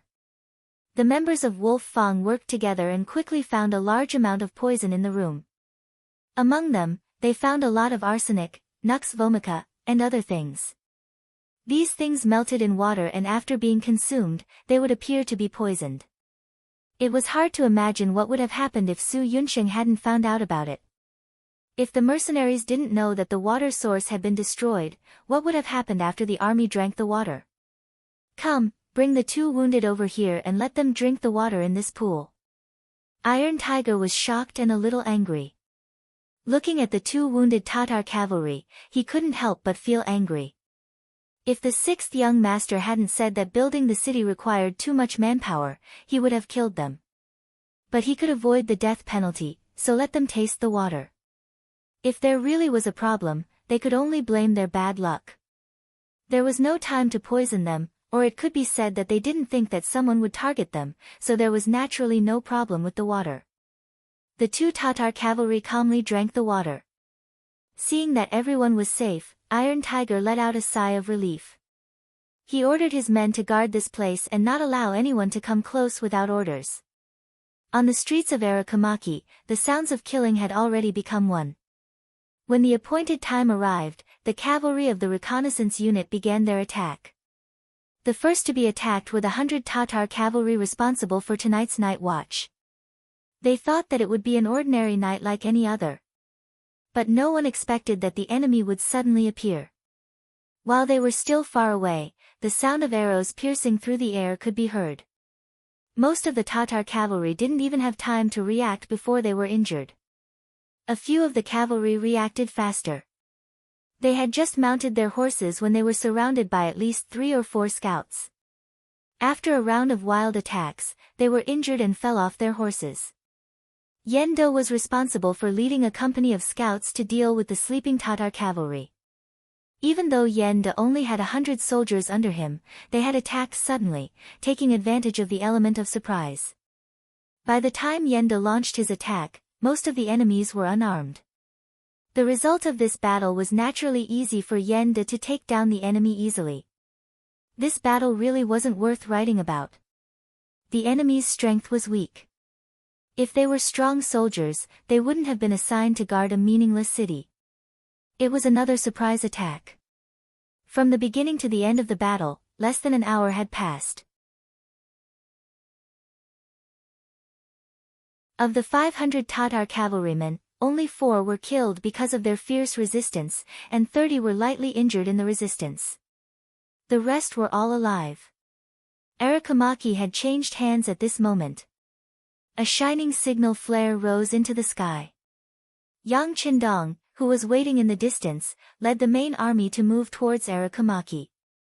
From today onwards, the first city that was under construction would become their headquarters in the north.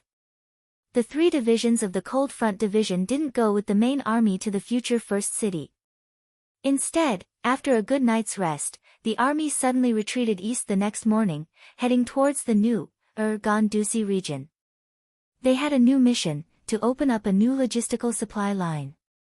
If anyone dared to threaten them on this road, they would end up dead under their spears and swords. Arakamaki had changed hands. The delay in the news and the fact that none of the 500 Tatar cavalry had a chance to escape caused this news to be completely sealed and not spread. Outside the city, the Tatar team sent out to pull water appeared. At that time, the grassland was still very rich in water plants. There was no environmental pollution, and because of the small population, it was not wantonly exploited.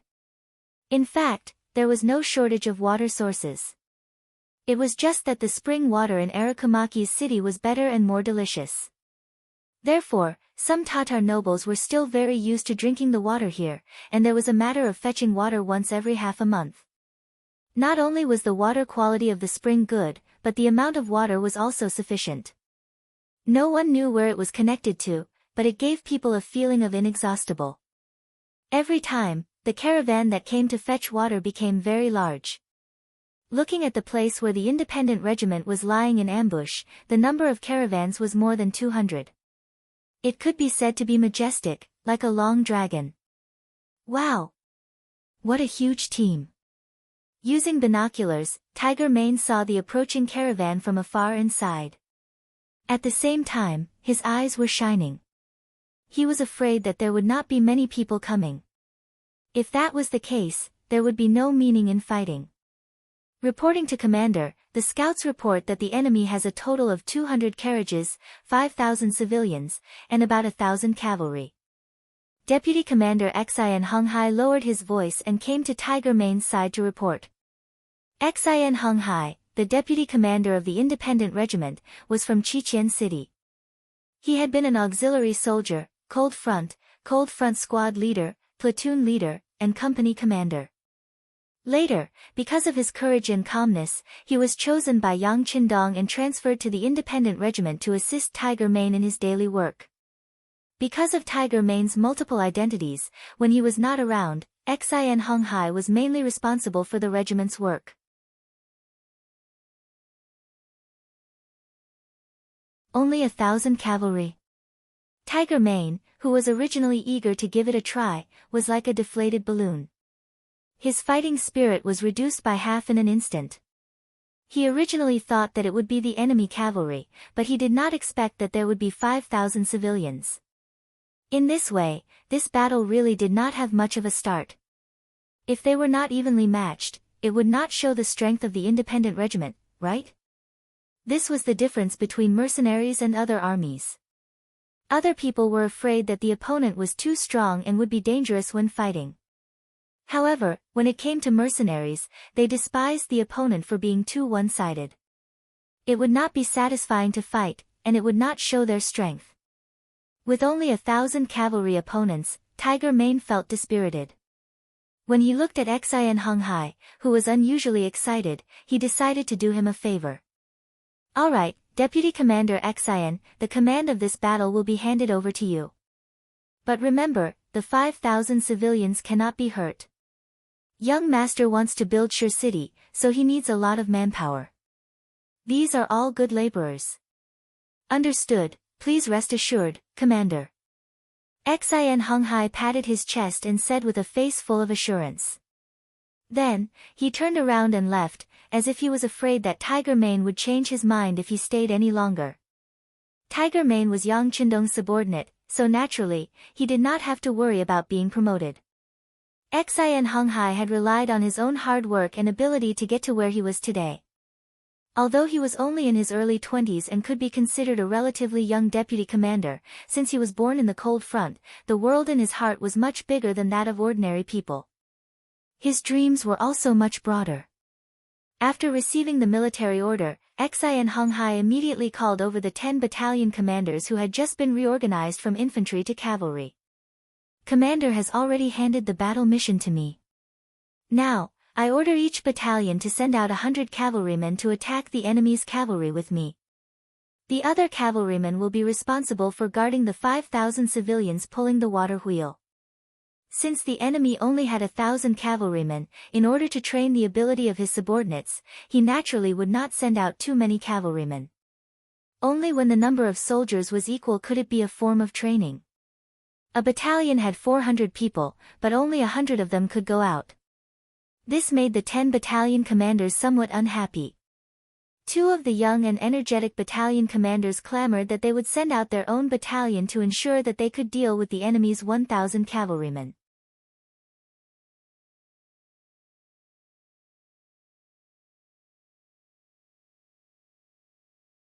Chapter 696.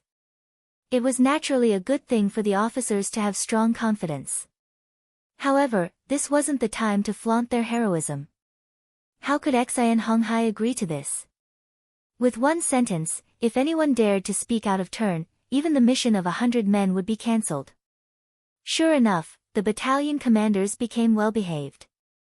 So be it, it was better than not sending anyone.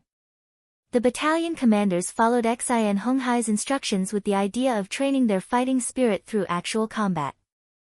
They picked out a group of 100 men with average strength and gathered a total of 1,000 men to hand over to the deputy commander.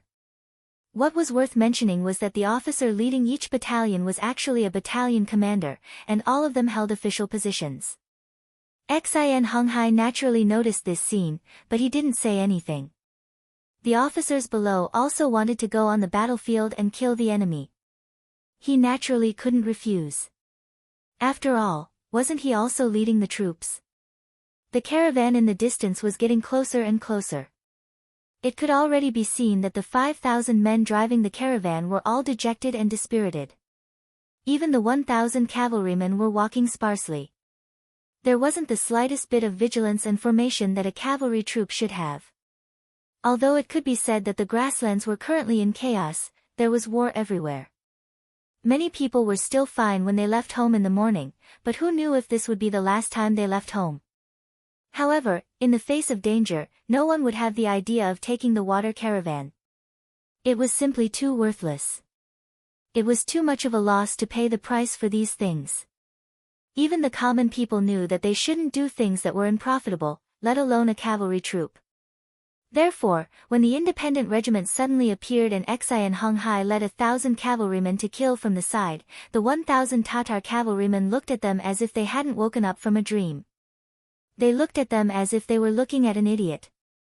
It was as if they were saying, "Are you kidding me? We're just a caravan. You want to steal from us? Enemy attack! Enemy attack!"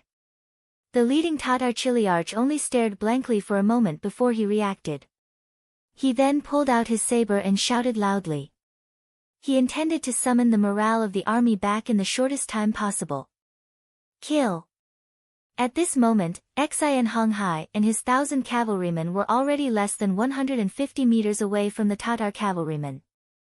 As the general leading the team, he shouted as he took out his bow and shot an arrow at the nearest target. He didn't use a flintlock because Xian Honghai didn't think it was necessary. Since they were cavalrymen, archery was still the best choice for long-range weapons. This was also a form of training for the troops. Following Xian Honghai's arrow, the countless independent cavalry around him also knocked their bows and shot forward. Dozens of Tatar cavalrymen had nowhere to hide and were hit by the arrows and fell from their horses. However, even more of the Tatar cavalry managed to escape with the speed of their horses. At the same time, they began to shoot arrows, threatening and killing the opposing cavalry. The cavalry of the independent regiment was made up of the original auxiliary soldiers and the captive soldiers of the Ming army of New, Urgan Dusi. Among them, it wasn't that they didn't have horse-riding skills in the past. They were just ordinary soldiers who hadn't undergone strict training. For an army like this, even if they were given healthy horses, it would still be difficult for them to display the true advantage of cavalry. Because of this, the weakness of the independent regiment was revealed when they shot arrows. Facing the Tatar cavalrymen who grew up on horseback, both sides shot at each other. After a short while, the unprepared Tatar cavalryman began to gain the upper hand. Out of the corner of his eyes, he saw his own soldiers being shot by arrows or falling off their horses. In a short period of time, about 100 people were injured or died in battle. Xian Honghai clenched his teeth in heartache. He finally realized that his cavalry was still lacking in many aspects. "No, we can't go on like this." A voice sounded in his mind. Xian Honghai was very clear about the strength of his cavalry. Most of them were like ducks being forced to perch on a perch. They lacked the time to break in with their horses and the time to train on horseback. Especially when it came to archery. Whether it was shooting moving targets or moving arrows, they were still very weak. It was expected that cavalry would be at a disadvantage when shooting at each other. Rome wasn't built in a day. Powerful military combat ability wasn't something that could be trained in a single battle. In order to reduce losses, the soldiers had to have more opportunities to train and survive. Xian Honghai made a decision. He shouted loudly, "All battalion commanders, charge with me." Close combat. With Xian Honghai as the leader, he brought 10 battle-hardened battalion commanders to close in on the Tatar cavalrymen from all directions. Under their lead, more and more soldiers stopped taking out their bows and followed behind the officer. They dodged the arrows and closed in on the enemy cavalrymen. Tiger's Mane was looking at everything that was happening in the distance through his binoculars. His expression was stern. When the sixth young master said that he wanted to give this mission to them to train and strengthen the ability of the independent regiment to fight on horseback, he was still a little unconvinced. Previously, their independent regiment had used infantry to defeat cavalry at the short stone pile. Now that they were cavalry, how could they not defeat cavalry?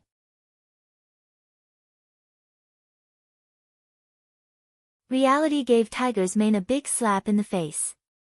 Only now did he understand that their previous victory was only due to the power of the Type 81 assault rifle.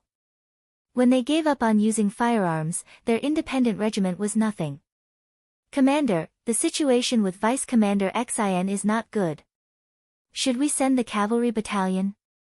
Another cavalry battalion commander of the independent regiment asked worriedly.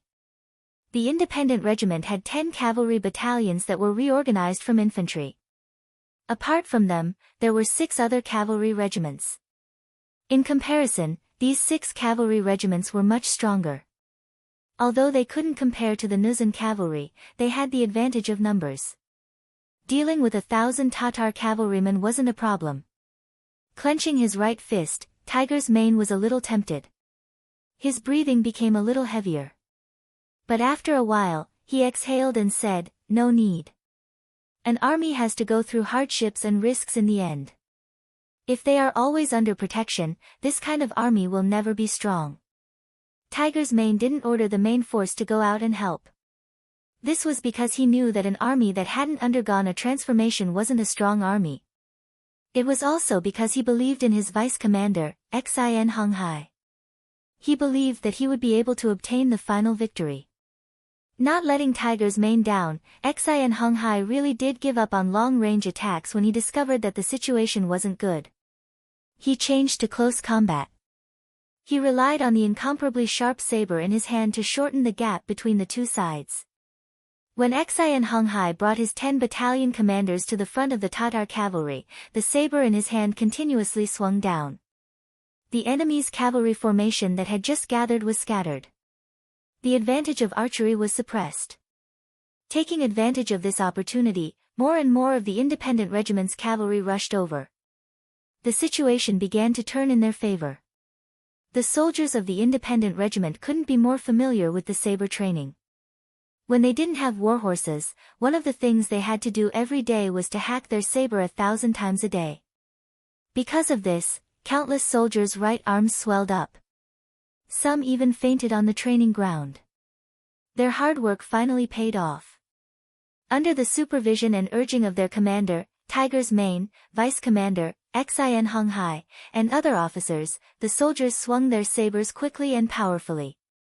Now that they had changed to close combat, their hard work finally paid off. Ding ding dang dang. The sound of metal colliding rang out. Weapons collided with weapons, and the two sides that were previously suppressed entered a stalemate. This stalemate didn't last long. As the sabers continued to collide, cracks began to appear on the sabers of the Tatar cavalry.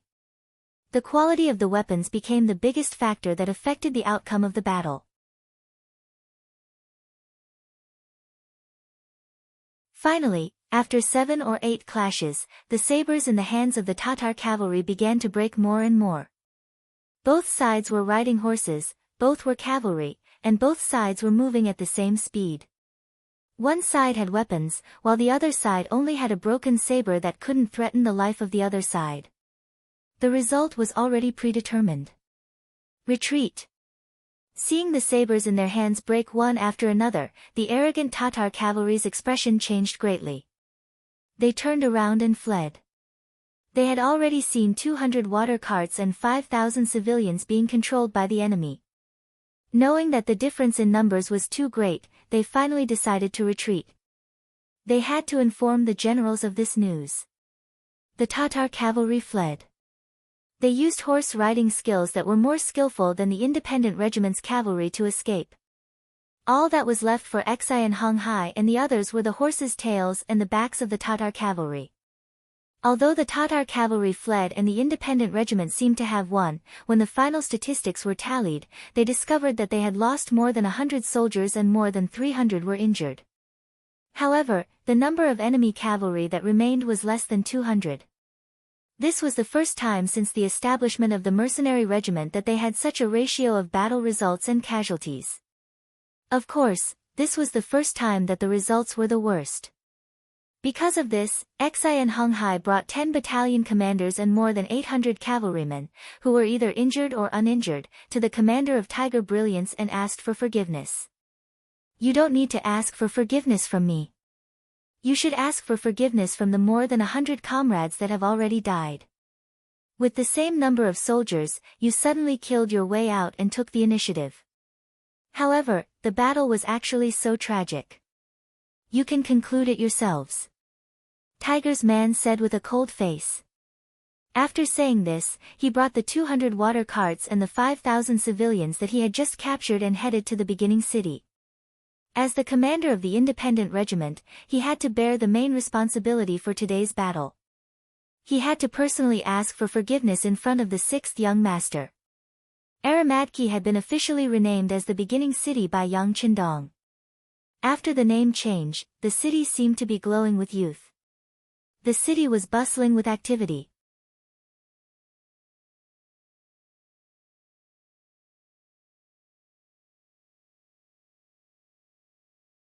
Chapter 697. Under Yang Qindong's orders, a large number of trees and stones were carried into the city. Temporary houses were either reinforced or uprooted from the ground. Since they were going to choose this place as their base camp, they naturally had to build a place for the army to live. Rows of brave cavalrymen dismounted from their warhorses and became construction workers to build their own homes. Not only them, but the thousands of people in the city were also busy. Among them, except for the children, everyone else joined the army to build the city. The old men and young men worked with the mercenary soldiers and could earn 1 or 2 taels of silver every day. This was naturally a great temptation for them. Even the women entered the logistics camp to help cook. In this way, not only could they eat 3 meals in the army, but they could also earn half a tael of silver a day. This was an unprecedented good thing. For the thousands of people in the city, silver was a very distant thing. They almost did not have an impression of it. The daily necessities were the men hunting and the women mending clothes. They were barely able to survive and not starve to death. But now, the appearance of the mercenary army gave them new hope. They were already fantasizing that with enough silver, one day, they could buy the good things that they had always wanted to buy but did not dare to buy. Perhaps when that day came, they would also be able to live a decent life. Yang Qindong had never lacked silver. The creativity of Crimson City had surpassed any force.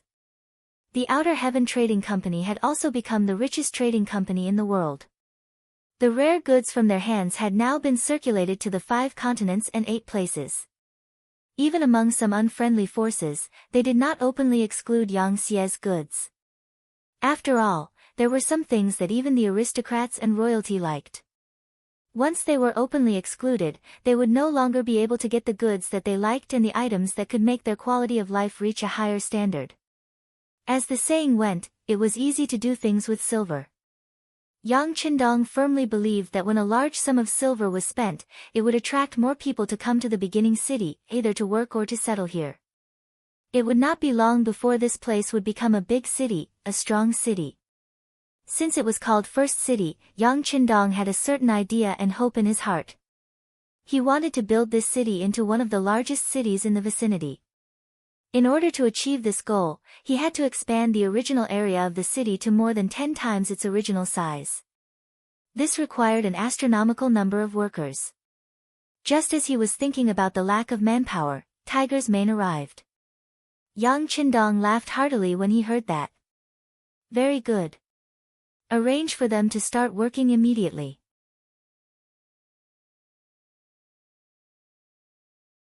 Oh right. In order to let them put in all their strength to the maximum, you can tell them that if they perform well, not only will they regain their freedom, but they will also be paid several times more than outside. Yang Qindong seemed to be in a good mood. When Tiger's mane agreed, he took the opportunity to talk about the performance of the independent cavalry on the battlefield. In the end, he even took the initiative to reflect on himself, saying that he had failed in his leadership and asked for punishment. The 10 cavalry battalions that were established after the independent regiment were not trained by Tiger's Mane. They were just ordinary soldiers from the Baiming Guards. In terms of military quality, they could only be said to be average. If not for the fact that he did not want to reveal his identity and whereabouts at that time, he was afraid that these people would have been released at that time. However, since they had stayed for such a long time, and after they understood the situation of the mercenaries, they also wanted to join. Yang Qindong naturally could not refuse. This gave them the opportunity to enlist in the army, and even become a glorious cavalry. However, a weak foundation was a weak foundation. This was an indisputable fact. This battle had already exposed too many of their weaknesses and shortcomings. Normally, if it were any other general, they would have given up on this kind of army. After all, training a qualified cavalry required a lot of energy and financial resources. Even training an excellent cavalry required more time and effort than training 5 infantrymen. However, since they were fated to join the mercenary army, Yang Qindong couldn't just leave them be, based on the principle of not giving up on them. After thinking for a while, he took the initiative to say, "How about this, I will give you a month. In this month, unless the situation is urgent, I will not arrange any combat missions for these 10 battalions. After a month, there will be an assessment. Those who pass can stay, and those who do not pass will be given a toll to leave the army." No matter what, these cavalry soldiers were still Han disciples. Just based on this point, Yang Qindong was worthy of giving them a chance. Tiger's Mane was originally worried that the 6th young master would be angry at their failure to fight and directly dismiss the soldiers who had just become cavalry soldiers. After all, in the army, survival of the fittest was too common. If that was the case, as the commander of the independent regiment, he could not say anything. Fortunately, the 6th young master still remembered their old friendship and promised to give his brothers a chance to become stronger. He immediately respectfully saluted, "Thank you, young master. I thank you on behalf of the 4,000 brothers." Ha!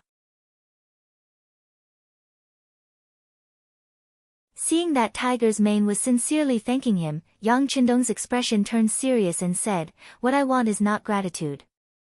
I want them to stay after a month." "Yes." Tiger's Mane saluted again and decided by vote. The order was passed to the army. When the 10 new cavalry battalions of the independent regiment heard the final decision of the 6th young master, many people's eyes were bloodshot. They knew that the best and possibly the last opportunity in their lives had come. An opportunity that could change their lives had come.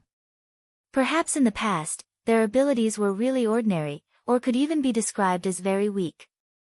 But that was only because of the military rules. In that kind of environment where everyone was just muddling along, even if you wanted to show off, there was no chance, let alone any conditions. Think about it, an army that could barely fill their stomachs, what kind of strong combat power could they rely on? But now, their eating, drinking, and pooping were not a problem. They did not even need to build a city like the 2 reinforced cavalry regiments and the Nuzan cavalry regiment. Instead, they only needed to focus on training. In such an environment, if they still couldn't raise their strength within a month, then they were really trash. They really didn't deserve anyone's sympathy and understanding. Although they still could not be like the Nuzan cavalry regiment in a month's time, they were at least stronger than ordinary cavalry and reached the standard of second-class cavalry. With this belief, the independent regiment went out of the city to train every day at dawn. They would only return when the sky was completely dark and they could not see. Then, after dragging their tired bodies to eat a full meal, they quickly entered the temporary barracks to rest. They trained for at least 12 hours every day, but no one complained about being tired. They were all working hard to change themselves and improve themselves. The independent regiment was changing at an astonishing speed. Just like them, the beginning city was also changing day by day. When the simple barracks were built, Yang Qindong gave another order. Some of the old houses in the city were demolished one after another. The stones and wood that were taken down were used to build the outer city wall. In Yang Qindong's eyes, most of the original buildings in the city were not up to standard. Not only were their houses built simply and not sturdy enough, but even the layout was too messy. The streets were too narrow and there was no planning. No matter how big the territory of such a city was and how many people it had, it still gave people the feeling that it was extremely backward. Since the city was named by him, it had to look like a big city. For a time, the city began to become empty. More and more uninhabited houses in the city were demolished to build the big city wall.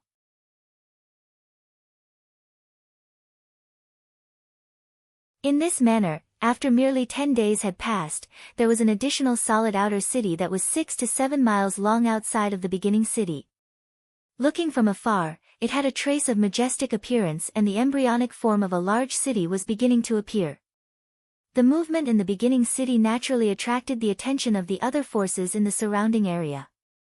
This was especially true for the nearby Tatars. Originally, the first city belonged to them.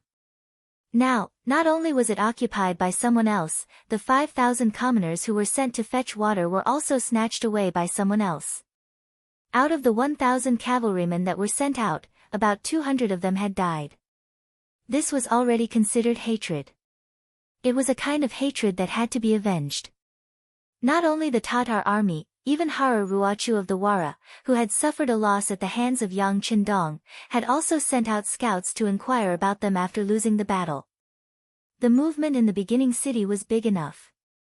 Of course, it had attracted their attention. For a time, they were eager to give it a try. In addition, there were also the Mongolian tribes in the Gobi Desert. Khan Sud suffered a great loss at the hands of Yang Qindong. When he returned to the tribe, he was also criticized.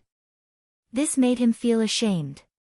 At this time, the scouts sent back news that they had found the 5-star army that had once caused them a loss. They were building the beginning city. But at the same time, there was another piece of news. That was, the 5-star army was actually a mercenary army. Their leader was the war god of the great Ming dynasty who had defeated the leader of the Wala, Yeshen. He was the great Ming dynasty's Duke of Loyalty, Yang Qindong. The 5-star army was a mercenary army. The army that was building the beginning city was a mercenary army.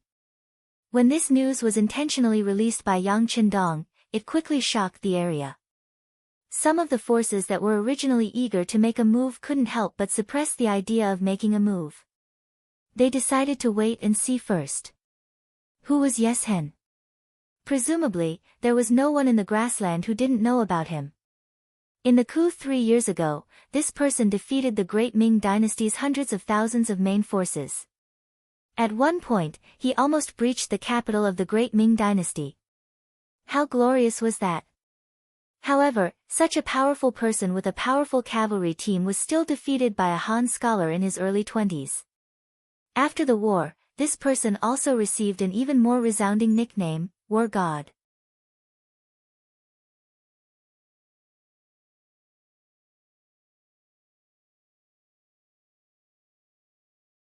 Chapter 698.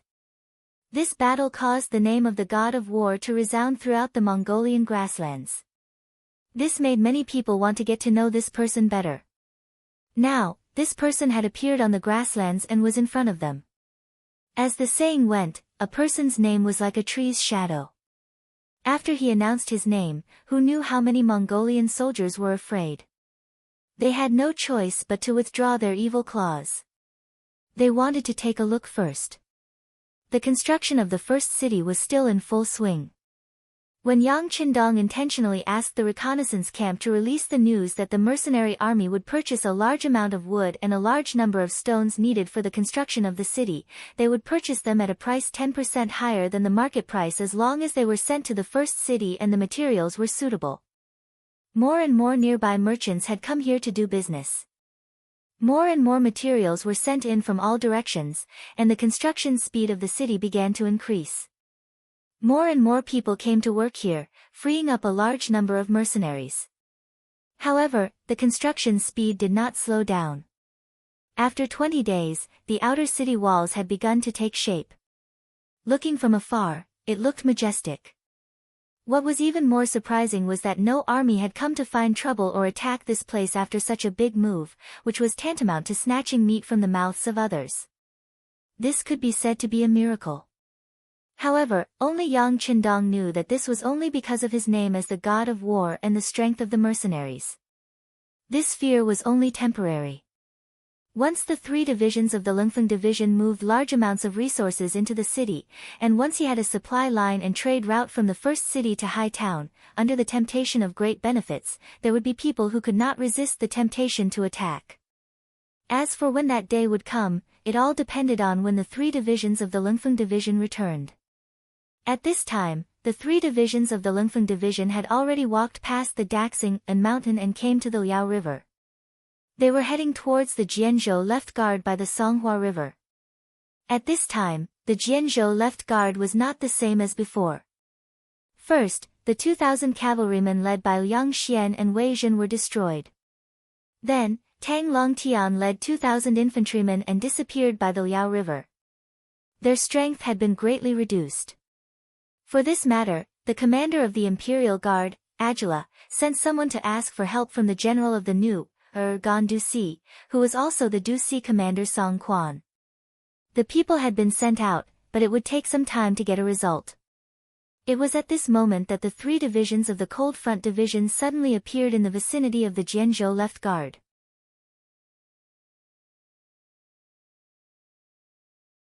When they heard the news from their scouts that an unknown but massive army was passing through their territory, how could they not be alarmed?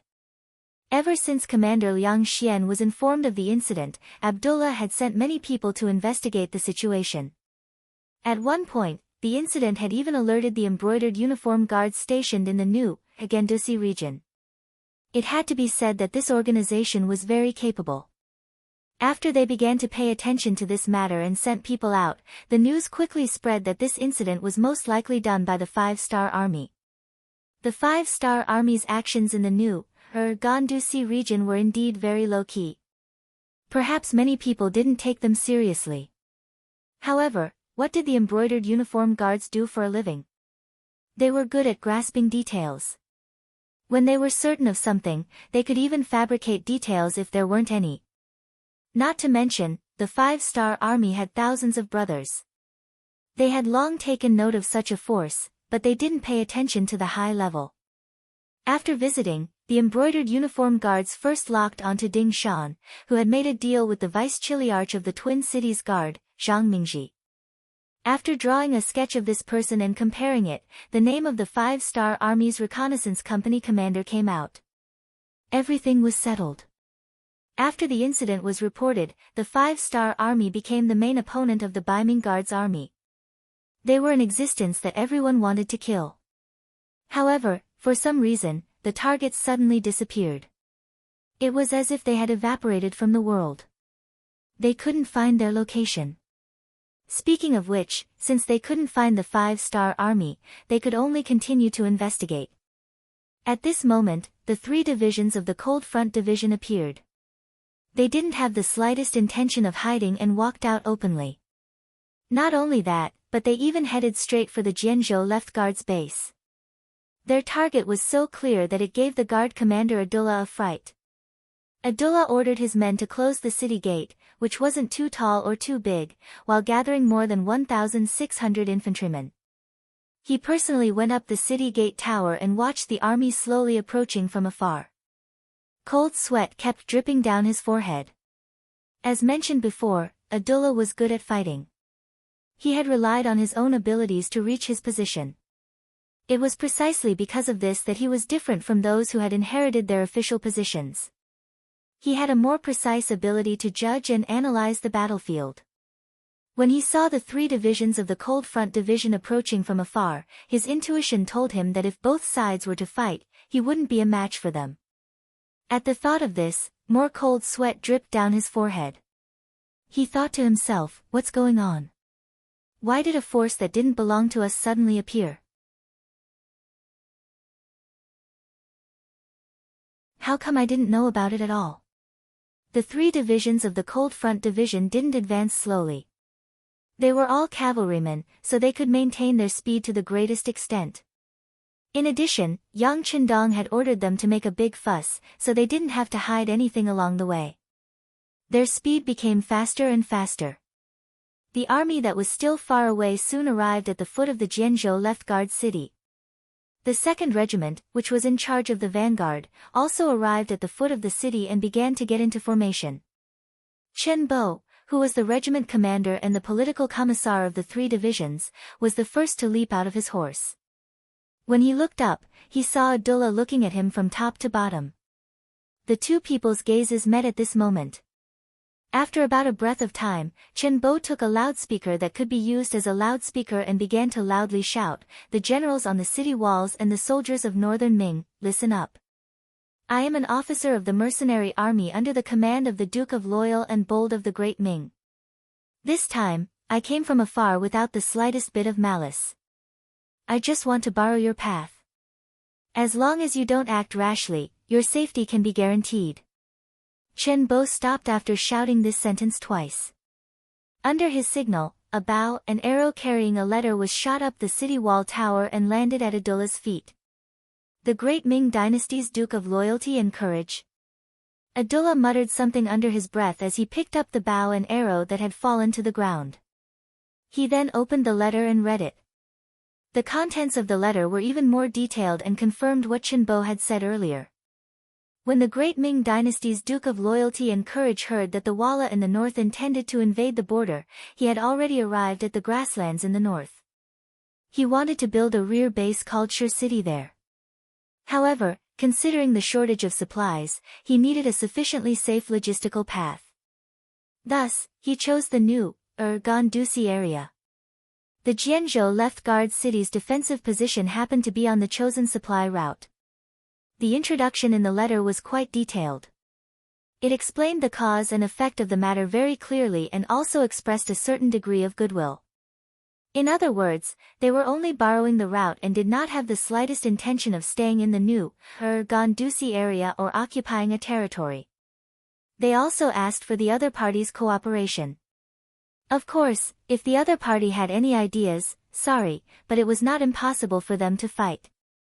At the end of the letter, Yang Chendong also said that the Han people in the world were originally one family. This time, he was helping the Han people to deal with the foreign tribes in the north. However, if someone dared to play any tricks behind his back, he did not mind taking action to deal with the foreign forces first. By then, whoever wanted to use the mercenaries would have to pay 10 times, 100 times, or even 1,000 times the price. The great Ming dynasty's Duke of Loyalty and Courage was nicknamed the God of War. Not to mention, during the year that this person went to the south, he had successively defeated the troublemaking Huang bandit army and destroyed Jiaoji and Kanglan nations. This was something that even the great Ming dynasty could not do. Now that Yang Chendong had done it, how could such a person be easy to deal with? Now that this person had appeared in his line of sight, Abdullah already had the feeling that he was no match for this person even before the battle started. Then again, he was only a commander of the Imperial Guard and his authority was limited. Such a major matter was not something that he could make the decision on. He still needed to seek instructions from the higher-ups and listen to their arrangements. Abdullah did not want to offend the other party, so he quickly replied, "General, this matter is of great importance. Please allow me to seek instructions from the higher-ups before making a decision. Of course, to express our goodwill, we will do our best to provide you with food during the few days that you are waiting. Is that all right?" The supplies needed to be prepared and shipped from Qiqian City to Hightown. It would take some time for them to be shipped by sea. What the Leng Feng's 3 divisions had the most now was time. What they needed to do was to make use of this free time to build up their invincible influence. Therefore, it did not matter where they stopped as long as they could intimidate the enemy. "All right, we agree. General, please make the application to the higher-ups as soon as possible." Chen Bo agreed on behalf of the 3 divisions. With a wave of his hand, the cavalrymen dismounted and began to set up camp 5 miles in front of Jian Province's left guard. Abdullah returned to the barracks from the city tower and immediately wrote an urgent letter. He then ordered his trusted aide to deliver it to the city where the commander was stationed. After that, he arranged for the soldiers in the barracks to send some extra food to the foot of the city in baskets. Speaking of which, after losing 2,000 cavalrymen and 2,000 infantrymen, they still had a lot of food left. The Leng Feng's 3 divisions did not hold back and arranged for their soldiers to receive the food at the foot of the city. They did not seem to be on guard at all, which showed that they had no ulterior motives. This made Abdullah feel more at ease. The fact that the other party was willing to accept the food meant that they were expressing their goodwill. In this case, the other party should not attack anymore. Otherwise, why would they go through so much trouble?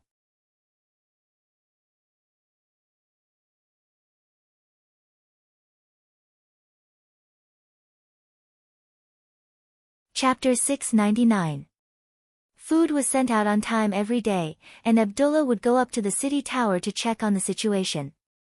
Not only him, but all the soldiers in the guard station were also paying close attention to the army below the city. As time went by, even the Baiming citizens in the city would use their connections to go up to the city tower just to see the army under the Duke of Loyalty's command. Everyone was shocked by what they saw. No one knew if it was intentional or not, but the next morning, the 3 divisions of the Cold Front Division began their military training and drills. The 3 divisions of the Cold Front Division had been expanded after the Battle of Liao River, and some of them were former soldiers of the Baiming Guard Station. They formed the 4th and 5th Battalions of the Cold Front Division with the veterans of the Cold Front Division. In other words, the 4th and 5th Battalions of the 1st, 2nd, and 3rd Regiments were all recruit battalions, and their combat strength was relatively weak. However, this was only in comparison. If they were to fight against the Nuzan cavalry, they would not lose out. There were a total of 6 battalions, and because they were newly formed, their combat strength was not up to the overall standard of the Cold Front Division. In order to let them catch up in time, Division Commander Wu Sheng and Political Commissar Chen Bo purposely increased the intensity and standard of their training. Now that they had time to stay below the city, of course they would not abandon their training. Not only that, they also increased the intensity of their training. Every day at dawn, the soldiers of the 6 battalions would get out of bed, run a few laps around the camp, and only stop when they had covered a distance of 10 kilometers. Then, they would practice slashing with their swords, and each person would slash at least 200 times. When they were done, it was time for breakfast. Only then did the soldiers have half an hour to rest. After breakfast, the training continued. Each person would slash 200 times, and then it was target practice. Of course, considering the amount of ammunition they had, it was impossible for them to use live ammunition right away. First, they had to practice various postures. For example, one person would have to practice for 2 hours to raise the gun.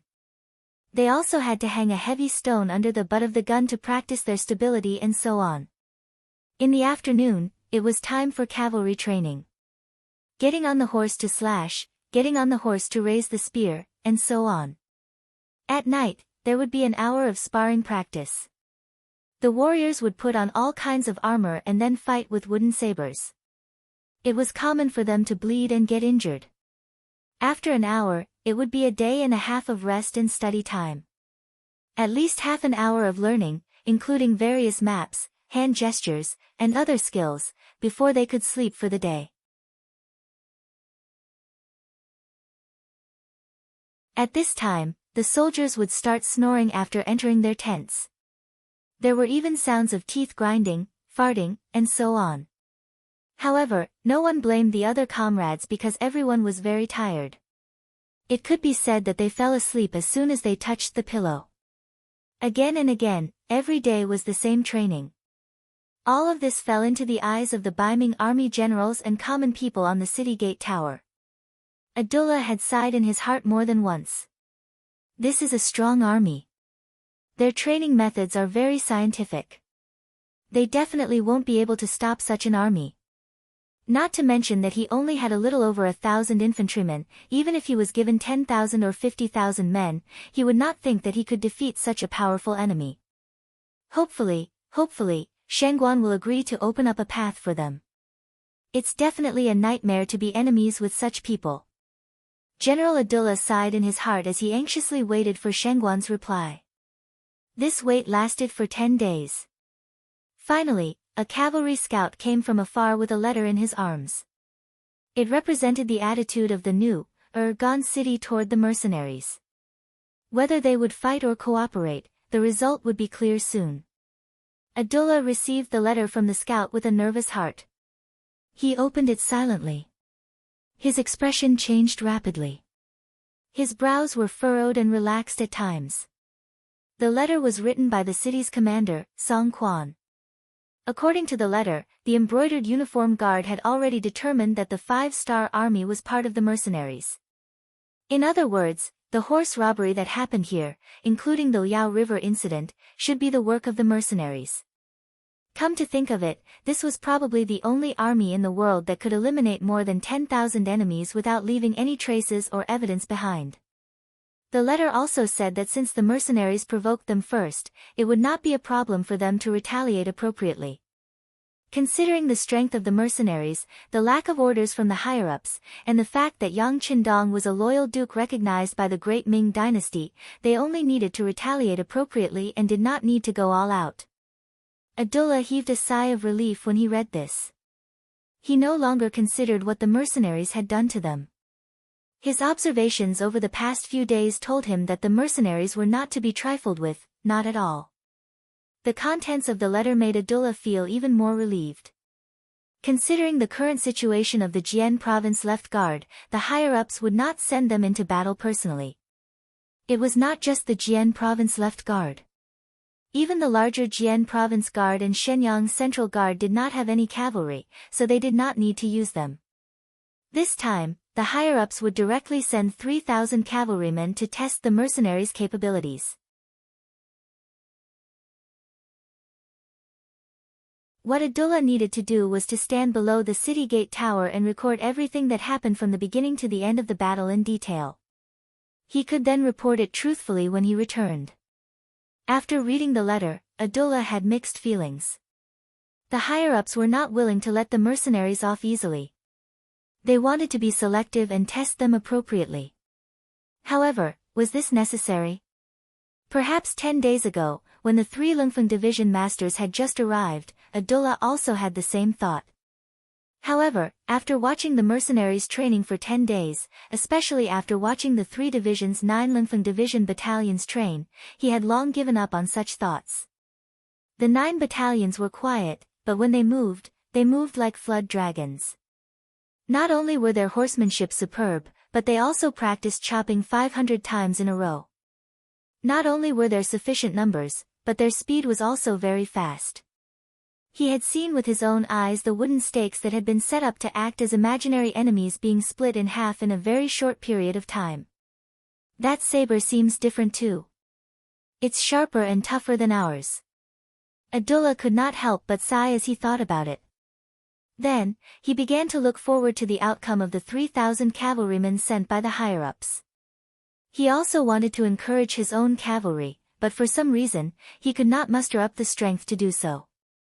In the military camp outside the city, Division Master Wu Xing had just returned from his chopping training. Compared to the ordinary Lungfeng warriors, he had set himself a requirement of 600 slashes in a row. While he had to make an extra 100 slashes, the time requirement was the same. In other words, if the warriors could make 500 slashes in the same amount of time, he would have to make 600 slashes to qualify. As the Lungfeng warriors' military quality continued to improve, as the division master, Wu Xing's expectations of himself became higher and higher. He returned covered in sweat. As soon as he received a towel from the correspondent, Political Commissar Chen Bo appeared in front of him. Division Master, the Baiming Division has already sent someone back to the city. They should have received some news. However, the other party has no intention of contacting us. It seems like the news is not necessarily good. I'm afraid we'll have to fight. The moment Chen Bo entered the room, he took a towel from the correspondent behind him and wiped his face. It was obvious that he was also covered in sweat. It was obvious that he had just finished his training. Let's fight then. If we don't fight, some people won't know how powerful we are. The warriors below have been holding back for a long time. It's a good opportunity for them to vent their frustrations, Wu Xing said nonchalantly.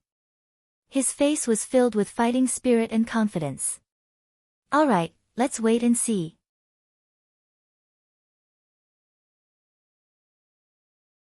Chen Bo said unhurriedly. In their eyes, the Beiming division's cavalrymen were nothing. Even though they knew that a big battle was coming, they were not nervous at all. They did not even need to prepare. This was because the three divisions of the Lingfeng division had always been on the first level of combat readiness. They were ready to fight at any time. Being unprepared was the best preparation. This was a strong confidence in one's own strength. 3 days later, in the morning, from the northeast of the three divisions' barracks, a cavalry troop that seemed to cover the sky and earth came from afar. They left a trail of dust behind them. They're here. Division Commander Wu Sheng and Political Commissar Chen Bo, who were still instructing the troops to practice shooting, immediately reacted. The troops immediately gathered, mounted their horses, and carried their swords. They were eager to fight. As soon as the troops gathered, a scout rushed back and rushed in front of the division commander and political commissar. Reporting to the chief.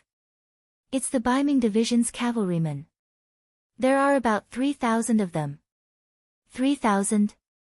After hearing this, Wu Xing shook his head with some disinterest. 3,000 is really too little. That's right. It's a little too little. This time, even political commissar Chen Bo agreed.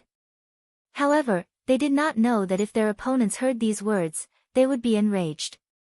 They had seen people look down on others, but they had never seen people look down on others like this. The two division commanders looked at each other and smiled helplessly. They said at the same time, "Who do you think we should send?" They said the words at the same time. Then, the two looked at each other and smiled. They were prepared to fight personally, but the enemy only had 3,000 men. To be honest, it was too little. It was so little that they were embarrassed to fight with their subordinates. They both understood each other's thoughts. In the end, Political Commissar Chen Bo said, "Then let's rest for a while. We have to give the soldiers who came later a chance to show off. Why don't we send the third commander to lead the 6 battalions? 6 battalions against 3,000 cavalrymen. That's reasonable." Wu Xing thought about it carefully and nodded in agreement. 6 battalions meant that each battalion had 400 men, which was 2,400 men. Although these people were not enough to deal with the enemy's 3,000 cavalrymen, to Ling Feng, this was already bullying. The 6 battalions were formed later, so their overall strength was slightly weaker. If it was the elite Cold Front Division, 3 battalions would be enough.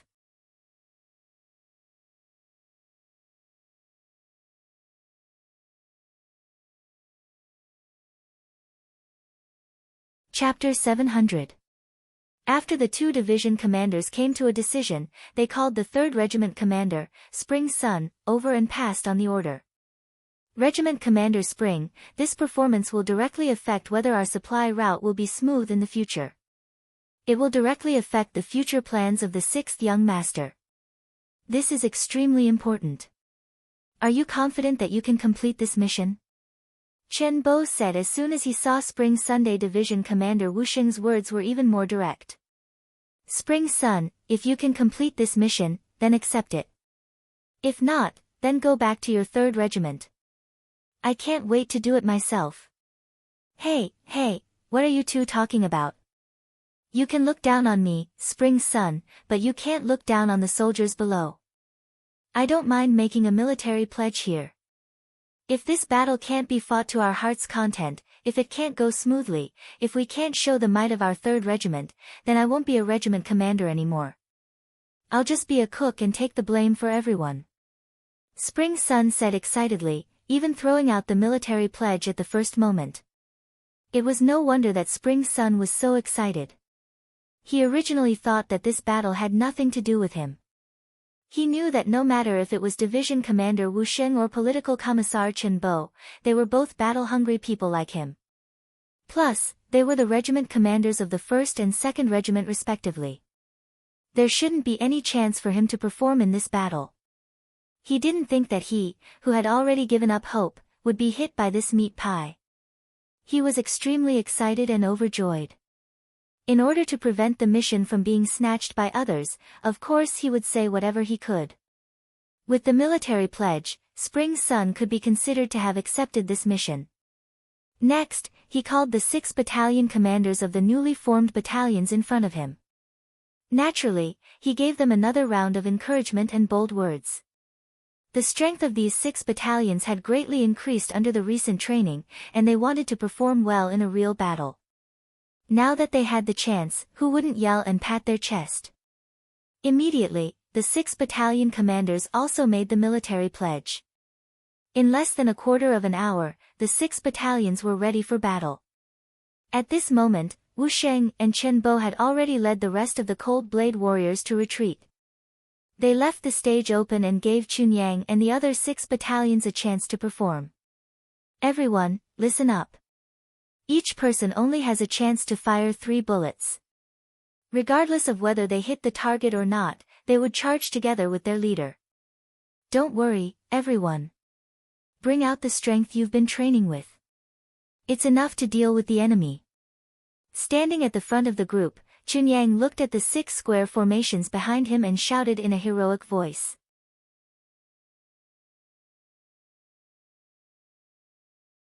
Kill! Kill! Kill! Behind him, more than 2,000 people shouted in unison. This voice shook the 9 heavens, as if it could shatter the horizon. Above the city gate tower, Abdullah also witnessed the scene before him. When he recognized that the 6 battalions that the mercenaries had sent out were the weakest 6 battalions during the training, he couldn't help but widen his eyes and say, facing a powerful opponent with 3,000 cavalrymen, they sent out the weakest ones? And there were less than 3,000 of them? This mercenaries, where did they get their confidence from? It wasn't just Abdullah. Some of the other Kiliarchs and Baihu standing beside him were also confused. Someone whispered, this is clearly the mercenaries underestimating the enemy. If that's the case, we'll have a good show to watch. That's right. Your mercenaries may be strong, but if you underestimate the cavalrymen of the Baiming City Guard, you'll have to pay a heavy price. While the crowd on the city gate tower was still discussing, the 3,000 cavalrymen of the Baiming City Guard were getting closer and closer. Their speed was also gradually increasing.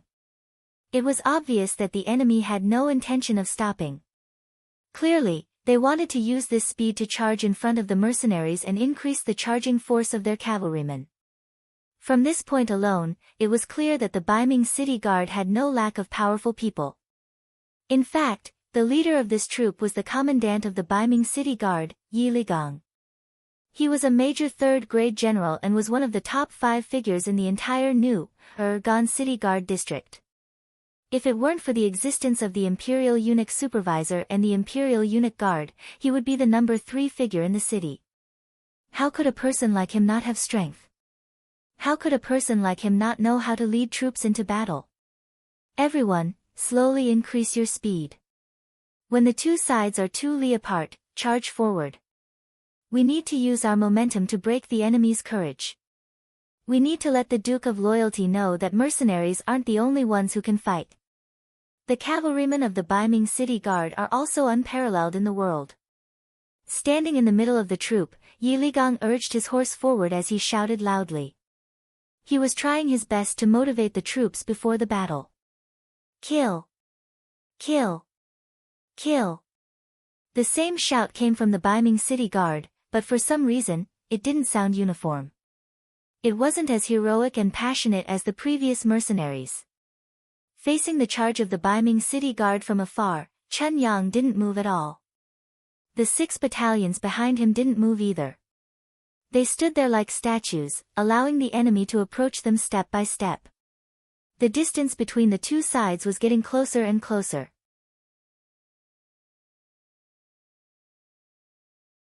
5 li, 4 li, 2 li. When they were 2 li apart, Chen Yang's eyes, which were as dark as the abyss, finally regained some spirit. He shouted loudly. Everyone, listen to my order. Charge! Charge! The 6 battalions responded in unison. Following that, there was the sound of war horses galloping forward, followed by the sound of soldiers pulling the bolts of their guns. When they were 2 li apart, the Beiming city guard began to increase their speed. They kicked up a cloud of dust as they approached, like a monster that could swallow mountains and rivers. Fire! The cold vanguard soldiers raised their arms as they charged forward. This was the result of their constant training with guns. When the military officer gave the order to open fire, thousands of fireballs shot out at the same time toward the northern Ming dynasty cavalry that was charging at them. Bang! Bang! Bang! Bang! 3 bullets were fired one after the other. Before the enemy could react, the bullets whistled through the air and hit the Beiming city guard, causing blood to splatter everywhere. The 3 shots were quickly fired. The soldiers kept the Type 95 on their backs and pulled out their cavalry swords. At this moment, the distance between the 2 sides was less than 1 li. Next was the bloodiest and most brutal clash between the cavalry swords. The moment when the cavalry collided would always give people a sense of shock. It was like 2 high-speed trains colliding together. The power and destructive power produced would often be very shocking. In such an environment, a person's life would be extremely fragile. An individual's performance would also be minimized. Even a strong person could be smashed to pieces in such a clash. However, even though they knew this common sense and logic, from the commander's spring son to the warriors in every squad, none of them were afraid. This was because they had been training for a long time. They were waiting for this moment.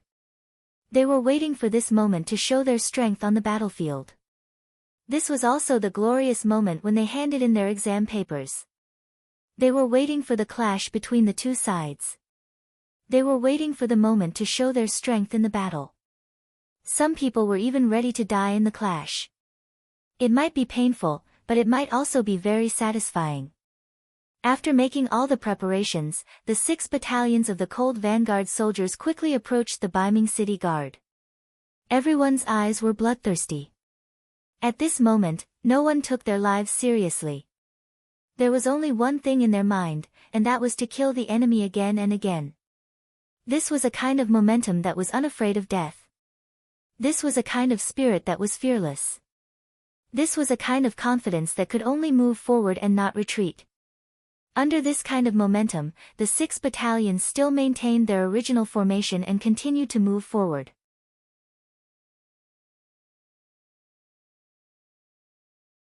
Then, there was a flash of cold light. It was like a sharp knife that was about to pierce into the enemy's heart. For this moment, all the soldiers were shouting with all their might. It was as if they didn't do so, they wouldn't be able to increase their strength and vent their powerful momentum. They're about to clash. On the city tower, Abdullah clenched his fists and stared at the scene in front of him. Who was stronger and who was weaker? The answer would be revealed soon. Even though he already knew the answer in his heart, he still hoped that his side would win, even though it seemed impossible. Yes. It was indeed impossible. Just as the 2 sides were about to collide and were less than 300 meters away from each other, a shocking scene occurred. Like dominoes, the Beiming city guard fell from their horses one after another. In the blink of an eye, over 1,000 men had fallen from their horses. The sudden turn of events caused the originally ambitious General Yi Ligang to turn pale with fright. He suddenly thought of the gunshots he had heard before. Could it be that all of this had happened because of that? Although the new city guard was located in a remote area, they knew that the mercenaries had continuous fire guns. However, that was all they knew. They knew that the Great Ming dynasty also had firearms and the Divine Arms Battalion, so they didn't think much of it. It was the same for Yi Ligang when he heard the gunshots just now. He had tried firing firearms on horseback before. When the horses were still, they were still somewhat accurate. However, once the horses moved, they would be firing randomly. The effectiveness of the firearms was very limited.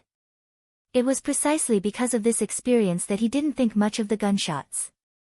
However, he suddenly understood that his brothers who suddenly fell from their horses must have been hit by the firearms. But how could there be so many of them? Yes, there were too many of them. Nearly half of the 3,000 cavalrymen died before they could even get close to the enemy. However, this was not the most important thing. The most important thing was that the casualties were all soldiers, but the warhorses were fine. What did this mean?